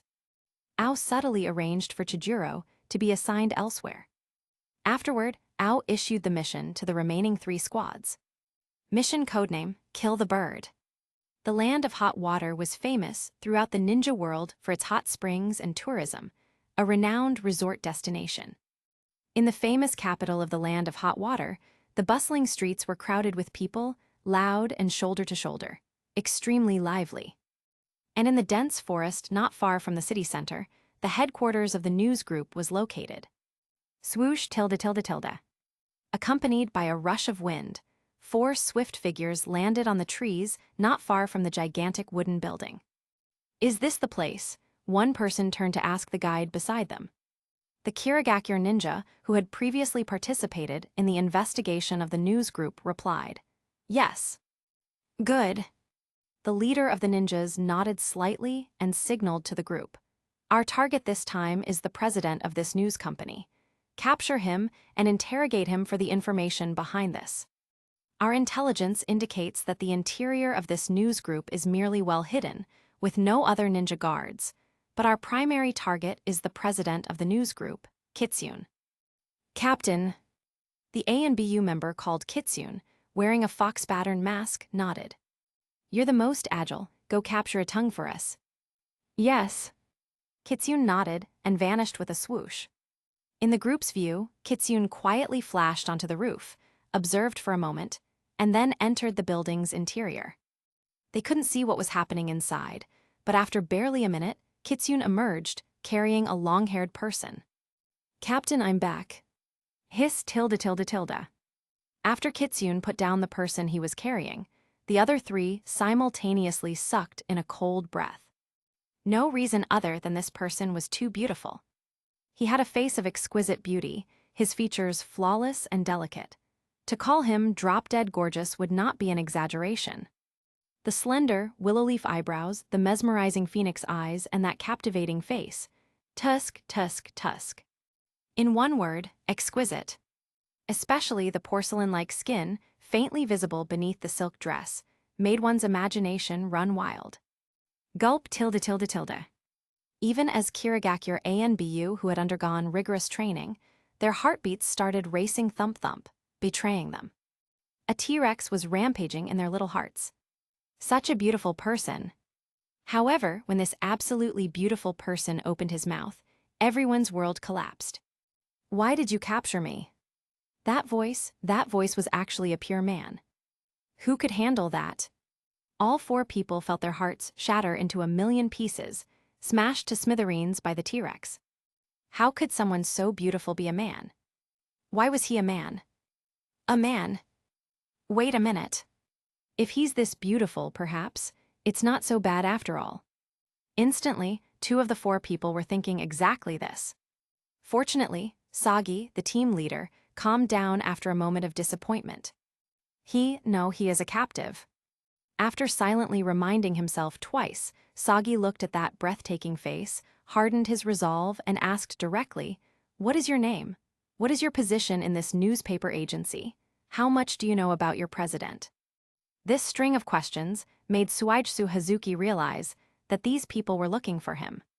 He had initially just wanted some fun when they captured him, thinking they were some kind of bandits, but he hadn't expected. He glanced at the group. No mistake, this attire definitely belonged to Kirigakure ANBU. It seemed he had been targeted. "Oh, I see." Techu elongated his voice, full of playful sarcasm, "So you've come to catch a tongue. Answer truthfully if you know." Sagi stared at the face, unable to stop looking. "If the person in front of me doesn't resist, he won't make it difficult for him." "Yes, that's right." However, in the very next second, noticing the change in the person before him, he looked as if he had seen something terrifying, and his face instantly changed color. You. He pointed blankly at the person, unable to speak a word. "Since you're here, don't leave." In the eye sockets of Suigetsu Hazuki's exquisite face, a pair of purple, concentric eyes flashed. At this moment, a strange light flickered within those Rinnegan. Chapter 1394. At the same time, another location in the land of hot water. In contrast to the news group headquarters built next to a bustling city, this place was relatively quiet, nestled in a secluded corner. Relatively speaking, the scenery here was actually better. Surrounded by green mountains, a clear river ran through the area at the foot of the mountains, and along both banks was a dense, lush forest. Even the air breathed sweet. At the river bend stood a giant tree. In the middle of the giant tree was a massive treehouse, the dwelling of the hero of the land of waves, the savior of the hidden mist, the good friend of the people of the land of water, and many other title holders, Mamachi Zabuza. Whether Zabuza was simply accustomed to it or not, he lived in a treehouse in the land of waves, and he did the same in the land of hot water. In public propaganda, this was heralded as a demonstration of the fine virtue of frugality. It was currently noon, and the high sun was blazing. In the main room of the wooden house, Zabuza was quietly sitting and reading a book. Zabuza had always believed that the words of that person were true. Since he was about to become the Mizukage, his cultural literacy must keep up. In the future, if he couldn't speak in refined prose, he should at least not curse vulgarly. Zabuza had spent this very receptive period reading. However, the weather today was a little unusual. Despite the beautiful weather, a strange mist began to rise around the wooden house. Initially, Zabuza didn't pay attention. Although the weather in the land of hot water was much better than in the land of water, this country had no shortage of water.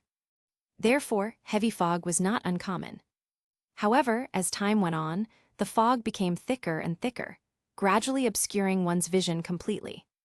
"Is it an enemy?" Zabuza muttered, keenly sensing the chakra contained within the mist. Only people from the hidden mist village could use this level of hidden mist technique.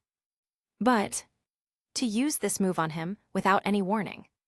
The hidden mist technique. This was an assassination, jutsu exclusive to the hidden mist. Was someone in the hidden mist village trying to kill him? Zabuza was quite puzzled. Just 2 days ago, he had received news from Hazuki Tetsuhana that the plan was progressing very smoothly. In at most half a year, he could go to his loyal hidden mist village as its master, amid the earnest welcome of the people, and directly become the Mizukage. So what was this now? They were actually beginning to target him. Who was it? Zabuza was confused in his heart, but his movements were swift. If it's just the hidden mist technique, I am your ancestor. The moment his voice fell, the mist instantly thickened, and Zabuza vanished from his spot. Captain Tilda. A quiet voice echoed in the mist. The target has disappeared. Wasn't he just in the room? But just now, he vanished. Idiot, search the surroundings. The opponent is also a master of the hidden mist technique. Yes. No need to search. Suddenly, an unfamiliar voice interrupted their conversation. Who are you? The captain's voice in the mist was inexplicably panicked. The enemy had silently crept up beside them, if he wanted to kill them. I am the person you're looking for. The voice seemed to come from all directions. The captain nervously scanned the area but found no trace of the enemy. Where are you? He looked utterly flustered, the calm on his face long gone. I am right beside you. The voice drifted in and out, and the captain and the other squad member felt an omnipresent sense of pressure. The surrounding white mist was so thick that the two of them could barely see each other even when facing one another. The enemy was hiding in this dense mist, ready to kill them at any moment. They were supposed to be the hunters, but now their roles were reversed, and they had become the prey. Your target is me. What are you trying to do? Kill me. Zabuza's voice was so ethereal, as if far away, yet the next moment it was right next to them. Zabuza had seized the initiative.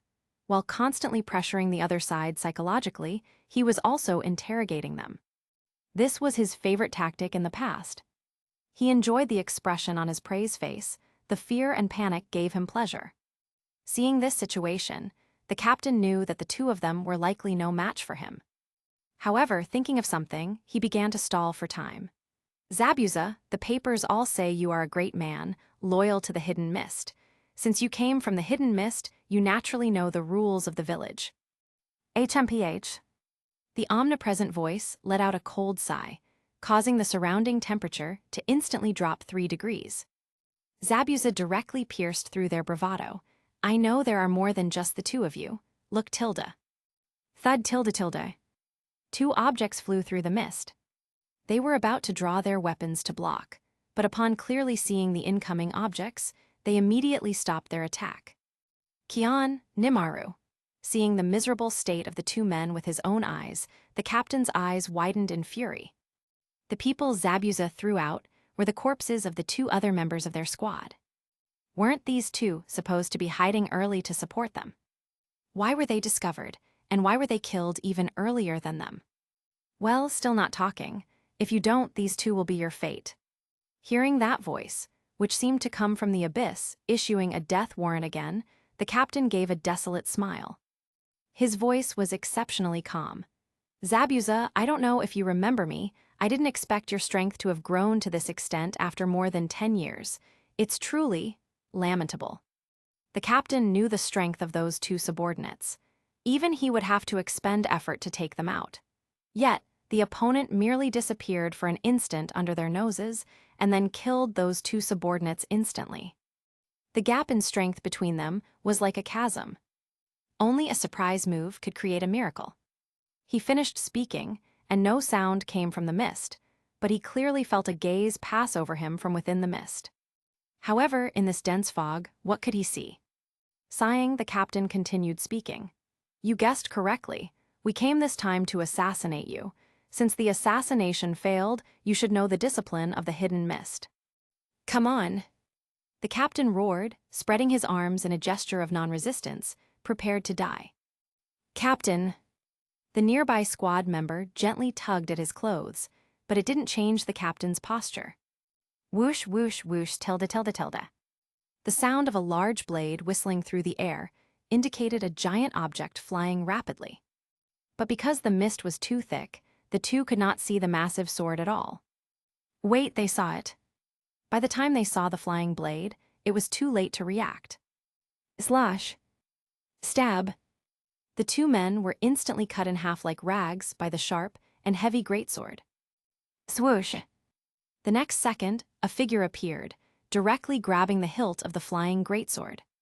In the thick mist, the blurred figure looked down at the 2 corpses and sighed silently. Truly pathetic. Stab. Suddenly, the sound of a sharp weapon piercing flesh rang out. Zabuza looked down. A suddenly appearing shuriken had pierced his abdomen. At that moment, crimson blood pumped out like an inexhaustible fountain, instantly staining his clothes. Zabuza's cold eyes looked back. The figure was actually the original captain. Looking back at where the original corpse had fallen, there was only the subordinate's body. The captain's original body was just a wet patch. This ability, Zabuza instantly realized something. You are from the Hazuki clan. That's right. The captain revealed a cruel smile. I didn't expect Senior Zabuza to be so careless. In that case. Just as he was gloating, splash. The stabbed Zabuza suddenly turned into a puddle of water. It turned out the Zabuza he had stabbed was merely a water clone. When? He thought he had succeeded, but instead. Fire release, Great Fire Dragon technique. A voice rang out very close by. When Hazuki Kojutsu, the captain, reacted and turned around, a flash of fire had already filled his entire vision. The fire dragon drew closer and instantly engulfed him. A moment later. Crunch, crunch. Zabuza walked over, stepping on dry branches, looking at the charred body without attempting to confirm his death. He knew his own abilities. Since that day, in the field of fire nature, whether it was the proficiency of his Katen jutsu or the nature and shape transformation, he had reached the peak. This level of jutsu was too easy to deal with a mere high-ranking ninja, Jonin. It's just that. These people were just too weak. Thinking back to his time in the Hidden Mist, what kind of squads were those? What kind of trash were these now? I didn't expect the ninjas of the Hidden Mist to have become so lax after more than 10 years away. If I become Mizukage, I must properly drill these ninjas. They don't even possess basic assassination skills. Clang! Picking up the greatsword from the ground, Zabuza turned to leave. He hadn't walked far when he looked back, frowning, and meticulously examined the corpses of his enemies. Anbu. As a rogue ninja who escaped the Hidden Mist, Zabuza easily recognized their identity, Anbu. But their goal was to assassinate him. It seems the plan has hit a snag. How pathetic. My mission is to save you, yet you come to assassinate me. How lamentable. Sighing, Zabuza slung the greatsword over his shoulder and walked back. Haku. Arriving beneath the wooden house, Zabuza called out. Swoosh. A small figure appeared and landed beside him. It was a long-haired young man, already quite beautiful at his young age. One could imagine that after growing up, he would inevitably become another devastatingly attractive Hazuki Tetsuhana. Zabuza-sama. Haku Yukihaku called out respectfully. Zabuza looked Haku up and down, and seeing no trace of battle on him, he showed an unsurprised look. The enemy's raid was not only aimed at him, but also at Haku. A total of 2 squads, 6 people, were heading straight for him, and 2 went towards Haku. However, given Haku's strength, the outcome was self-evident. Did you manage to get anything out of them? Zabuza asked. Since he had gained nothing, he naturally placed his hope on Haku. Hearing this, Haku shook his head. Their lips were sealed. I did not get any information. Tgthegood. Zabuza couldn't help but let out a mocking sound. That is the only good thing about the Hidden Mist ninjas. The high-pressure policies make them exceptionally tight-lipped, or else one careless slip means the consequence of an entire clan being exterminated. That was how the Hidden Mist was. At least it was in his era. This was the original intention behind his determination to change the Hidden Mist. With that thought flashing through his mind, Zabuza turned to leave. However, this time, he was not returning to the house but walking into the distance. Mr. Zabuza, where are you going? Zabuza paused, looking back at him with a sidelong glance. The plan has changed. Since the enemy has come right to our doorstep to kill us, of course, we are going to pay them a visit. He turned and left, as if having made a certain resolve. Haku naturally followed him immediately. The 2, one large and one small, did not head directly for the Land of Water, but took a detour toward the news group headquarters. After all, the entire strategy for the Land of Water, all the planning, was done by Hazuki Tetsuhana. The 2 of them had to align their activities with the arrangements. But when he arrived at the news group headquarters, Zabuza found something amusing. There were also 4 Hidden Mist assassins here. Based on their clothing, they were the same as the group that attacked him, Hidden Mist Anbu. These 4 people actually had the audacity to attack this Hazuki Tetsuhana, to attack this very existence. Have the higher-ups of the Hidden Mist become so incompetent? One must know that the news groups rise in just a few months, and the constant news scoops, while greatly increasing sales, naturally created many enemies. Yet, why did the news group still stand tall here after all this time, completely undisturbed? It was naturally because of the presence of its president and all those employees. Thinking of this, Zabuza felt a bit alarmed. All those employees, every one of them was an existence no less powerful than himself. If this force were to conquer the Hidden Mist, the village would be utterly defenseless. Not only the Hidden Mist, but likely all 5 great nations would be the same. At this thought, Zabuza felt a slight wariness, but this was also the reason he relied on the news group. Tetsuhana saw his arrival and was surprised for a moment, but instantly understood. He asked with a smile, "What did they attack you to?" That smile. Zabuza immediately averted his gaze. Even though he was a man in his 20s, even though he felt he would never fall in love again, the charm of this man still caused a ripple in his heart. Yes. Even though he already knew the person before him was a man. That's right. Zabuza confirmed, his gaze sweeping over the faces of the 4 assassins. Are these the ones who attacked you? No. Hazuki Tetsuhana denied. These ones came to join me. Join you? Zabuza was extremely astonished. As far as he knew, the ninjas of the Hidden Mist were all discipline-obsessed individuals, quite foolish and stubborn. And yet, there were those who would run this far to defect. He looked at the 4 again. They indeed showed no signs of battle, and although their expressions were a bit dull, with dead fish eyes, every one of them was clearly brimming with vitality. What information do you have? Zabuza sat down in a chair, resting his greatsword beside him. It's Ao of the Hidden Mist village who wants to deal with you. Tetsuhana looked at him meaningfully. You know Ao, right? They want to assassinate you, and even. Pausing, Tetsuhana offered his guess. Even the elder Gensui, the one who is Mizukage in all but name, might have the intention to kill you. This was merely Tetsuhana's speculation. But he stated it directly and decisively, preparing to force Zabuza to move in the direction he had foreseen. Ao and elder Gensui, is that it? Zabuza thought about those 2 people. Ao was a senior ninja. It was said that his Byakugan revealed the reality that the 4th Mizukage was being manipulated. As for elder Gensui, did that man actually make such a choice? Zabuza knew that if that person also thought this way about him and intended to eliminate him, then he had no place left in the current Hidden Mist.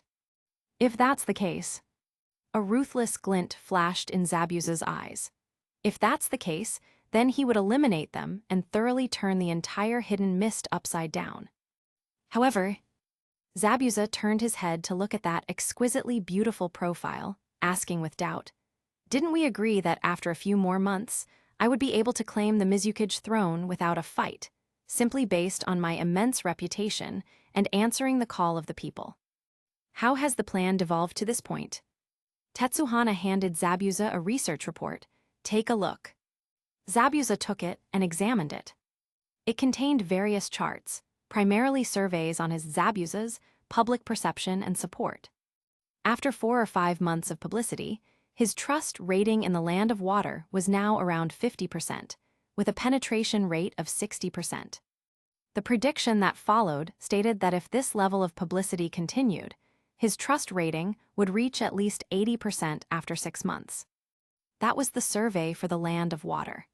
As for the Hidden Mist village, the numbers were a bit lower, but in half a year, it would be enough to stage a King's Return scenario. By then, with such high support, what could an Ao or an elder Gensui do? Wouldn't it be Zabuza's word that was law? But the enemy isn't giving us that chance, Tetsuhana explained. Since the enemy won't give us a chance, we can only forcibly activate the subsequent plan. Thinking of the plan he had arranged, Tetsuhana was full of smiles. Although there is a slight lack of preparation due to the unexpected turn, the current situation is already sufficient. So, Mr. Zabuza, are you ready to become a hero? Chapter 1395. Mizunuki Tetsutsu's original plan was actually quite peaceful, effectively aiming to subdue the enemy without a fight. It primarily relied on a comprehensive propaganda offensive using over a dozen newspapers, magazines, and other media, creating a multi-tiered, multi-wave, broad, and deep saturation to achieve a kind of brainwashing. The goal was to present a perfectly sculpted, flawless image and charisma of Mamachi Zabuza to the people of the Land of Water and the shinobi of Kirigakure. Through this, Zabuza would become a friend of the Land of Water's people, enabling him to win in any potential vote or election. However, the recent assassination attempt on the two of them, ordered by the High Command, meant this path was now blocked. The advisor Motoshishu was truly despicable. Ao was even worse. Kirigakure was refusing a toast, so they'd have to drink a forfeit. Tetsutsu now had no choice but to activate his backup plan. This plan, however, would require some bloodshed. Mizunuki Tetsutsu was kind-hearted and couldn't bear to see anyone hurt, so he originally hadn't planned to use this approach. Now, he was forced into it. Kirigakure and the Land of Water were about to face a storm of violence. Zabuza-san, are you ready to become a hero? Thinking of his plan, Tetsutsu looked at Zabuza with a subtle smile. A hero? Mamachi Zabuza savored the word. He had been a hero once in the Land of Waves. What about this time? How does one become a hero? Hearing this, the smile on Tetsutsu's face widened. One who saves the people from peril is a hero. Peril? Yes, peril. Noticing the change in Zabuza's expression, he advised, don't worry about how they get there. When has a change of dynasty ever been bloodless? Noting Zabuza's silence, Tetsutsu quickly changed the subject. After this, you'll be the Mizukage. What? Are you not ready yet? Mizukage, huh? Zabuza muttered the word. His expression beneath the bandages was unclear, but Tetsutsu distinctly saw a flicker of memory in his eyes. Becoming the Mizukage was his friend, Sakuragi Hanamichi's old dream. That guy had entrusted his dream to him. Thinking of the friend who had died in his arms, the confusion in Zabuza's eyes vanished. He nodded decisively. Mizukage, of course I'm ready. He had been preparing for the Mizukage's throne for a long time. Not only that, but he already had a basic blueprint for how to change Kirigakure. Good. Mizunuki Tetsutsu exclaimed in admiration, raising his head to indicate the four figures standing in the center of the room. These four will be your best helpers. People who defected. Zabuza glanced at them. He hadn't been in Kirigakure for years, so he didn't know these Anbu, but were they reliable? Tetsutsu, who was constantly observing his partner Zabuza, reassured him. Don't worry, they are completely on our side, you can rely on them. They've been modified, how could they not be on our side? Hearing this, Zabuza didn't question further and simply nodded. Oh right. Tetsutsu said, as if suddenly remembering something. He asked, how much do you know about Ao? Ao, you say. Remembering the face of the man he'd met over 10 years ago, who had now become the chief instigator of his assassination, Zabuza felt a moment of melancholy. However, years of traveling, and even fleeing, had hardened his heart like steel. Betrayal and assassination had become commonplace over the years, so he wouldn't waste another second mourning this situation. Thus, Zabuza unhesitatingly sold out the man who stood in the way of his becoming Mizukage and fulfilling the ideals of himself and Sakuragi Hanamichi. He spoke calmly. Ao is an experienced jonin, you might not know this. He looked specifically at Tetsutsu. He has a special eye on his right side. An eye? Tetsutsu was puzzled. Something Zabuza specifically pointed out must have special significance. But what was it? Recalling the Sharingan that the boss had shown Zabuza earlier, Tetsutsu instantly felt he knew the answer. The Sharingan, he said. But Zabuza flatly denied it. No, it's a Byakugan. A Byakugan. Tetsutsu was stunned. Because he had split from the boss relatively early, he hadn't inherited much of the boss's memory from that period, so he was particularly surprised. As everyone knew, the Byakugan was protected by the caged bird seal.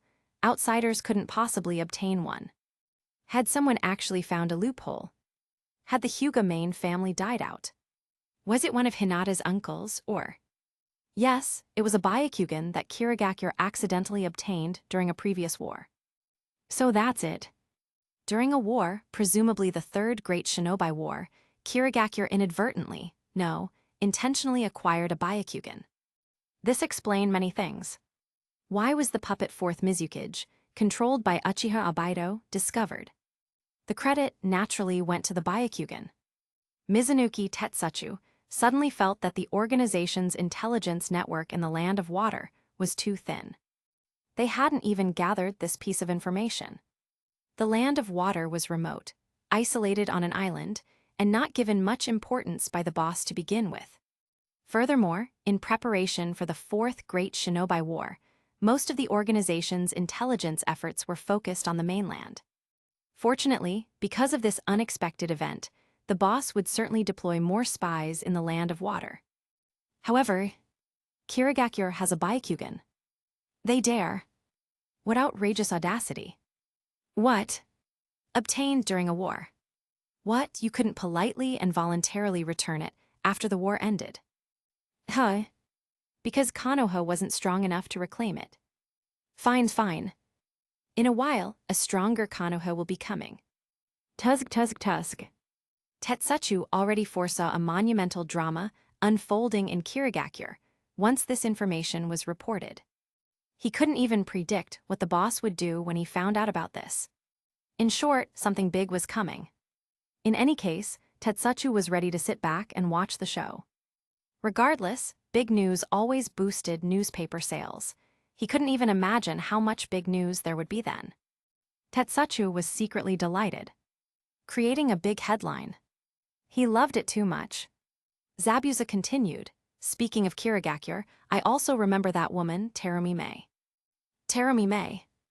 Tetsuchu immediately focused on the name. This person seemed to have high prestige in Kirigakure. She was Zabuza's biggest competitor for the Mizukage position. That's right, that woman was 2 grades ahead of me. She's a strong woman. Is that so? Tetsuchu pondered for a moment and asked, do you have any more information? Zabuza thought for a moment and replied, no, I left Kirigakure over 10 years ago. I personally killed most of the people I was familiar with back then. I don't really know anyone else. Tetsuchu nodded. Understood. It seems Zabuza wasn't a very sociable person even before he defected. Suddenly recalling something, he asked, then you don't know much about the advisor, Moto Shishu, either. Zabuza shook his head again. Tetsuchu gave him a meaningful glance. How is it that this guy acts like he never even stayed in Kirigakure? But it didn't matter much.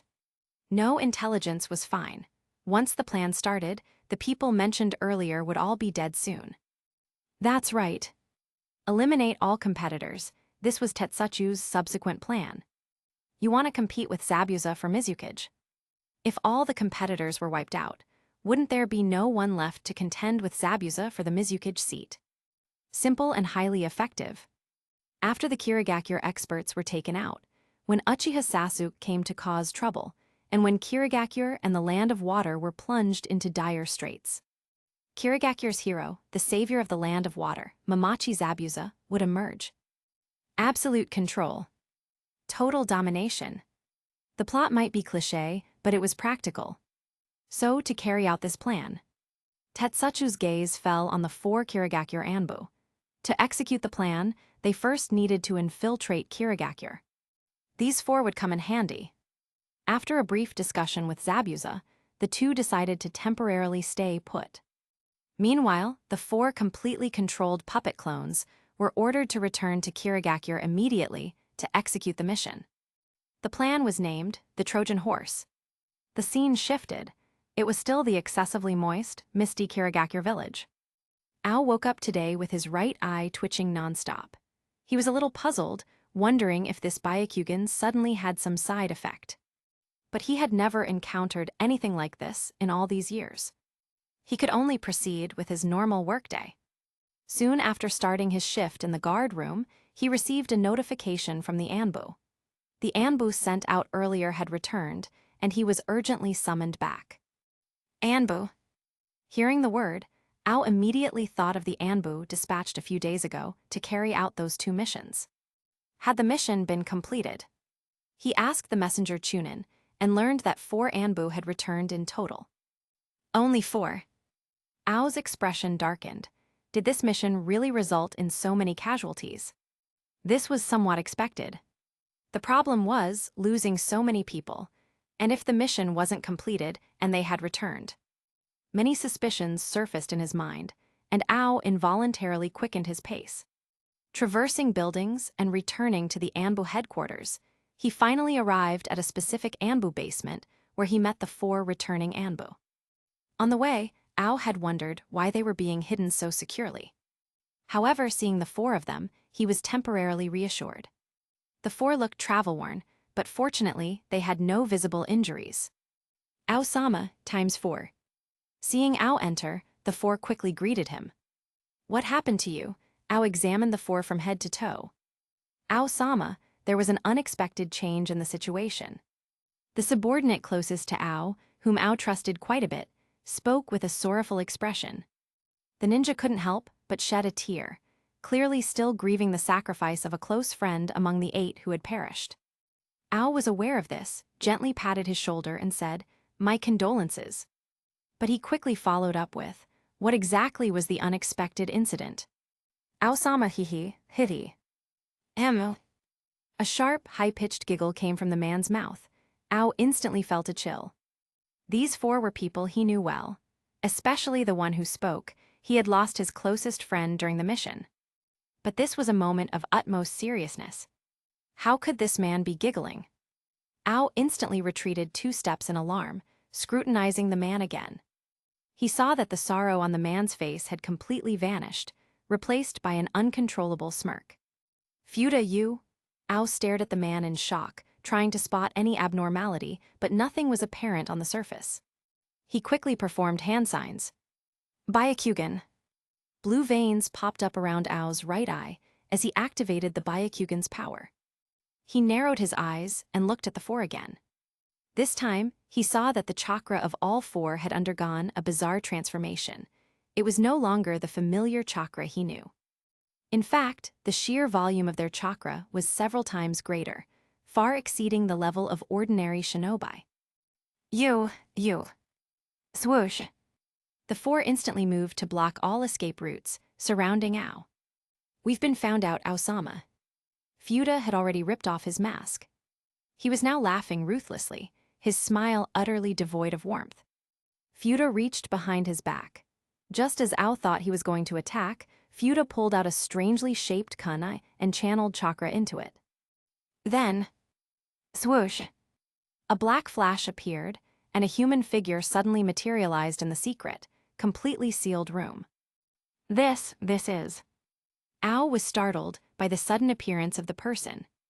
This sudden appearance ability, why does it resemble a certain forbidden jutsu I once heard of? But the man who used that jutsu is dead. He took a closer look at the newcomer. The lightly fluttering, excessively smooth black hair, the flawless porcelain skin, the dazzling, peerless beauty. Even in this tense situation, Ao couldn't help but inwardly admire the person's beauty. "Who are you?" he asked in a low voice, while covertly preparing himself. His gaze swept around, and he realized he was completely surrounded by the 4. No escape. Recalling the strength of the 4, Ao felt he still had a chance to escape. The key was the strength of this newcomer. Seeing Ao, Mizunuki Tetsuchu smiled faintly. That subtly hooked smile made Ao gasp. What a captivating succubus. "You must be Ao, right?" That voice. It's a man. Though shocked, Ao quickly regained his composure. "Who are you?" Tetsuchu did not answer, instead giving a non sequitur. "If it's you, then that's perfect." Noticing the eye patch over Ao's right eye, Tetsuchu sighed softly. What a pity. As everyone knows, the Byakugan is Konoha's property, and yet you dared to steal Konoha's property. I'm afraid we'll have to have a fight. Konoha. Ao frowned, pondering slightly. Are you from Konoha? Is Konoha behind Zabuza as well? True to his nature as a seasoned jonin, even under these circumstances, he was still trying to extract information from the enemy. Tgthegood. Tetsuya glanced at him. A trace of disdain flashed in those beautiful, almond-shaped eyes. Just this beautiful gaze alone was enough to make certain specialized individuals climax. As a preparatory puppet, you don't need to know these things. A puppet? Ao instantly understood the subtext. At this moment, he knew he had to break out. Although the four had sealed off the area, Ao was confident in his ability to fight his way past the encirclement of his former subordinates. His gaze quickly swept the surroundings, searching for an escape route. Still thinking about running, it seems you don't put me in your eyes at all. Ao turned back, puzzled, and instantly froze. Those eyes. Huh? Those purple Rinnegan eyes steadily grew larger in his vision, expanding. Then they filled his entire world. Come, let me see what's inside your head. Looking at Ao, who was caught in the genjutsu, Tetsuya reached out with his his delicate, graceful hand. 3 minutes. Memory reading in progress. A moment later, an expression of surprise appeared on Tetsuya's face. Unexpectedly, this person is very familiar with Terumi Mei. Or rather, this person specifically advocates for Terumi Mei to be the next Mizukage. How surprising.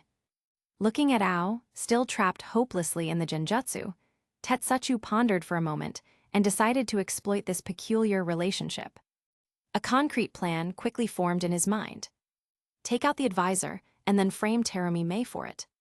This way, he would eliminate one enemy and cripple one competitor. Killing 2 birds with 1 stone. It couldn't be more perfect. Tetsuya revealed a satisfied smile. All is ready, we just need the east wind. Chapter 1396. At that moment, Mizunuki Tetsuya let out a slight sound of surprise, noticing a chat message pop up. He focused and saw it was from the boss. Reading the content, he saw that the plan he had previously reported to the boss had been approved. However, the next line sparked confusion. The boss is actually coming in person. Seeing this, he moved his mind to reply instantly. Mizunuki Tetsuya, already in Kirigakure village, awaiting your arrival. Barely a few seconds after the message was sent. Swoosh! A golden flash appeared, and an incredibly handsome young man materialized. Where is this? Looking at the pitch-black surroundings, then scanning the people present, until he saw Tetsuya's unforgettable face, Naruto immediately knew he hadn't come to the wrong place. Why come to a place like this? There's not even a light on. Noticing a single-eyed man standing blankly in the center of the room, Naruto raised an eyebrow. He was all too familiar with that expression. Every victim whose memory was forcefully read by the Rinnegan's Jujutsu looked like this, as if they had been completely drained. Glancing at the 4 fish-eyed figures around, Naruto instantly grasped the situation. Boss, why do you have time to come to this backwater place? Tetsuya asked cheerfully, walking up to him.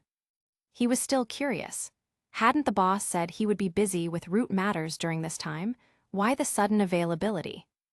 I was too bored, Naruto answered honestly. He had thought the emergence of his clone would solve his problems and give him leisure time to play. But he never expected the clone to be too capable.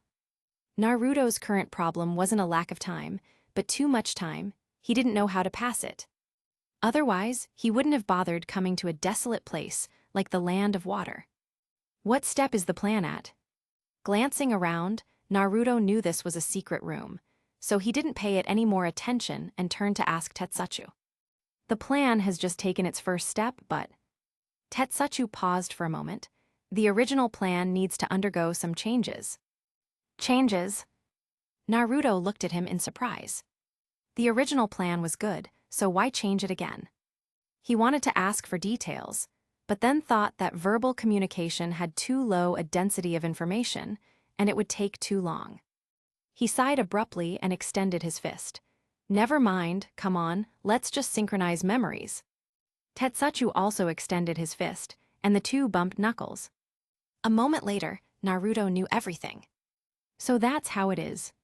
The plan had changed somewhat after reading Ao's memory. Naruto looked at him impatiently. You're still waiting for the east wind. Yes, waiting for an opportunity. Mizunuki Tetsuchu was radiant. His plan was flawless and would trigger a major event. It just needed to wait for the right opportunity. No need. Naruto cut him off decisively. I am the east wind. Hearing this, Tetsuchu was stunned for a moment, couldn't help but look at him, and then instantly smiled. Indeed, that's the boss. The higher the standpoint, the completely different the thoughts and considerations. However, Naruto added, narrowing his eyes and staring at Ao's right eye. It's common knowledge that only the Hyuga clan of Konoha possesses the Byakugan, and all Byakugan are Konoha's property. Kirigakure has quite the guts. How dare they steal Konoha's property? Tetsuchu couldn't help but sneak a glance at Naruto. Especially noticing the overly gleeful, trouble-making smile on Naruto's lips, he nearly laughed himself. Sure enough, the boss thinks the same way I do. He plans to use this excuse to cause trouble for Kirigakure. Last time, when he caused trouble for the Land of Lightning, he simply eliminated the Reikage, casually abducted the Two Tails and Eight Tails Jinchuriki, and then incidentally turned Kumigakure upside down. So this time in Kirigakure. However, recalling the current plan, Tetsuchu couldn't help but advise, "Boss, the big picture is what's important." Don't worry, I know. Naruto reined in his overly gleeful, trouble-making smile, a look of pity flashing in his eyes. We'll give Kirigakure a pass for now. I'll deal with them after everything is over. But I'll take this guy named Ao back with me to report in. Having said this, Naruto thought of a certain old woman. When they met yesterday, she complained that Root was idle and consuming massive monthly funds. Sigh. Naruto couldn't help but sigh. Who would have thought that even after transmigrating to another world, he'd still have to rush to meet KPIs? Bringing this person back should be enough for a report. As for the rest, ever heard of raising the enemy to gain prominence? No, wait. Once the situation in Kirigakure is resolved, this year's, and even the next few years' KPIs, will probably all be completed at once. Thinking of this, Naruto suddenly found some interest. The situation in Kirigakure this time must be handled brilliantly. He decided he would personally step up and micromanage the operation. Naruto turned to Mizunuki Tetsuchu. Tetsuchu, leave this place to me.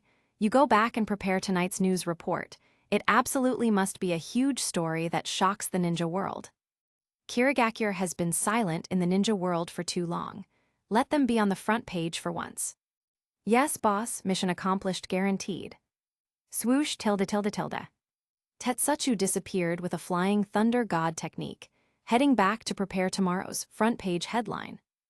Glancing at the other 5 people present, Naruto first focused on Ao in the center. You go rest too. Switching his eyes to the main Jikayo Sharingan, Naruto used Kamui to instantly absorb Ao into his dimension. This is evidence, can't lose it. Then he looked at the other 4 people on the scene. Come here, all of you. Naruto beckoned.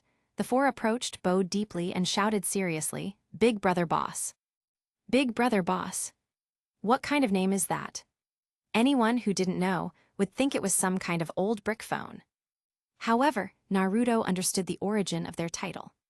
Tetsuchu was their big brother. He was the Big Brother Boss. Makes sense. I have a mission for you now. Looking at the 4, Naruto gave the order. Go out and summon all the Anbu members in here. The rest is up to me. Yes, times 4. Swoosh tilde. The 4 quickly dispersed. What followed was something Naruto was all too familiar with. He had done this once before at Root. This time, it was second nature. Naruto used a perfect level transformation jutsu, combined with Ao's own memory, to perfectly simulate Ao. He summoned each person individually, using genjutsu to subdue all the Kirigakure Anbu, one by one. The Anbu tall, short, fat, thin, masked, unmasked from any clan were all seamlessly brought under Naruto's control, one after another. The entire process was smooth and fluid. However, Naruto felt immensely regretful. Kirigakure is great, the Anbu are great, but there isn't a single, loving father here. Everyone who came in saw him and called him Advisor-sama, Ao-sama, or Mizukage-sama. They came up with all sorts of variations, but they couldn't unify the call. It wasted a lot of his effort. Fortunately, it was all done. Like at root, every Kirigakure Anbu was now a living, breathing person, perfectly controlled. The entire Kirigakure Anbu force was now in his pocket. My subordinates. Loyalty times N. Excellent. Looking at the perfectly aligned Kirigakure Anbu below the platform, Naruto was very satisfied. The Kirigakure Anbu, while outwardly belonging to Kirigakure, were secretly his soldiers. They were destined to become the sharpest swords and the cruelest thorny chains, directly slicing open and binding the fat prey that was Kirigakure, turning it into fish on the chopping block. They would fiercely search and arrest any future Kirigakure high-ranking officials who were disloyal to him, Uzumaki Naruto. What? The Mizukage. The Mizukage is no exception. Wasn't that the very purpose of selecting Zabuza in the first place? The entire Kirigakure would live under his, Uzumaki Naruto's, shadow. This is the XX District Prosecutor's Office. This is the XX Prosecutor's Office. What more needed to be said? Advance. Chapter 1397. Advance. Naruto led the way. As soon as he left the room, he transformed into the likeness of Ao. He, Uzumaki Naruto, wasn't brazen enough to swagger around Kirigakure in his true form. As for the other Anbu members inside the room, they naturally dispersed to their assigned positions. Everyone's destination was the same, the high tower in the village. That was the advisor's, Moto Shishu's, residence. All the subverted Anbu would lie in wait around it to prevent any possible mishap. As for Naruto, disguised as Ao, he would personally go to see Advisor Sama. Exiting the underground and reaching the surface, Naruto observed Kirigakure. The first thing to greet his eyes was the village's signature thick fog. While it didn't disrupt daily life, the pervasive fog obscured the sky, making it impossible to see the sun clearly. And the humidity. Naruto wondered if laundry would ever dry in a place like this. He thought the land of waves was unappealing enough, but he never expected a place that surpassed it. Naruto quickly abandoned any thought of sightseeing in Kirigakure. Ao-sama. When people greeted him on the road, Naruto simply nodded and continued on his way. What's wrong with Ao-sama? Did someone provoke him again? As soon as Naruto passed, the person asked the one beside them. How would I know? The person who was asked scratched his head, completely bewildered. Scenes like this repeated themselves many times behind Naruto. Naruto had deliberately chosen a heavily populated route. He walked along with a stern face. He intended to walk brazenly straight to the high tower, under the gaze of everyone. Ao-sama. Arriving at the high tower, the two ninjas guarding the door and performing protection duties spoke out upon seeing Ao. Naruto, disguised as Ao, nodded calmly, glancing inside. Is Advisor Sama in? Yes, Advisor Sama is reading documents. Should I go and inform him? No need. Ao stopped the doorman, his face cold. I will go in and report myself. The two doormen exchanged glances, then nodded. Understood, Ao-sama. Naruto opened the door and walked straight in. With one foot inside, he turned back to look at the two and instructed, "The advisor and I have matters to discuss. Remember, no matter what happens, do not come in." That. The doorman found this unbelievable. How could that be? Yet, they looked down at each other, then back up at Ao-sama. After just one look into Ao's eyes, they felt a sudden wave of dizziness. You two are Anbu, aren't you? You missed the internal Anbu meeting because you were on duty. I'll make sure you catch up now.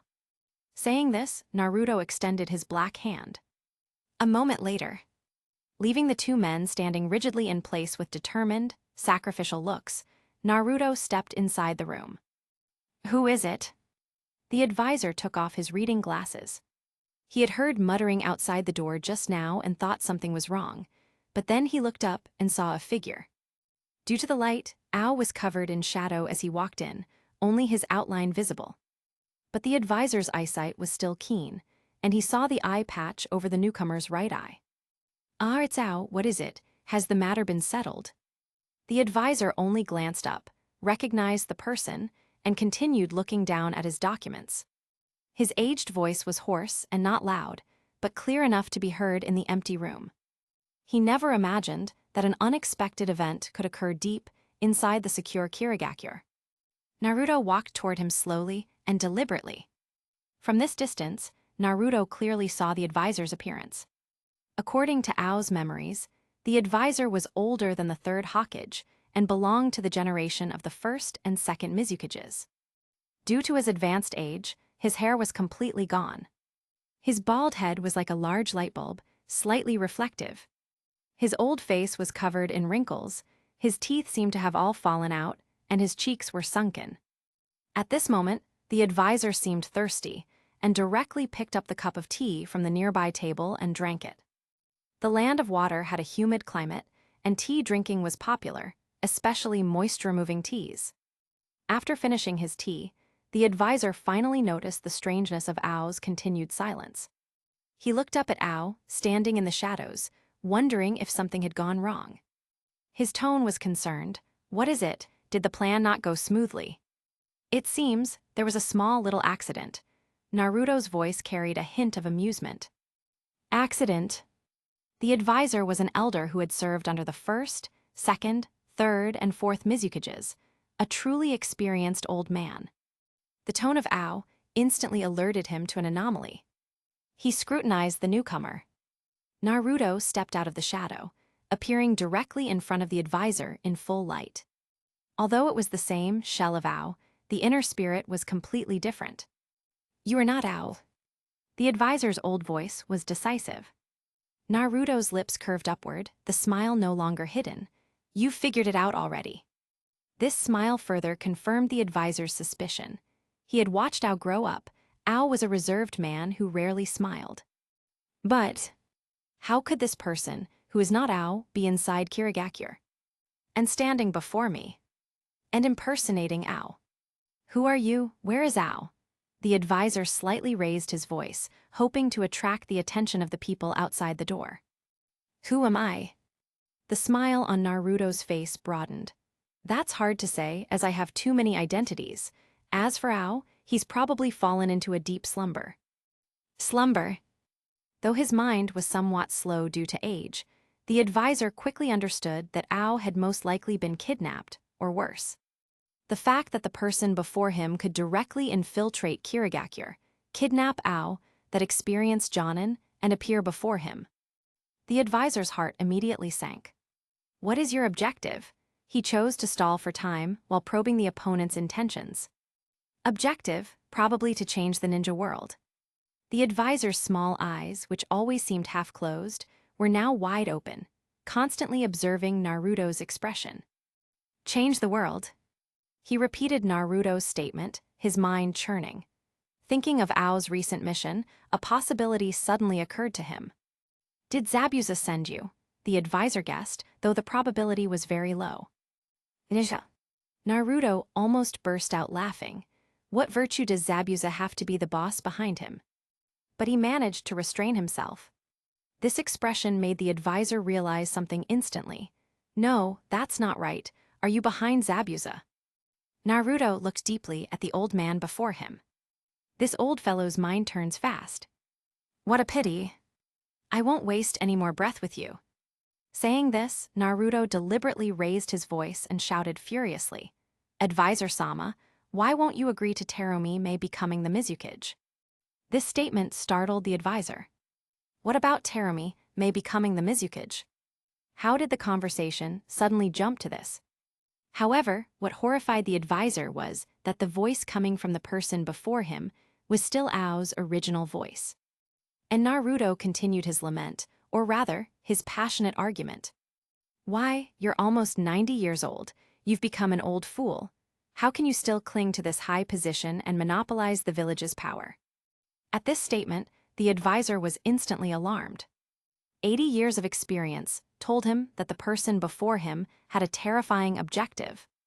This sentence, in particular, blatantly exposed his goal. He's aiming for the Mizukage position. No. This cannot happen. The advisor wanted to say something, but he realized, with despair, that he couldn't even open his mouth. In fact, let alone opening his mouth, even moving a finger was impossible. "You old man, you're clinging to power even at nearly 90 years old, refusing to step down for the young generation.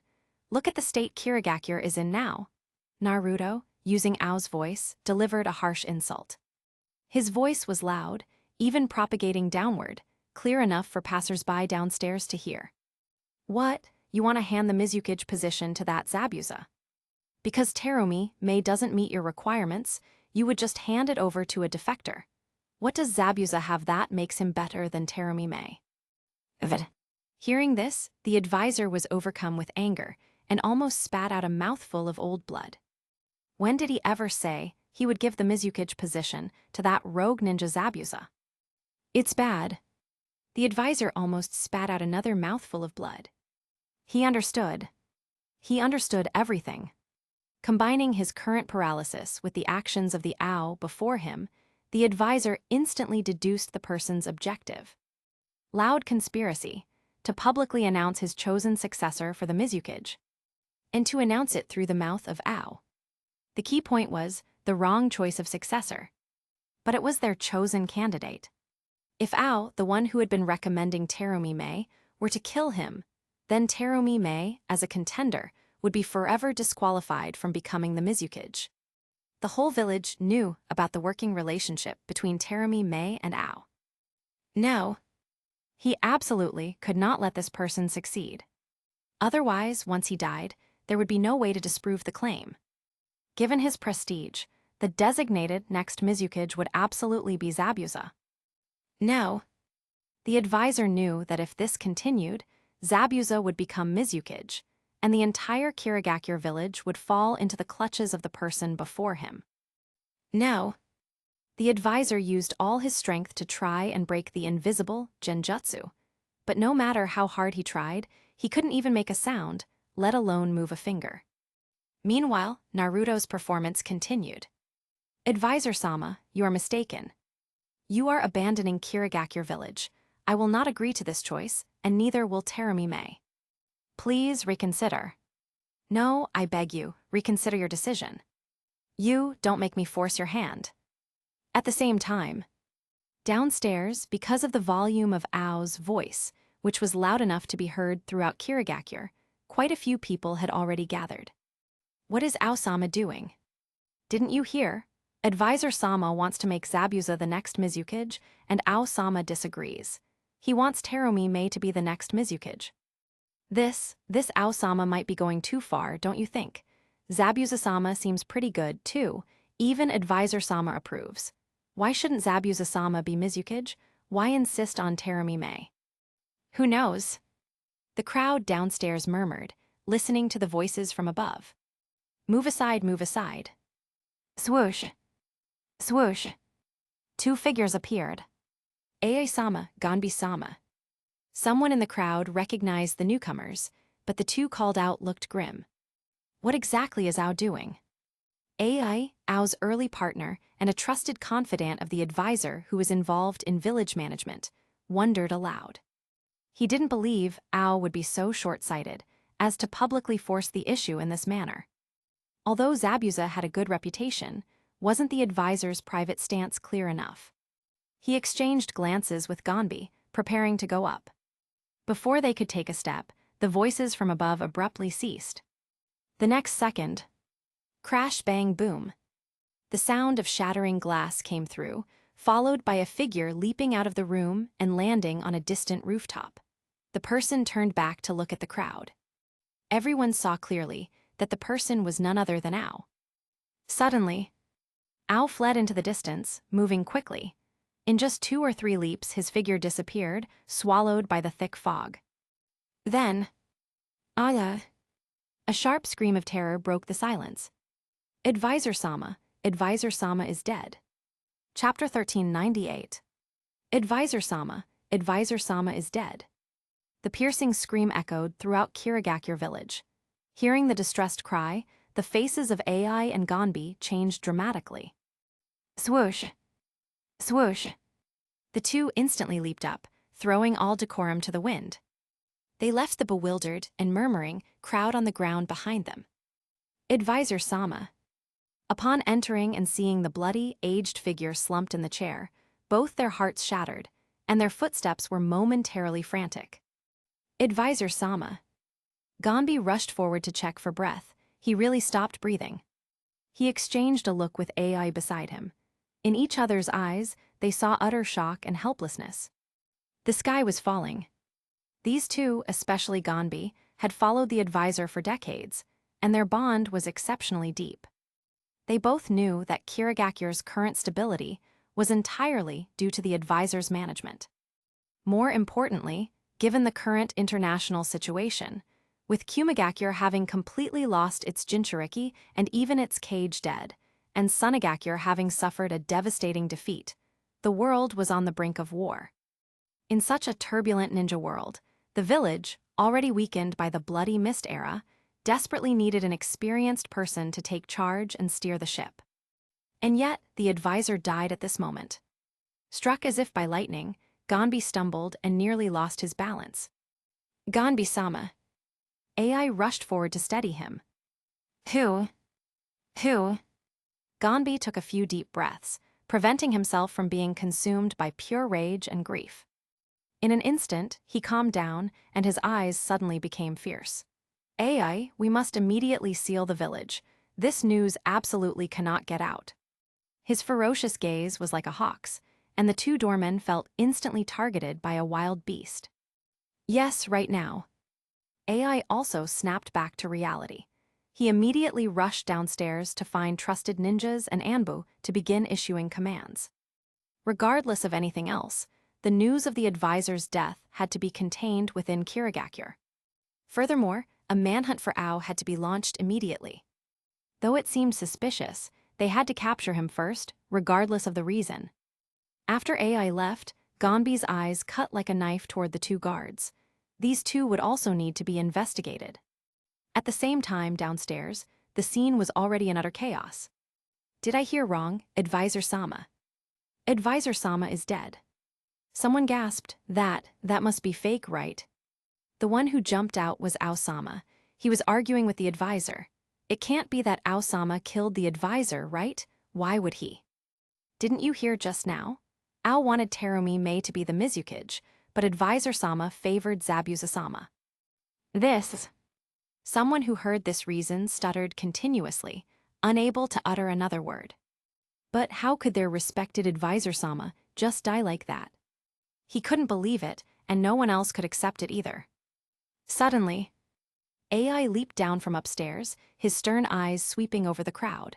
He finally spotted an Anbu member. AI-san. AI-sama. The Anbu named AI-san, a young man with a very honest face, stepped out of the crowd. Gather all Anbu and block all information regarding the recent incident. Also, launch a full-scale search for Ao. Yes, AI-san vanished with a swoosh. AI was also preparing to leave to take charge of the situation, but he glanced coldly at the dozens of ninjas present. You all know how to keep a secret, don't you? Understood, AI-sama, XN. Swoosh. After AI left, everyone exchanged glances, immediately realizing that what had just happened was likely true. On a nearby rooftop, Naruto stood quietly and coldly. His figure seemed to blend with the surroundings, completely inconspicuous, yet he had witnessed everything that transpired. So they're actually trying to suppress the news just like that. A hunting smile curled on Naruto's lips. Too bad, I won't let you get away with being so calm. He opened the chat interface. Uzumaki Great Unification, Advisor's Death, JPG. Naruto sent the photos, taken using the game camera, to Tetsuchu. Uzumaki Great Unification. Tomorrow, I want this news to be known by absolutely everyone in the ninja world. Mizunuki Tetsuchu, understood boss. Closing the chat interface, a glint of amusement flashed in Naruto's eyes. Kirigakure, a storm is coming tilde. Swoosh. After a flash of light, Naruto disappeared. The news that Kirigakure village desperately wanted to suppress would spread across the world with extreme speed tomorrow, thanks to the assist from Naruto and the news conglomerate. Of course, as beta testers, Konoha already knew the news that very night. That night, Konoha Village. Peaceful and harmonious Konoha was draped in a night veil. Lights glowed in every home, and the shopping district was still bustling. Meanwhile, Tsunade, the Hawkage, was miserably working overtime in the Hawkage Tower, sorting out the complex affairs after the transfer of power. Knock, knock. A knock suddenly sounded at the door. Come in. Tsunade was too busy to look up, her head still buried in the stack of documents on her chest. Tsunade-sama. An Anbu member entered. A message from Root, the advisor of Kirigakure, was killed by the Kirigakure Jonin Ao. Ao is currently being fully hunted by Kirigakure. What? Tsunade looked up, startled, her face filled with disbelief. After familiarizing herself with the situation over the past few days, she remembered that the advisor was a figure equivalent to the Mizukage in Kirigakure. And Ao was the one who famously acquired a Byakugan during the war, wasn't he? Why would the Byakugan wielder, Ao, suddenly assassinate the advisor and flee? Tsunade momentarily wondered if she had become confused from working too long. Say that again. The Kirigakure Jonin Ao killed the Kirigakure advisor and fled. He is currently being fully pursued by Kirigakure. Thump. Tsunade slammed her fist on the desk. This was truly unexpected. But what would happen next?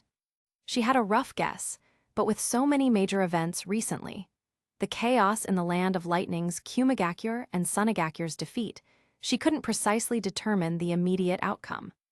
Quickly get the third Hawkage and the Jonin commander Nara Shikaku over here for consultation. Also, as the Anbu was about to leave, she called out again, have Naruto come here as well. Yes. Naruto himself was, of course, not in the village. He was resting comfortably at his vacation hotel. This entire matter was being handled by Uzumaki Takenoko, Naruto's clone. The lights in the Hawkage Tower remained lit until dawn. The next day, a news story appearing on the front page spread across the world like an earthquake. The Ninja World Daily, Kirigakure in chaos, Jonin Ao murders leader advisor and vanishes.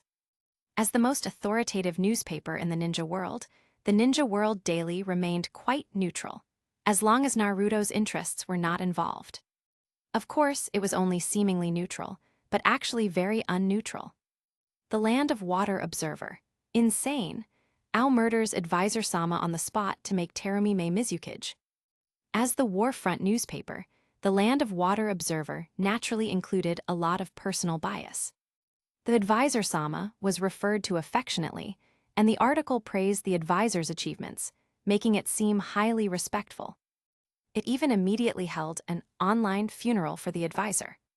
However, the second half focused heavily on the point that Ao did this to make Terumi Mae Mizukage. The great advisor Sama was brutally murdered by the criminal, Ao. Ao is utterly despicable. What about Terumi Mae behind Ao, or rather that woman? The Land of Water Observer didn't state it directly. But in the conclusion, it sarcastically noted, who knows what role that woman played behind the scenes. Alas, Tilde. Our beloved advisor Sama, you will forever live in our hearts. The entire article never mentioned Terumi Mae by name, yet it spoke only of her. The Land of Waves Times. Shock. A Jonin kills a Cage over this kind of issue. The Land of Lightning Honest Man Report. Appalling. Kirigakure in turmoil, Jonin assassinate Cage-level elder. With the arrival of the second day, countless people saw this news story. Chapter 1399. The morning sun rose from the east, not only reddening the sky, but also coloring the eastern sand crimson. Ah, Tilde. Chio sighed as she stepped down from the balcony and entered the room. She couldn't count how many times she had seen this sight in her lifetime, yet nothing ever changed. When Sunegakuure was first founded, it was poor. They couldn't even afford a tailed beast and had to make do with the captured one-tails. To this day, Sunegakuure was still poor. It was so poor that it was on the verge of starvation, with only one path left. Tottering back to her seat, Chio picked up today's newspaper. The newspaper had become part of her daily routine. The intelligence in this newspaper was faster, more timely, and more accurate than Tsunagakure's own intelligence, so she had no choice but to read it. After all, due to poverty, Tsunagakure had begun withdrawing its spies from most countries. Currently, only the spy network targeting the Land of Lightning was still operating. Chiyo began to read the newspaper, and she had to read it quickly. Because of a lack of funds, this single copy of the paper was for the entire Tsunagakure High Command, and she had to pass it on to the next person once she was done. The moment she opened the Ninja World Daily and saw the headline, Chiyo froze. Kirigakure, Genshi assassinated by Ao. That old man just died, and he was killed by a ninja from his own village. A hint of surprise flashed in Chiyo's cloudy eyes. She knew Genshi. He was a generation older than her and was the true helmsman of Kirigakure. She hadn't expected him to be killed by his own ninja, just like that. Chiyo wasn't surprised by the cause, being killed by his own ninja. As everyone knew, Kirigakure produced rogue ninja. Although those rogue ninja weren't as famous as those from Konoha. Konoha produced names infamous throughout the entire ninja world, like Abaido Uchiha, Itachi Uchiha, Danzo Shimura, and Orochimaru. But Kirigakure had more rogue ninja. They had practically all been forced out during the Bloody Mist Village era. The most recent rogue ninja, Mamachi Zabuza, was quite famous. She continued reading, looking for why Ao would do this. Searching further down, she found it. It was because of the struggle for the next Mizukage candidate. Chiyo hadn't anticipated this reason. Mei Terumi, she murmured the name, recalling the person, trying to find any relevant information. Tsunagakure's intelligence reports seemed to have mentioned her. This person had a high probability of becoming the Mizukage. Yet, Chiyo looked at the newspaper again for confirmation, becoming even more perplexed. Why would he do this? Wasn't the probability of Mei Terumi becoming the Mizukage quite high? After thinking for a while, Chiyo couldn't figure it out due to a lack of other information. Tsunagakure's intelligence on Kirigakure had always been scarce. However, this did give her a warning. During the struggle for the 4th Tgthegood position, although she hadn't been heavily involved, the relationship between the two candidates at the time was also tense. Now, history was repeating itself, and the position of Tgthegood was vacant again. It's time to decide on a candidate. Several figures flashed through Chiyo's mind, all were potential candidates. However, Chiyo's gaze suddenly fell upon the leaderless Kirigakure. Could Kirigakure be a target for war? Because of Genshi's death, Kirigakure's internal situation must be in chaos. Furthermore, they had only recently emerged from the Bloody Mist period, a time when their population was thin. It would be the easiest time to strike. But after a moment of consideration, Chiyo abandoned the idea. For no other reason than Kirigakure was also poor. Moreover, the tacit agreement with the Land of Earth was the last straw. Instead of one village attacking the poor land of Kirigakure, it would be better to join Iwagakure in attacking the lucrative Land of Lightning. The ninja world, it's getting messier and messier. Upon reading this, Chiyo stood up. She had to personally supervise the children's training. There was little time left. John now kills Genshi. Anoki nearly spat out the tea he was drinking when he saw the news in the Ninja World Daily. He knew Genshi. He was essentially the equivalent of the Mizukage. And John Ao. This person was famous because of a golden arrest warrant issued by Konoha. Anoki had a good memory. The impression he had was that he was the one who had taken Konoha's Byakugan. Why would he kill the Mizukage? Anoki read further down and generally understood. He had resorted to murder due to the struggle for the Mizukage position. This was great news. Now Kirigakure will also descend into turmoil. Anoki was actually somewhat happy internally. The weakening of a rival village was a strengthening of Iwagakure. But why would such an internal conflict suddenly erupt in Kirigakure? A ninja from one's own village killing their own kage was a rare occurrence. It seemed he had never encountered it before. Wait a minute. Anoki suddenly recalled that dark hand, Abaido Uchiha. He seemed to be the one who killed the 4th Hokage. No, wait. The newspapers a few days ago emphasized that the 4th Hokage died at the hands of the Ninetales. Then, which other cage in the ninja world died at the hands of his own ninja? After much thought, it seemed the third Tgthegood of Sunagakure was the most likely, but there was no proof. But Anoki was a little confused. Why would someone kill an elder over vying for the cage position? He wanted to give his Tsuchikage position to his unfilial disciple, but that disciple didn't want it. He even fled the village because of it and joined that organization called the Akatsuki. Killing a cage like this completely went against the spirit of Iwa. Thinking this, Anoki took a sip of water and began to ponder what benefits Iwagakure could gain from this situation.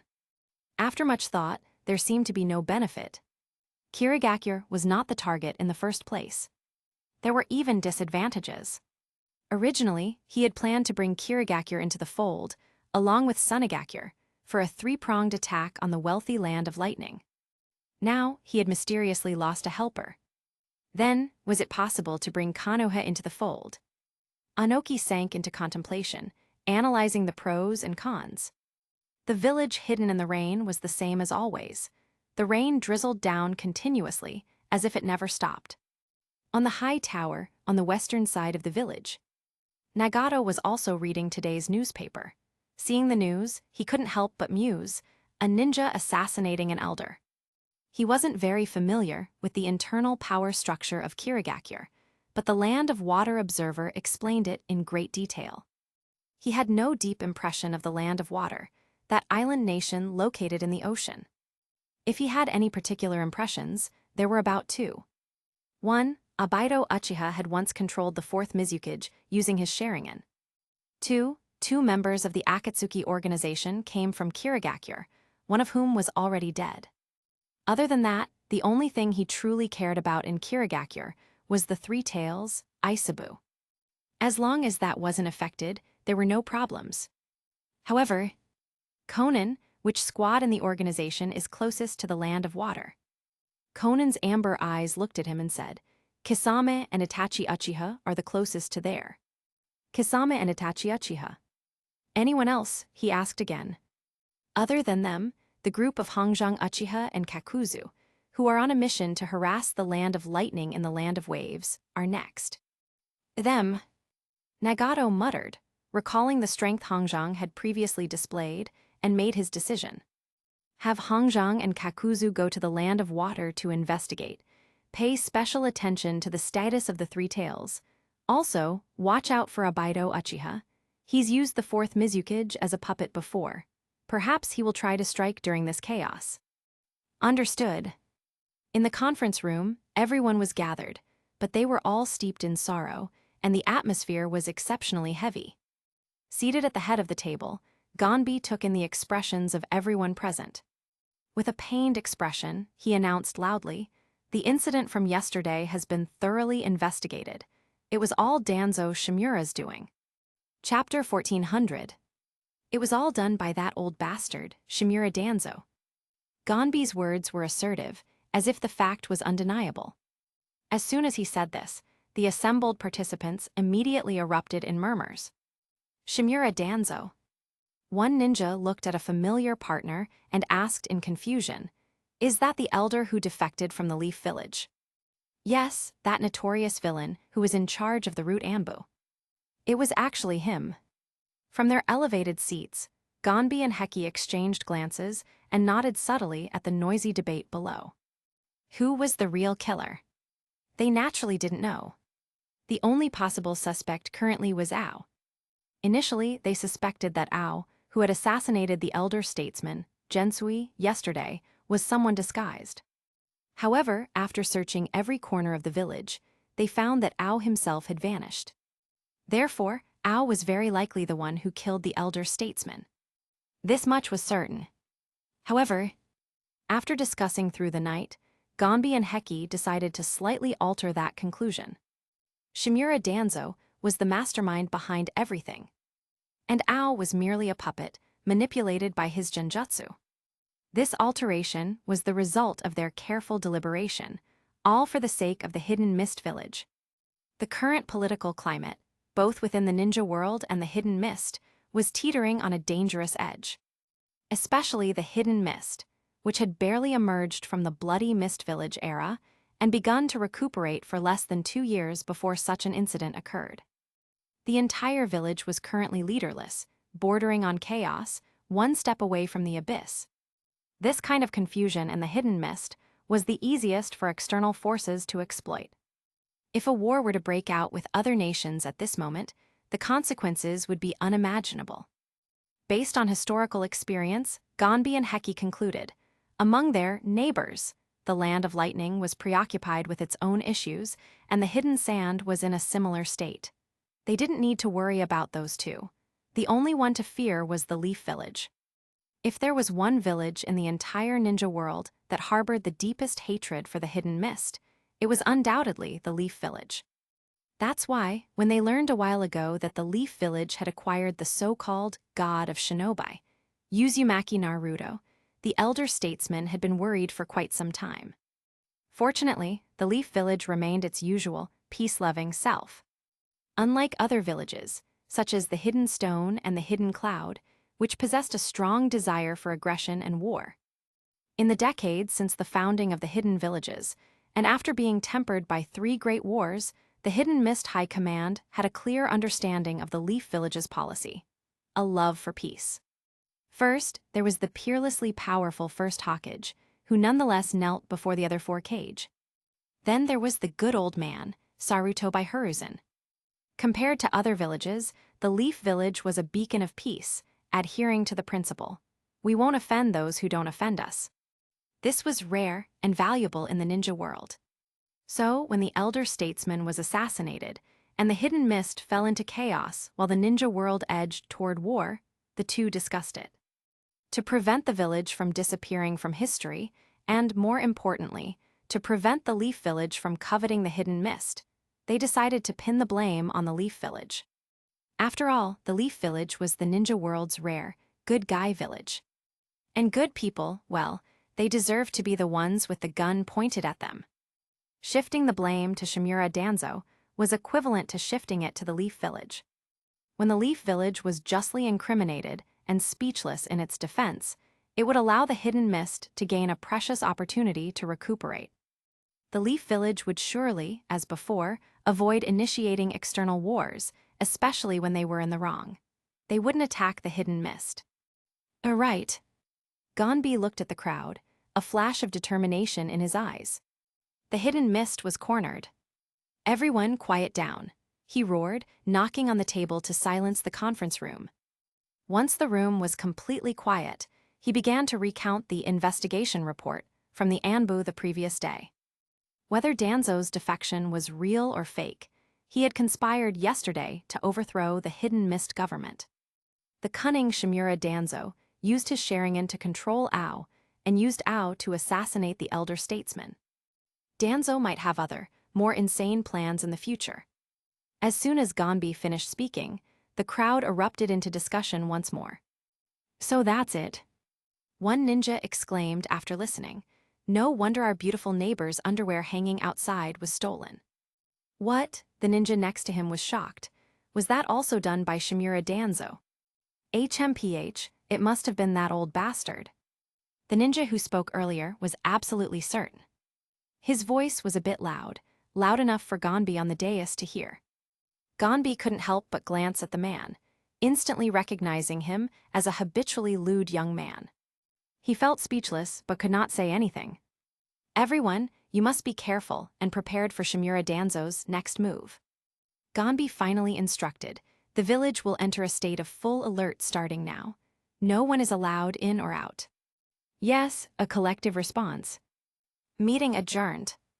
As the words fell, the people in the conference room began to file out. Suddenly, a loud voice rang out. Lord Gonbi, the elder statesman has passed, and we don't even have a Kage. Shouldn't we elect a new Mizukage to lead the Hidden Mist forward? A Mizukage. Hearing the suggestion, everyone instantly stopped, their eyes fixed on the speaker. AI.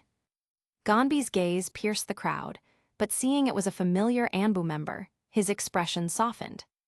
Before he could speak, another voice chimed in.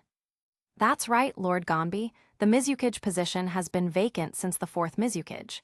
It's time to choose a new Mizukage. This remark was like a signal, immediately followed by more voices in agreement. Exactly. Lord, it is time to choose a Mizukage. Gonbi, standing high, saw clearly. He distinctly noticed that most of the speakers came from the Anbu, with a few from other divisions. But nearly all of them were Jonin. Faced with the pressure from so many people, Gonbi hesitated. He had planned to postpone the selection of a Mizukage for a while, as Terumi Mei, whom the elder statesman had initially favored, was currently caught up in the Ao assassination incident. Though full of inconsistencies, the incident had undeniably occurred. This left him in doubt. Everyone's eyes were locked on Gonbi, awaiting his answer. The absence of a Mizukage was fine before, but now that the elder statesman had died, it was time to elect a new one. One must know that the election of a Mizukage represented a major reshuffling of interests.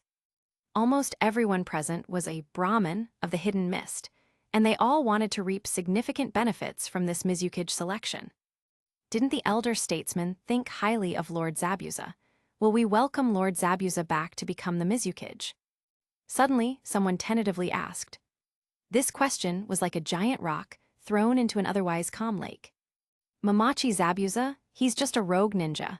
How could he possibly become the Mizukage? An elder whose interests were threatened furiously retorted, as if his mother had just died. But Lord Zabuza was personally endorsed as the Mizukage successor by the elder statesman. Hearing this, Gonbi's face immediately darkened. How did a lie uttered by the rogue ninja Ao become a personal endorsement? How did he not know that the elder statesman favored Zabuza? I think Lord Terumi Mei is a better choice. Lord Terumi Mei is strong and her background is trustworthy. Ba, I think you are the traitor. Ao, the one who murdered the elder statesman, was Lord Terumi Mei's partner. But wasn't Lord Ao controlled by Danzo? In an instant, the conference room turned into a chaotic marketplace, with everyone presenting their own views, completely unable to convince their opponents. In the midst of the clamor, certain Anbu members remained silent, simply noting down every person and the candidate they supported. In particular, they meticulously recorded the names of all those who did not support Zabuza. Enough! Gonbi roared, cutting off the chaos. The elder statesman had just died, and the hidden mist was already in such disarray. Did they still look like proper ninjas? When Gonbi spoke, everyone stopped arguing. This matter will not be discussed for now. A special meeting will be held later. For now, adjourn. HMPH. The people, now instantly antagonistic towards each other due to the previous arguments, left one after another. Immediately after the meeting concluded, the minutes appeared on Mizuyuki Tetsuchu's desk. Too much controversy, Plan A has failed. Putting down the meeting report, Tetsuchu said coldly, initiate Plan B. Get ready for a massive disturbance. Chapter 1401. On the boat heading toward the land of water, Team 7 was enjoying the beautiful scenery. Under the setting sun, the distant, red-stained ocean rippled gently, the waves creating undulating folds. The enormous sunset, already stretched long on the sea surface, constantly wrinkled, possessing a strange kind of beauty. It's so beautiful. Sakura, standing at the bow, was moved by the sight. Thinking of something, she turned back to Sasuke. Sasuke-kun, look quickly. It's such a beautiful sunset. Sharing a beautiful view with the person she loved, her eyes glistened. Ahem. Sasuke, for once, didn't spoil the moment. Though he still maintained his cool, aloof demeanor, this time he nodded lightly. He, too, stared unblinkingly at the red sea surface. The massive sun, reflecting on the water, dyed his pupils red. This was a rare sight in the inland region. Swoosh! Inspired by the grand beauty, Naruto was filled with spirit. He leaped, landing securely on the edge of the boat railing.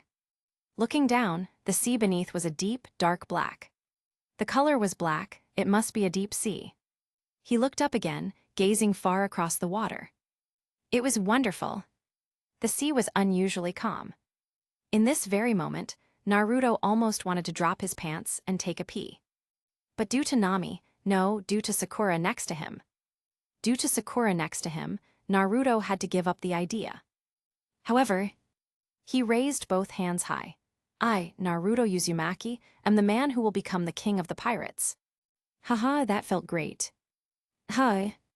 Sakura was about to explode because Naruto had interrupted her cozy moment with Sasuke, but Naruto's line made her confused. King of the pirates, what is that? Sakura temporarily shifted her gaze from Sasuke to Naruto. Remembering a certain man, Naruto grinned. It's a pirate named Monkey D. Luffy. I wonder if he's become the pirate king yet. So many years have passed, it must be finished, right? Speaking of which, if I had transmigrated to something like One Piece instead of Naruto, I would definitely have become the pirate king by now, right? Forget it, stop thinking. Naruto's gaze returned to the two of them, asking the question on his mind. Speaking of which, why did you two follow along? Their presence here stemmed from an incident a few days ago. A few days prior, Naruto was urgently summoned to the Hokage office. After meeting the fifth Hokage, he learned a piece of news. The Hidden Mist Village had issued a serious diplomatic protest, accusing Danzo Shimura, the former Konoha elder, of causing significant damage to the mist, including the grave crime of controlling Ao to attempt to assassinate the former Mizukage. This, others might not know, but Naruto certainly did. Slander. Pure slander. That old dog Danzo Shimura was still moving bricks in the land of grass. How could he possibly go assassinate the Mizukage?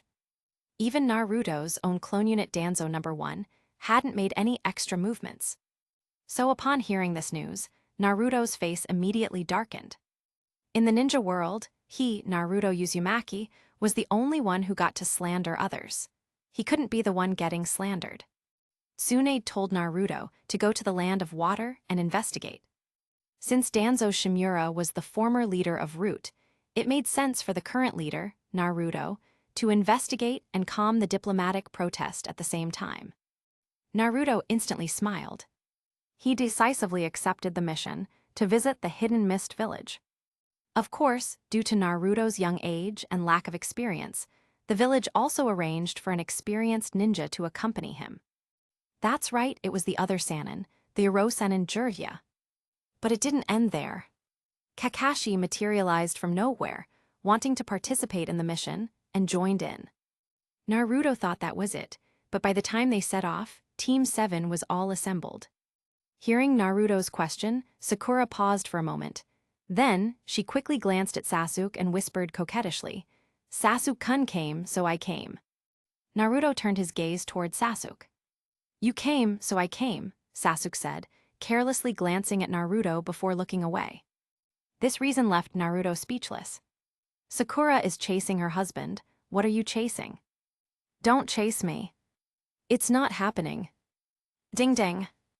Just as he was about to say something else, Naruto noticed a message pop up in the chat group.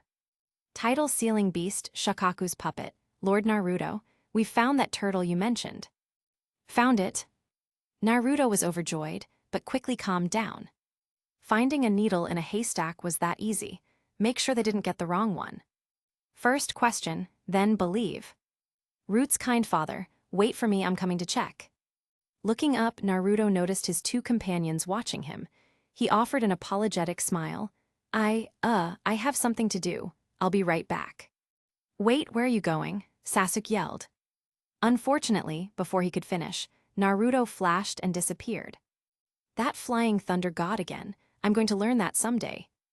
The scene shifts. Over 100 kilometers away, whoosh, Naruto flashed into existence.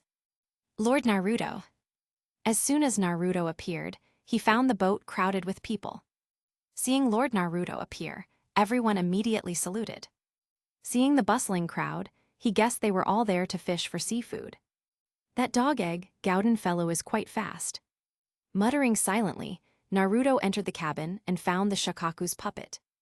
Lord Naruto, look quickly, is this it?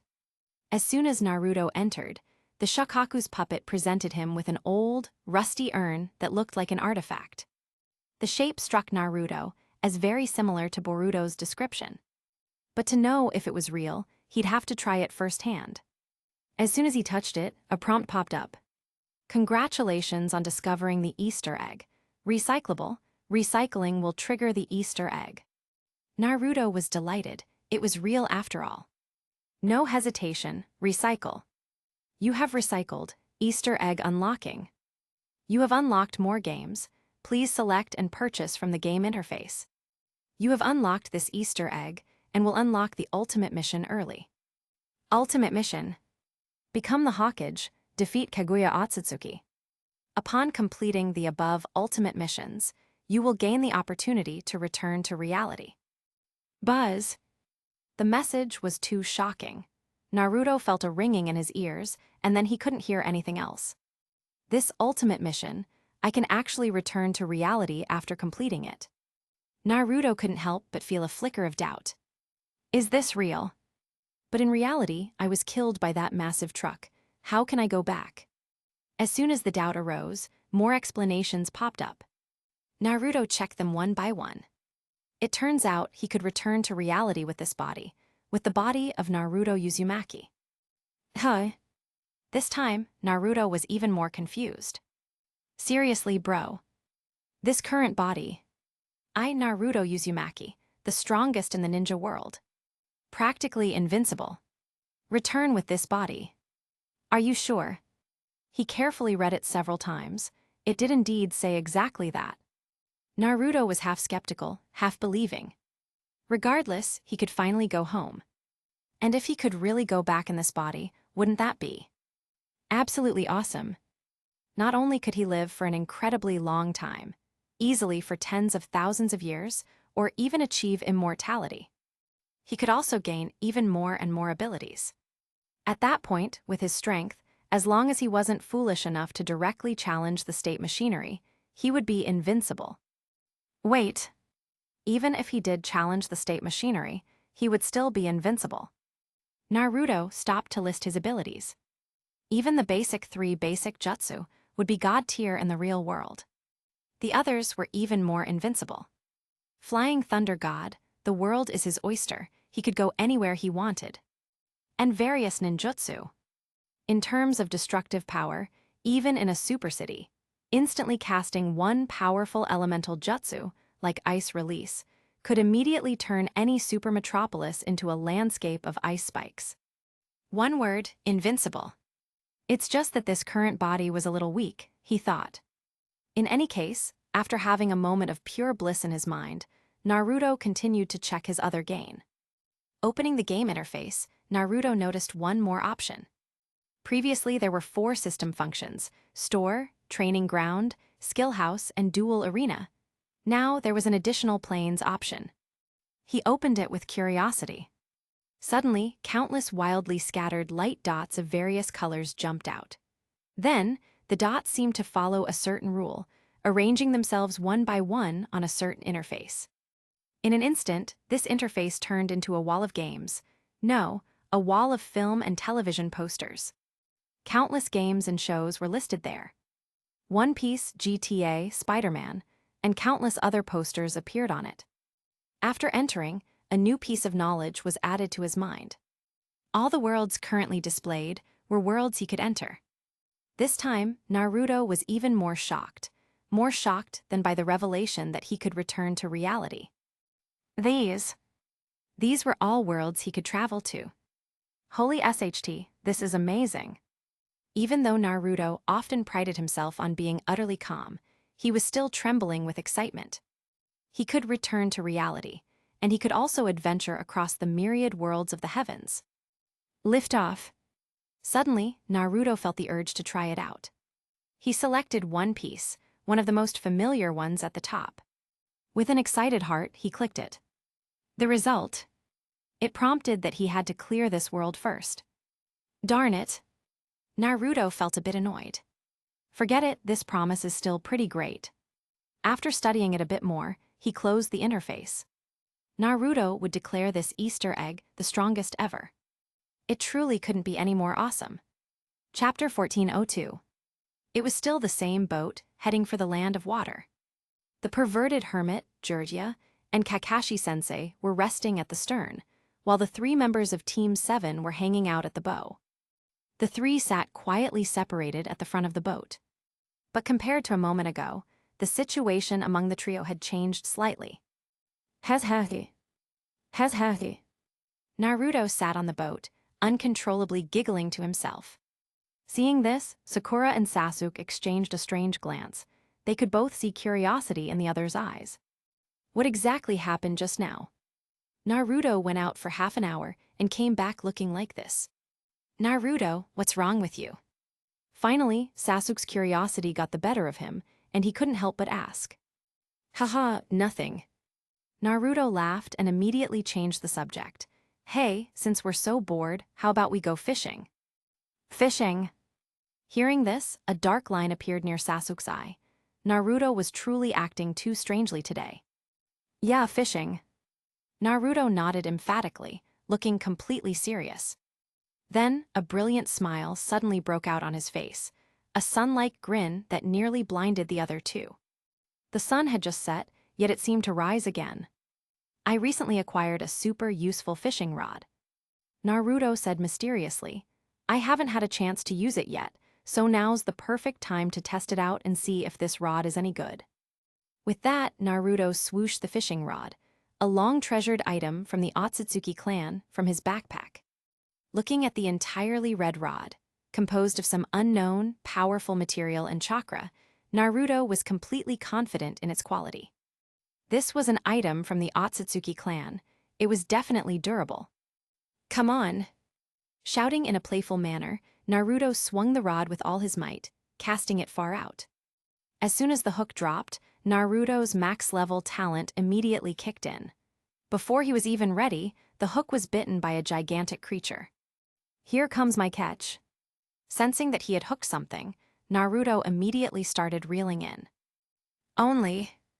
Why did the rod feel so heavy to pull?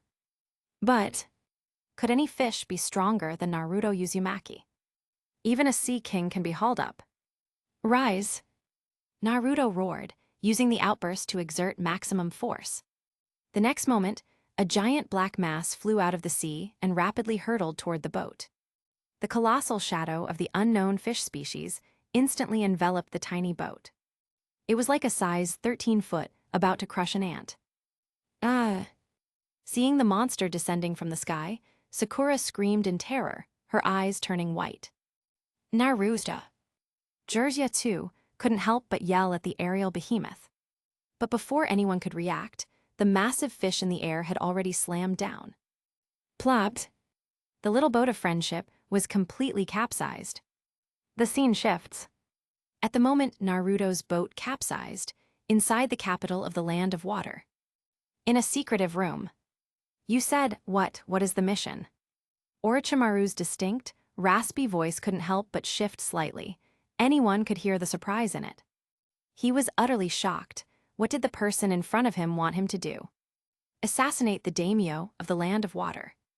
And not just the assassination, but to completely root out the daimyo's entire family.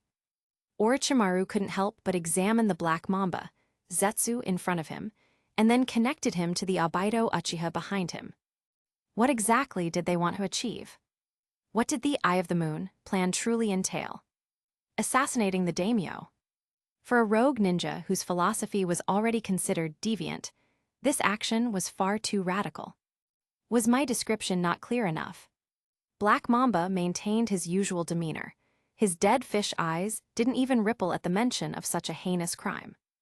It was as if the victim were not a daimyo, but a stray cat or dog.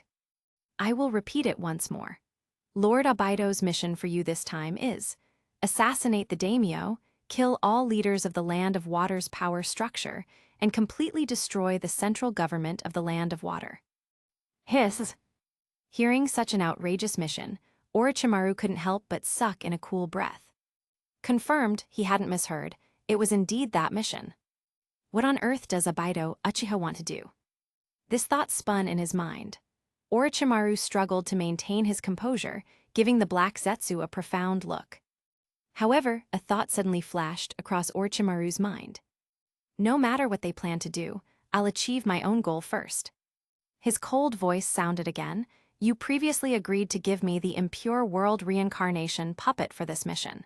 Where is it? Here, Tilda. Black Mamba pulled a scroll from somewhere, unsealed it, and a mummy-wrapped, impure world reincarnation body was released. This is. Looking at the mummy, which was either the first or second Hokage, Orochimaru's gaze suddenly turned cold, the chill in his eyes piercing straight toward the black mamba. They promised to give him the impure world reincarnation body, and this was all he got. Were they trying to fool him? This is the first Hokage.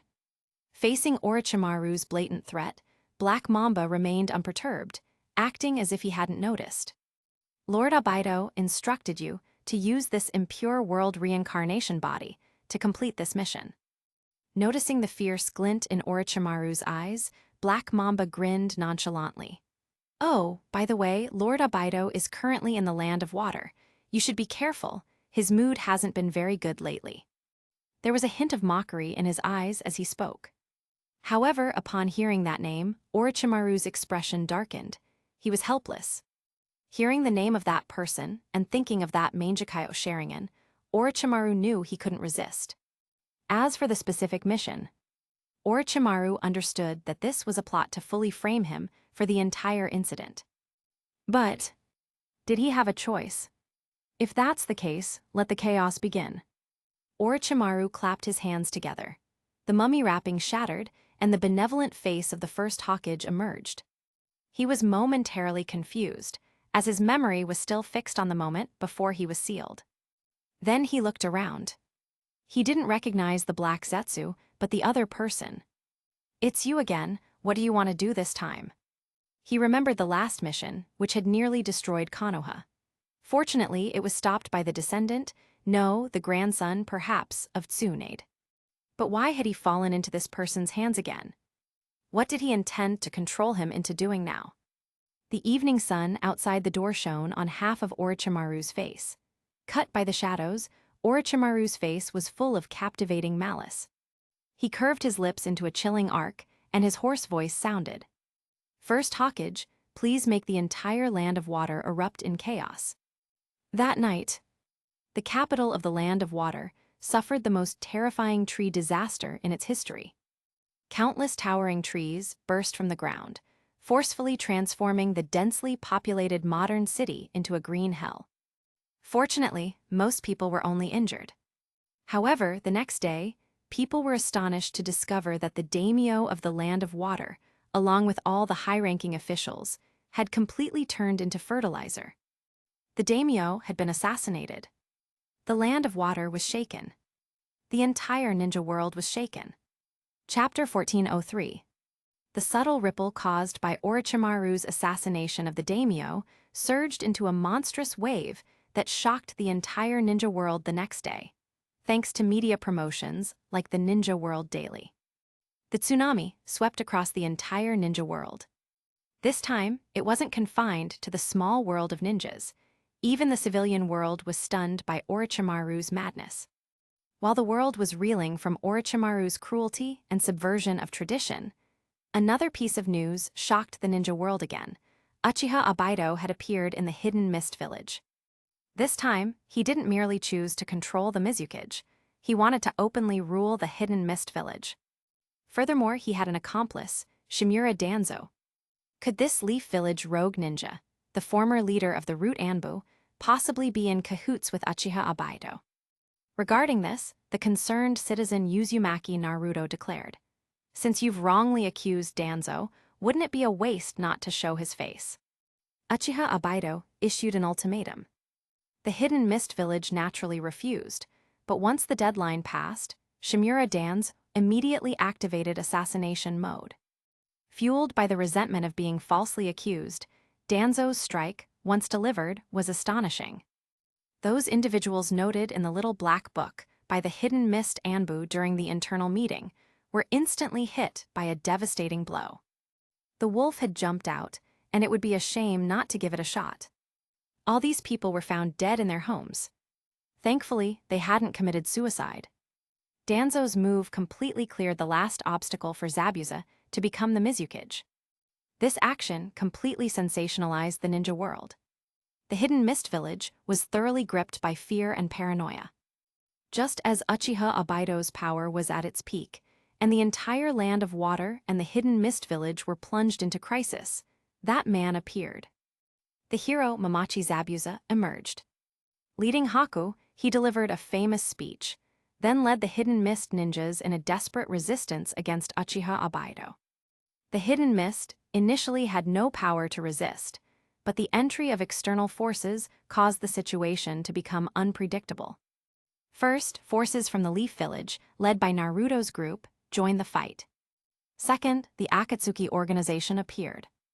The arrival of these two forces added another layer of volatility to the land of water situation. In one instance, Uchiha Obaido and Naruto's group encountered each other by chance. Naruto, as the main force, fought Uchiha Obaido for 800 rounds, battling until the very roads were obliterated. The result? While Shimura Danzo and other helpers were entangled with the others, Uchiha Obaido used the power of his Mangekyou Sharingan to split Uzumaki Naruto in half. In shock and dismay, the god of shinobi, Uzumaki Naruto, was dead. Naruto's death severely shook the people on the Leaf Village's side. After exerting all their effort to drive Uchiha Obaido and his party away. Looking at Naruto's corpse, Jiraiya was grief-stricken, unable to breathe. His acknowledged child of prophecy, Minato's own son, his disciple, how could he possibly die like this? Kakashi was stunned into silence. He had thought such a thing wouldn't happen to him again, yet. Why? Sakura stood dumbfounded, unable to speak for a long time. Uchiha Sasuke was similarly speechless with shock. His best friend, the target he had always chased, had died, just like that. It turned out that when people were in extreme sorrow, they felt no emotion. They just stared blankly at the half-corpse, at the familiar partner. Naruto. The sheer agony instantly roused him. As tears streamed down his face, the three-tomo Sharingan in his eyes spun wildly, finally interlocking into a six-pointed star pattern. Sasuke's Mangekyou Sharingan was born. Due to the emergence of external powers like the Leaf Village and the Akatsuki, especially after the battle with the Leaf Forces, Uchiha Obaido gave up on controlling the Hidden Mist Village. This crisis allowed Mamachi Zabuza to swiftly take power in the Hidden Mist Village. However, due to the complexity of the personnel, there were still unfavorable comments targeting Mamachi Zabuza within the village. Therefore, the ambush struck, hunting down remnants and sweeping away the small-time troublemakers terrified by Uchiha Obaido. At least 1/10 of the Hidden Mist ninjas were arrested and imprisoned. From this point on, Mamachi Zabuza completely controlled the Hidden Mist Village. Furthermore, leveraging the power of the ninjas, as the ruling power of the Land of Water faded into nothingness, Zabuza directly seized control of the entire Land of Water. This major upheaval, spread throughout the ninja world by the Ninja World Daily, left the other 4 Kage, the other 4 daimyo, and countless minor daimyo with mixed feelings. It also made people restless. As for Naruto, the death of the god of shinobi, Uzumaki Naruto, spread throughout the ninja world. After using a substitution jutsu to feign death, Naruto morbidly transformed himself and attended his own funeral. At the funeral, his friends all cried very sadly, it seemed. Even Tsunade, who was usually at odds with him, shed tears. Naruto hadn't realized the old woman cared so much about him. Furthermore, Naruto paid special attention to one detail. It didn't matter who came to his funeral, the focus was on who didn't. Naruto then discovered that almost everyone had come. But why almost? Because Hinata hadn't attended his funeral. After inquiring, Naruto learned that upon hearing of his death, the young girl had fallen ill and was still in a coma. What a tragedy. Meanwhile, Orochimaru was taking action. Seizing the excellent opportunity presented by Naruto's death, Orochimaru wanted to quietly spirit away Sasuke. This time, although he had no Edo Tensei puppets, Orochimaru was very confident in his own strength. With Uzumaki Naruto dead, there was no one left in the Leaf Village who could satisfy Sasuke's ambition. Sasuke would not refuse to join him. In fact, he would actively become his subordinate. And indeed, Sasuke was successfully incited. Due to Naruto's death, he was currently in a state of intense emotional turmoil. With his best friend dead, Sasuke wanted to pursue his original goal, to kill that man. Orochimaru used this as an opportunity to approach Sasuke, ordering his subordinates to summon him. The two hit it off immediately. Uchiha Sasuke defected. Sakura failed to stop him. Tsunade immediately issued a mission, and a group of friends led by Shikamaru launched the plan to retrieve Sasuke. This time, Sakura was no longer a liability, but a strong ninja. Her strength, although not on par with Sasuke's, was among the strongest of her generation. Not to mention, she had recently become Tsunade's apprentice. The Leaf Ninjas pursued, and Orochimaru sent men to block them. One-on-one and multi-person battles, Orochimaru's subordinates provided the best life-or-death training for these young Leaf Ninjas. Sakura performed brilliantly. Naruto's death had made her stronger. The final battlefield was an unexpected scene. Uchiha Sasuke vs Orochimaru. Orochimaru never imagined that he wanted Sasuke's body, while Sasuke wanted to use him as a wedding stone. Orochimaru also didn't know that Sasuke had already awakened the Mangekyo Sharingan. So, relying on his wealth of experience, Orochimaru managed a slight upper hand during the battle. Just when he thought victory was certain, Sasuke unleashed his Mangekyo. Orochimaru died. Just at this moment, Naruto, having enjoyed the spectacle and finished his vacation, chose to return.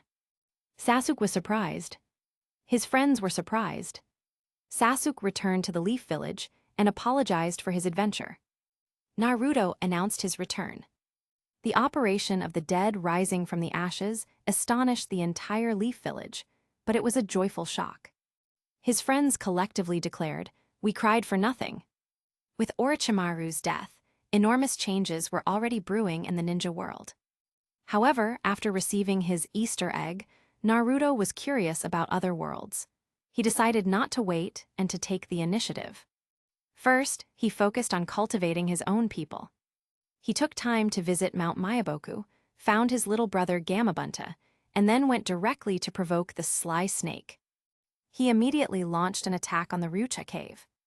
Naruto had originally planned to capture the white snake sage as a war pet, but the creature was too cunning and escaped early, so Naruto settled for the second largest giant snake. However, the reason for the snake-related activity wasn't for a war pet, but for a certain device. After Naruto utilized and modified the giant snake's body, the Mamagaba Myaboku house opened for business. This Myaboku house was a structure Naruto created using sealing jutsu and item abilities that could perfectly simulate a real environment. In short, a small-scale combat arena. Everyone could choose an opponent within the genjutsu environment and engage in life-or-death combat. Naruto used it as a tool to temper the Leaf Ninjas. Additionally, with time on his hands, Naruto, using Kakashi's name, began to guide his friend's progress. Until one day, Naruto suddenly received news. Someone had suddenly trespassed into his part of the desert, Rorin, and was immediately arrested. After interrogation, they discovered this person was a rogue ninja from the Hidden Mist Village, Mukade. He had fled here to avoid training and the impending war. Mukade had heard that the Ryumiaku, dragon vein, was hidden here, a source of nearly infinite chakra. He wanted to use this chakra to create powerful puppets and dominate the ninja world. Unfortunately, the ambitious man was defeated by the mining patrol team. Naruto became instantly interested. After arriving in Rorin, he found it was indeed a lost ancient city. After using his Rinnegan to read Mukade's memories, Naruto quickly located the Ryumiaku. Seeing the seal, Naruto found it extremely familiar. Wasn't that his father's Kane? Naruto stepped forward directly, boldly opening the seal to witness the Ryumiaku's power, hoping to utilize it again. However, a fierce column of light appeared, causing him to travel back in time. In this era, Rorin was not yet a prosperous city. After roughly confirming that he could return via the seal, Naruto began exploring this world. At this time, the Third Great Ninja War hadn't started yet, but was on the verge of breaking out. Naruto used the transformation jutsu to appear as an adult and left Rorin, wandering the land of wind. He coincidentally met a female ninja, Pakura. She was very beautiful, had a great figure, and it would be a pity not to give that great back a cupping massage. After that sigh, when Pakura asked who he was, Naruto gave his name. "I won't change my name or surname. I am Namikaze Minato."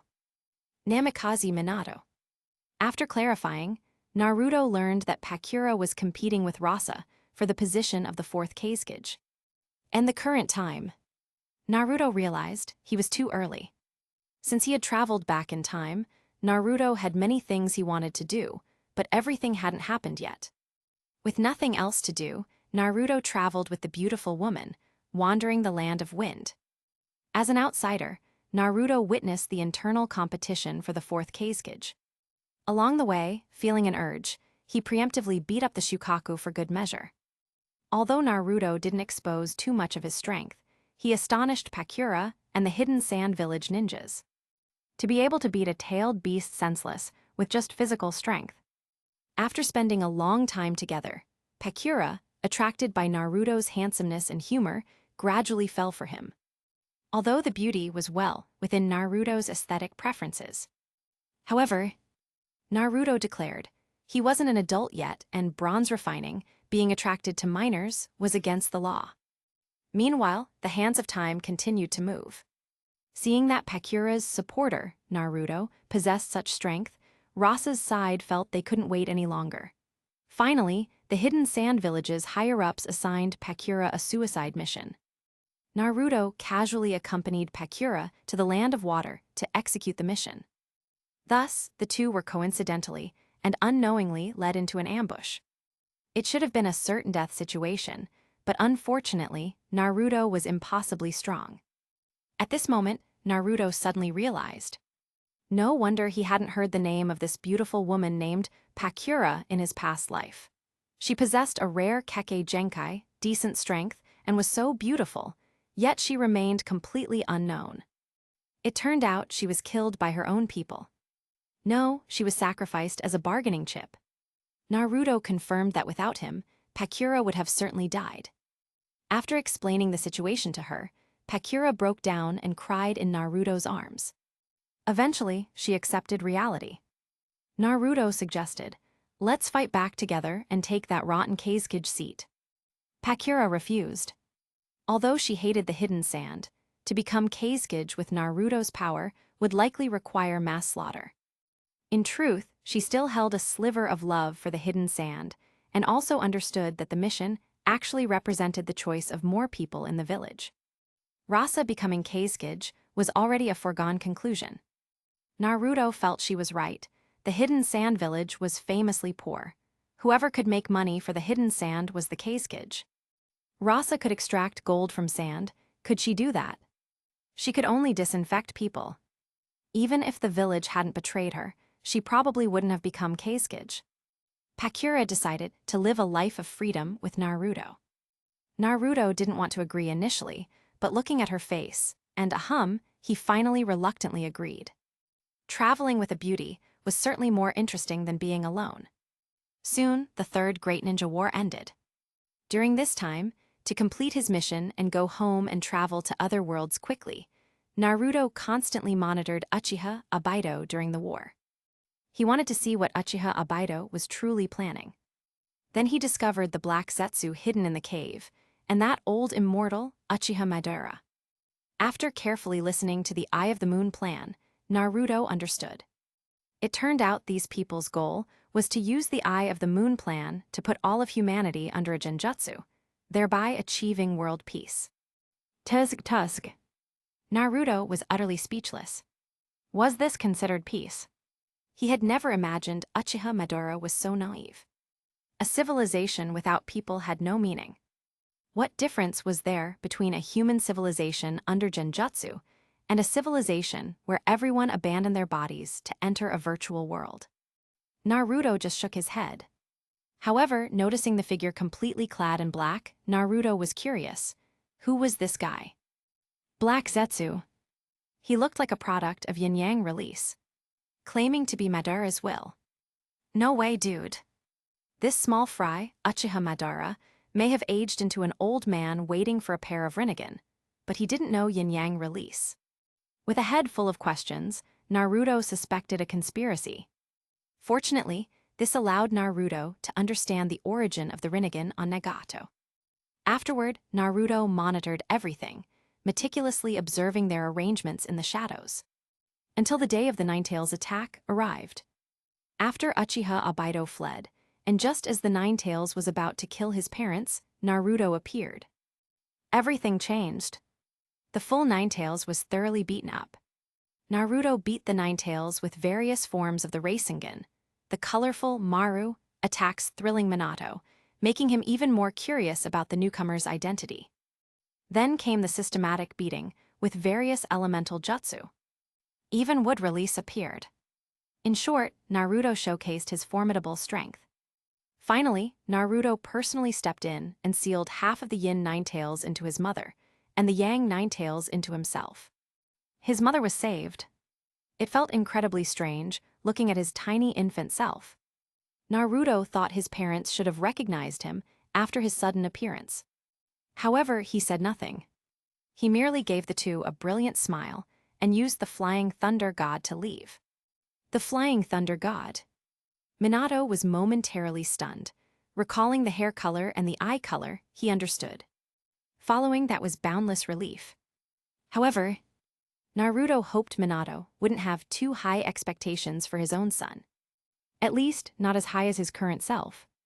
Because Naruto realized that the little boy's body seemed to contain the original Naruto, not his own consciousness as a transmigrator. At this point, Naruto's purpose in this world was complete. Before returning, Naruto bid Pakura farewell. Pakura, who had been with him for many years, was in tears. That night, words were unnecessary. Those who understood, understood. Passing through the Ryumyaku once more, Naruto returned. Ninja World, your king is back. Upon his return, Naruto was surprised to find that his body, which had matured in the past, had miraculously reverted to its original age. Was this the miracle of the Ryumyaku? Naruto ordered the Ryumyaku here to be carefully guarded. When the seal breaks next time, he should be able to go back, right? Not long after Naruto's return, the ninja world plunged into war. As the leader of the Root Anbu, Naruto began operating worldwide to achieve his original plan for the world. He primarily utilized the ability obtained from the White Zetsu to spread his clones throughout the major hidden villages. Using this overwhelming information advantage and the powerful strength of his clones, he constantly undermined both sides of the war, allowing his subordinates to rack up achievements and quickly gain promotions. Facing the collapsing front line of the Land of Lightning, Naruto created a powerful puppet, the blonde nurturing dragon. The nurturing dragon vowed to make the Land of Lightning great again, MLGA, and then charged into battle yelling, MLGA. The nurturing dragon used moles in the Land of Earth and the Land of Wind to constantly accumulate merit and rise in rank. As the war progressed, the Akatsuki organization could no longer remain idle. The reason was that Naruto wanted to clear the game and go home quickly. Thus, his subordinate, Uchiha Unit 1, collaborated with Nagato again to release the 2 Tails and the 8 Tails. After this collaboration, Nagato decided to accelerate the plan. Consequently, the ninja world was once again thrown into chaos. First, the hidden sand village in the Land of Wind suffered, and the One Tails Jinchuriki was captured. This was a major blow to them during wartime. Due to the presence of Uchiha Obito and Uchiha Hong in the Akatsuki, the progress of tailed beast collection was incredibly fast. The 1 tail, the 2 tails, the 3 tails, the 4 tails, up to the 9 tails. That day, the sky was vast and cloudless. The Leaf Village welcomed a certain someone carrying a bag of rice. While Uzumaki Naruto was away from home, Nagato went straight for the Leaf Village. Destruction, death, and that super Shinra Tensei. Just as everyone in the Leaf Village despaired, Naruto appeared. Even facing Uchiha Obito and the 6 Paths of Pain, Naruto led the charge, thrashing them all. When his senior brother Nagato asked, "How will you achieve peace in the ninja world?" Naruto held up his fist. "Senior brother Nagato, will this do?" Nagato, beaten into utter submission, "Yes, very much so."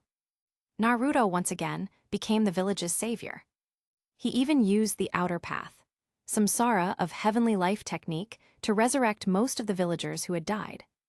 Nagato's actions, though ill-intentioned, ended up benefiting everyone. The collection of the tailed beasts led to all the major hidden villages, except the Leaf, losing their tailed beasts. This, at one point, caused a pause in the war. The 5-cage summit was convened. It's worth mentioning that, since the 5th Hokage was rendered comatose by pain, Naruto succeeded her as the 6th Hokage according to the previous agreement. At this 5-cage summit, Naruto realized that the Mizukage of the Land of Water, Zabuza, was his own man. The Kazekage of the Land of Wind was his own man. The Reikage of the Land of Lightning, the blonde nurturing dragon, who became Kage primarily because other competitors were either dead or missing, was also his own man due to his wartime achievements. Naruto then realized 4 out of the 5 Kage were effectively under his influence. At this moment, the unexpected happened. Uchiha Obaido suddenly appeared at the meeting and declared war on the 5 great nations and the 5 Kage. This was the real Uchiha Obaido. It was the genuine Uchiha Obaido under Naruto's control.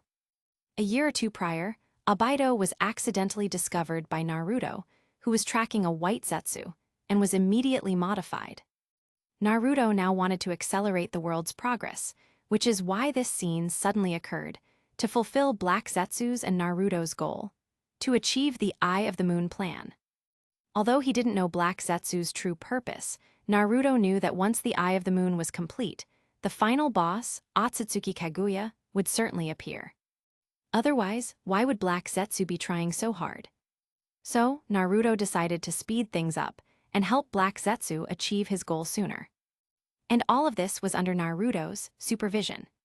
Due to Orochimaru's death, Black Zetsu unexpectedly hooked up with Kabuto. Black Zetsu had been collecting various corpses ever since he learned about the Edo Tensei jutsu years ago. It all came in handy now. This major war didn't technically require a declaration to the 5 Kage, but who was Naruto? The man determined to be the savior of the ninja world. This was a perfect opportunity to drag the other villages into the fray. Otherwise, a battle between the Leaf and Black Zetsu wouldn't be as exciting as a great ninja war. The ninja war broke out. The appearances of various Edo Tensei figures made the ninja world experience the terror of this type of warfare for the first time. Uchiha Madara appeared, battling against the collective ninja forces. His power redefined the understanding of the ninja world and even the 4 Kage. But when he tried to dance, he was thrashed by Uzumaki Naruto. Until Madara was resurrected by Obaido and successfully obtained the Rinnegan. The Rinnegan-less Uzumaki Naruto was sneak-attacked, had the 9 tails extracted, and almost died. Fortunately, the shop helped, giving him another 9 tails to stay alive. During this time, Sasuke accidentally died. Then, he was resurrected again. This turn of events astonished Naruto, who was preparing to rescue him. "Dude, I didn't even make a move yet." The returning Sasuke instantly acquired the Rinnegan, and his entire being exuded the aura of a powerful warrior. "Naruto, an old man wants you to die." "Hi." "Damn it, get lost." Uchiha Madara became extremely arrogant, turning into the 10 Tails Jinchuriki and activating the ultimate Genjutsu, Infinite Tsukuyomi. Sasuke originally intended to use his Susanoo to help Naruto resist. But why would Naruto need that? With his 500 resistance rating, even a tiny Genjutsu wouldn't scratch him. Naruto watched Uchiha Madara carefully, still curious about how he would meet Otsutsuki Kaguya. Just then, the unexpected happened. Madara, while delivering his victory speech, was stabbed in the chest by Black Zetsu. Then, Madara astonishingly transformed into a great beauty. This, Naruto confirmed, this was the Otsutsuki Kaguya he had seen in the combat arena. Hi. Naruto initially thought Kaguya was still in her prime, but now he suddenly felt a little hesitant to fight her. Never mind. Fight. He had expected this final boss to be ruthless, but why was this Kaguya a bit of an airhead? An airhead final boss. In the end, Kaguya was defeated by the overwhelmingly powerful Naruto, lying on the ground, unable to get up. That's it. Sasuke said that an old man named Otsutsuki Hagoromo had told them to seal Kaguya on the moon. Naruto looked at his ultimate goals. Become Hokage. Defeat Otsutsuki Kaguya. They were all complete. Look at this great beauty. Seal her. Possible but unnecessary. After first sealing up and taking away the chatty black Zetsu, Naruto prepared to have a reasoned discussion with Otsutsuki Kaguya. Kaguya was somewhat rational, but the existence of the 10 tails had influenced her mind. Naruto immediately extracted the 10 tails from her body. Communication was now smooth. Kaguya stated, "I am also a victim. Everything was done to resist the aliens." Naruto expressed his understanding. Having witnessed Naruto's strength, Kaguya decided not to try becoming the 10 tails Jinchuriki again. Naruto also separated the 10-tailed beasts, giving them their own choices. During this time, Naruto noticed that Sasuke seemed to have something to say. "What's wrong? You have something to say." Due to the Itachi incident, Sasuke had thoughts in his mind, but remembering the strength Naruto had just displayed, and that pair of Rinnegan, he wisely chose to shut up. Nothing. The ninja war ended. The next day, there were endless streams of news, praising Naruto's strength from every angle. The savior, Uzumaki Naruto. Jiraiya was frustrated by this. Naruto was only 14 years old. Naruto, the Hokage and savior, began the transformation of the ninja world. This process, combined with newspaper propaganda, his own actions, and the cooperation of his 4 Kage subordinates, ushered in a great transformation of the ninja world. The whole process was easy and pleasant for Naruto, as he wasn't the one doing the main work. He merely proposed the plans. Until the year Uzumaki Naruto turned 18. The ninja world was unified. Naruto became the sole son of the ninja world. Upon unifying the ninja world, Naruto felt that all his tasks were complete, and he chose to end the mission. In reality, in the hot city of Tokyo, beneath the skytree, Naruto stood gallantly atop the tower, overlooking the entire city. Uzumaki Naruto. I'm back. At the end,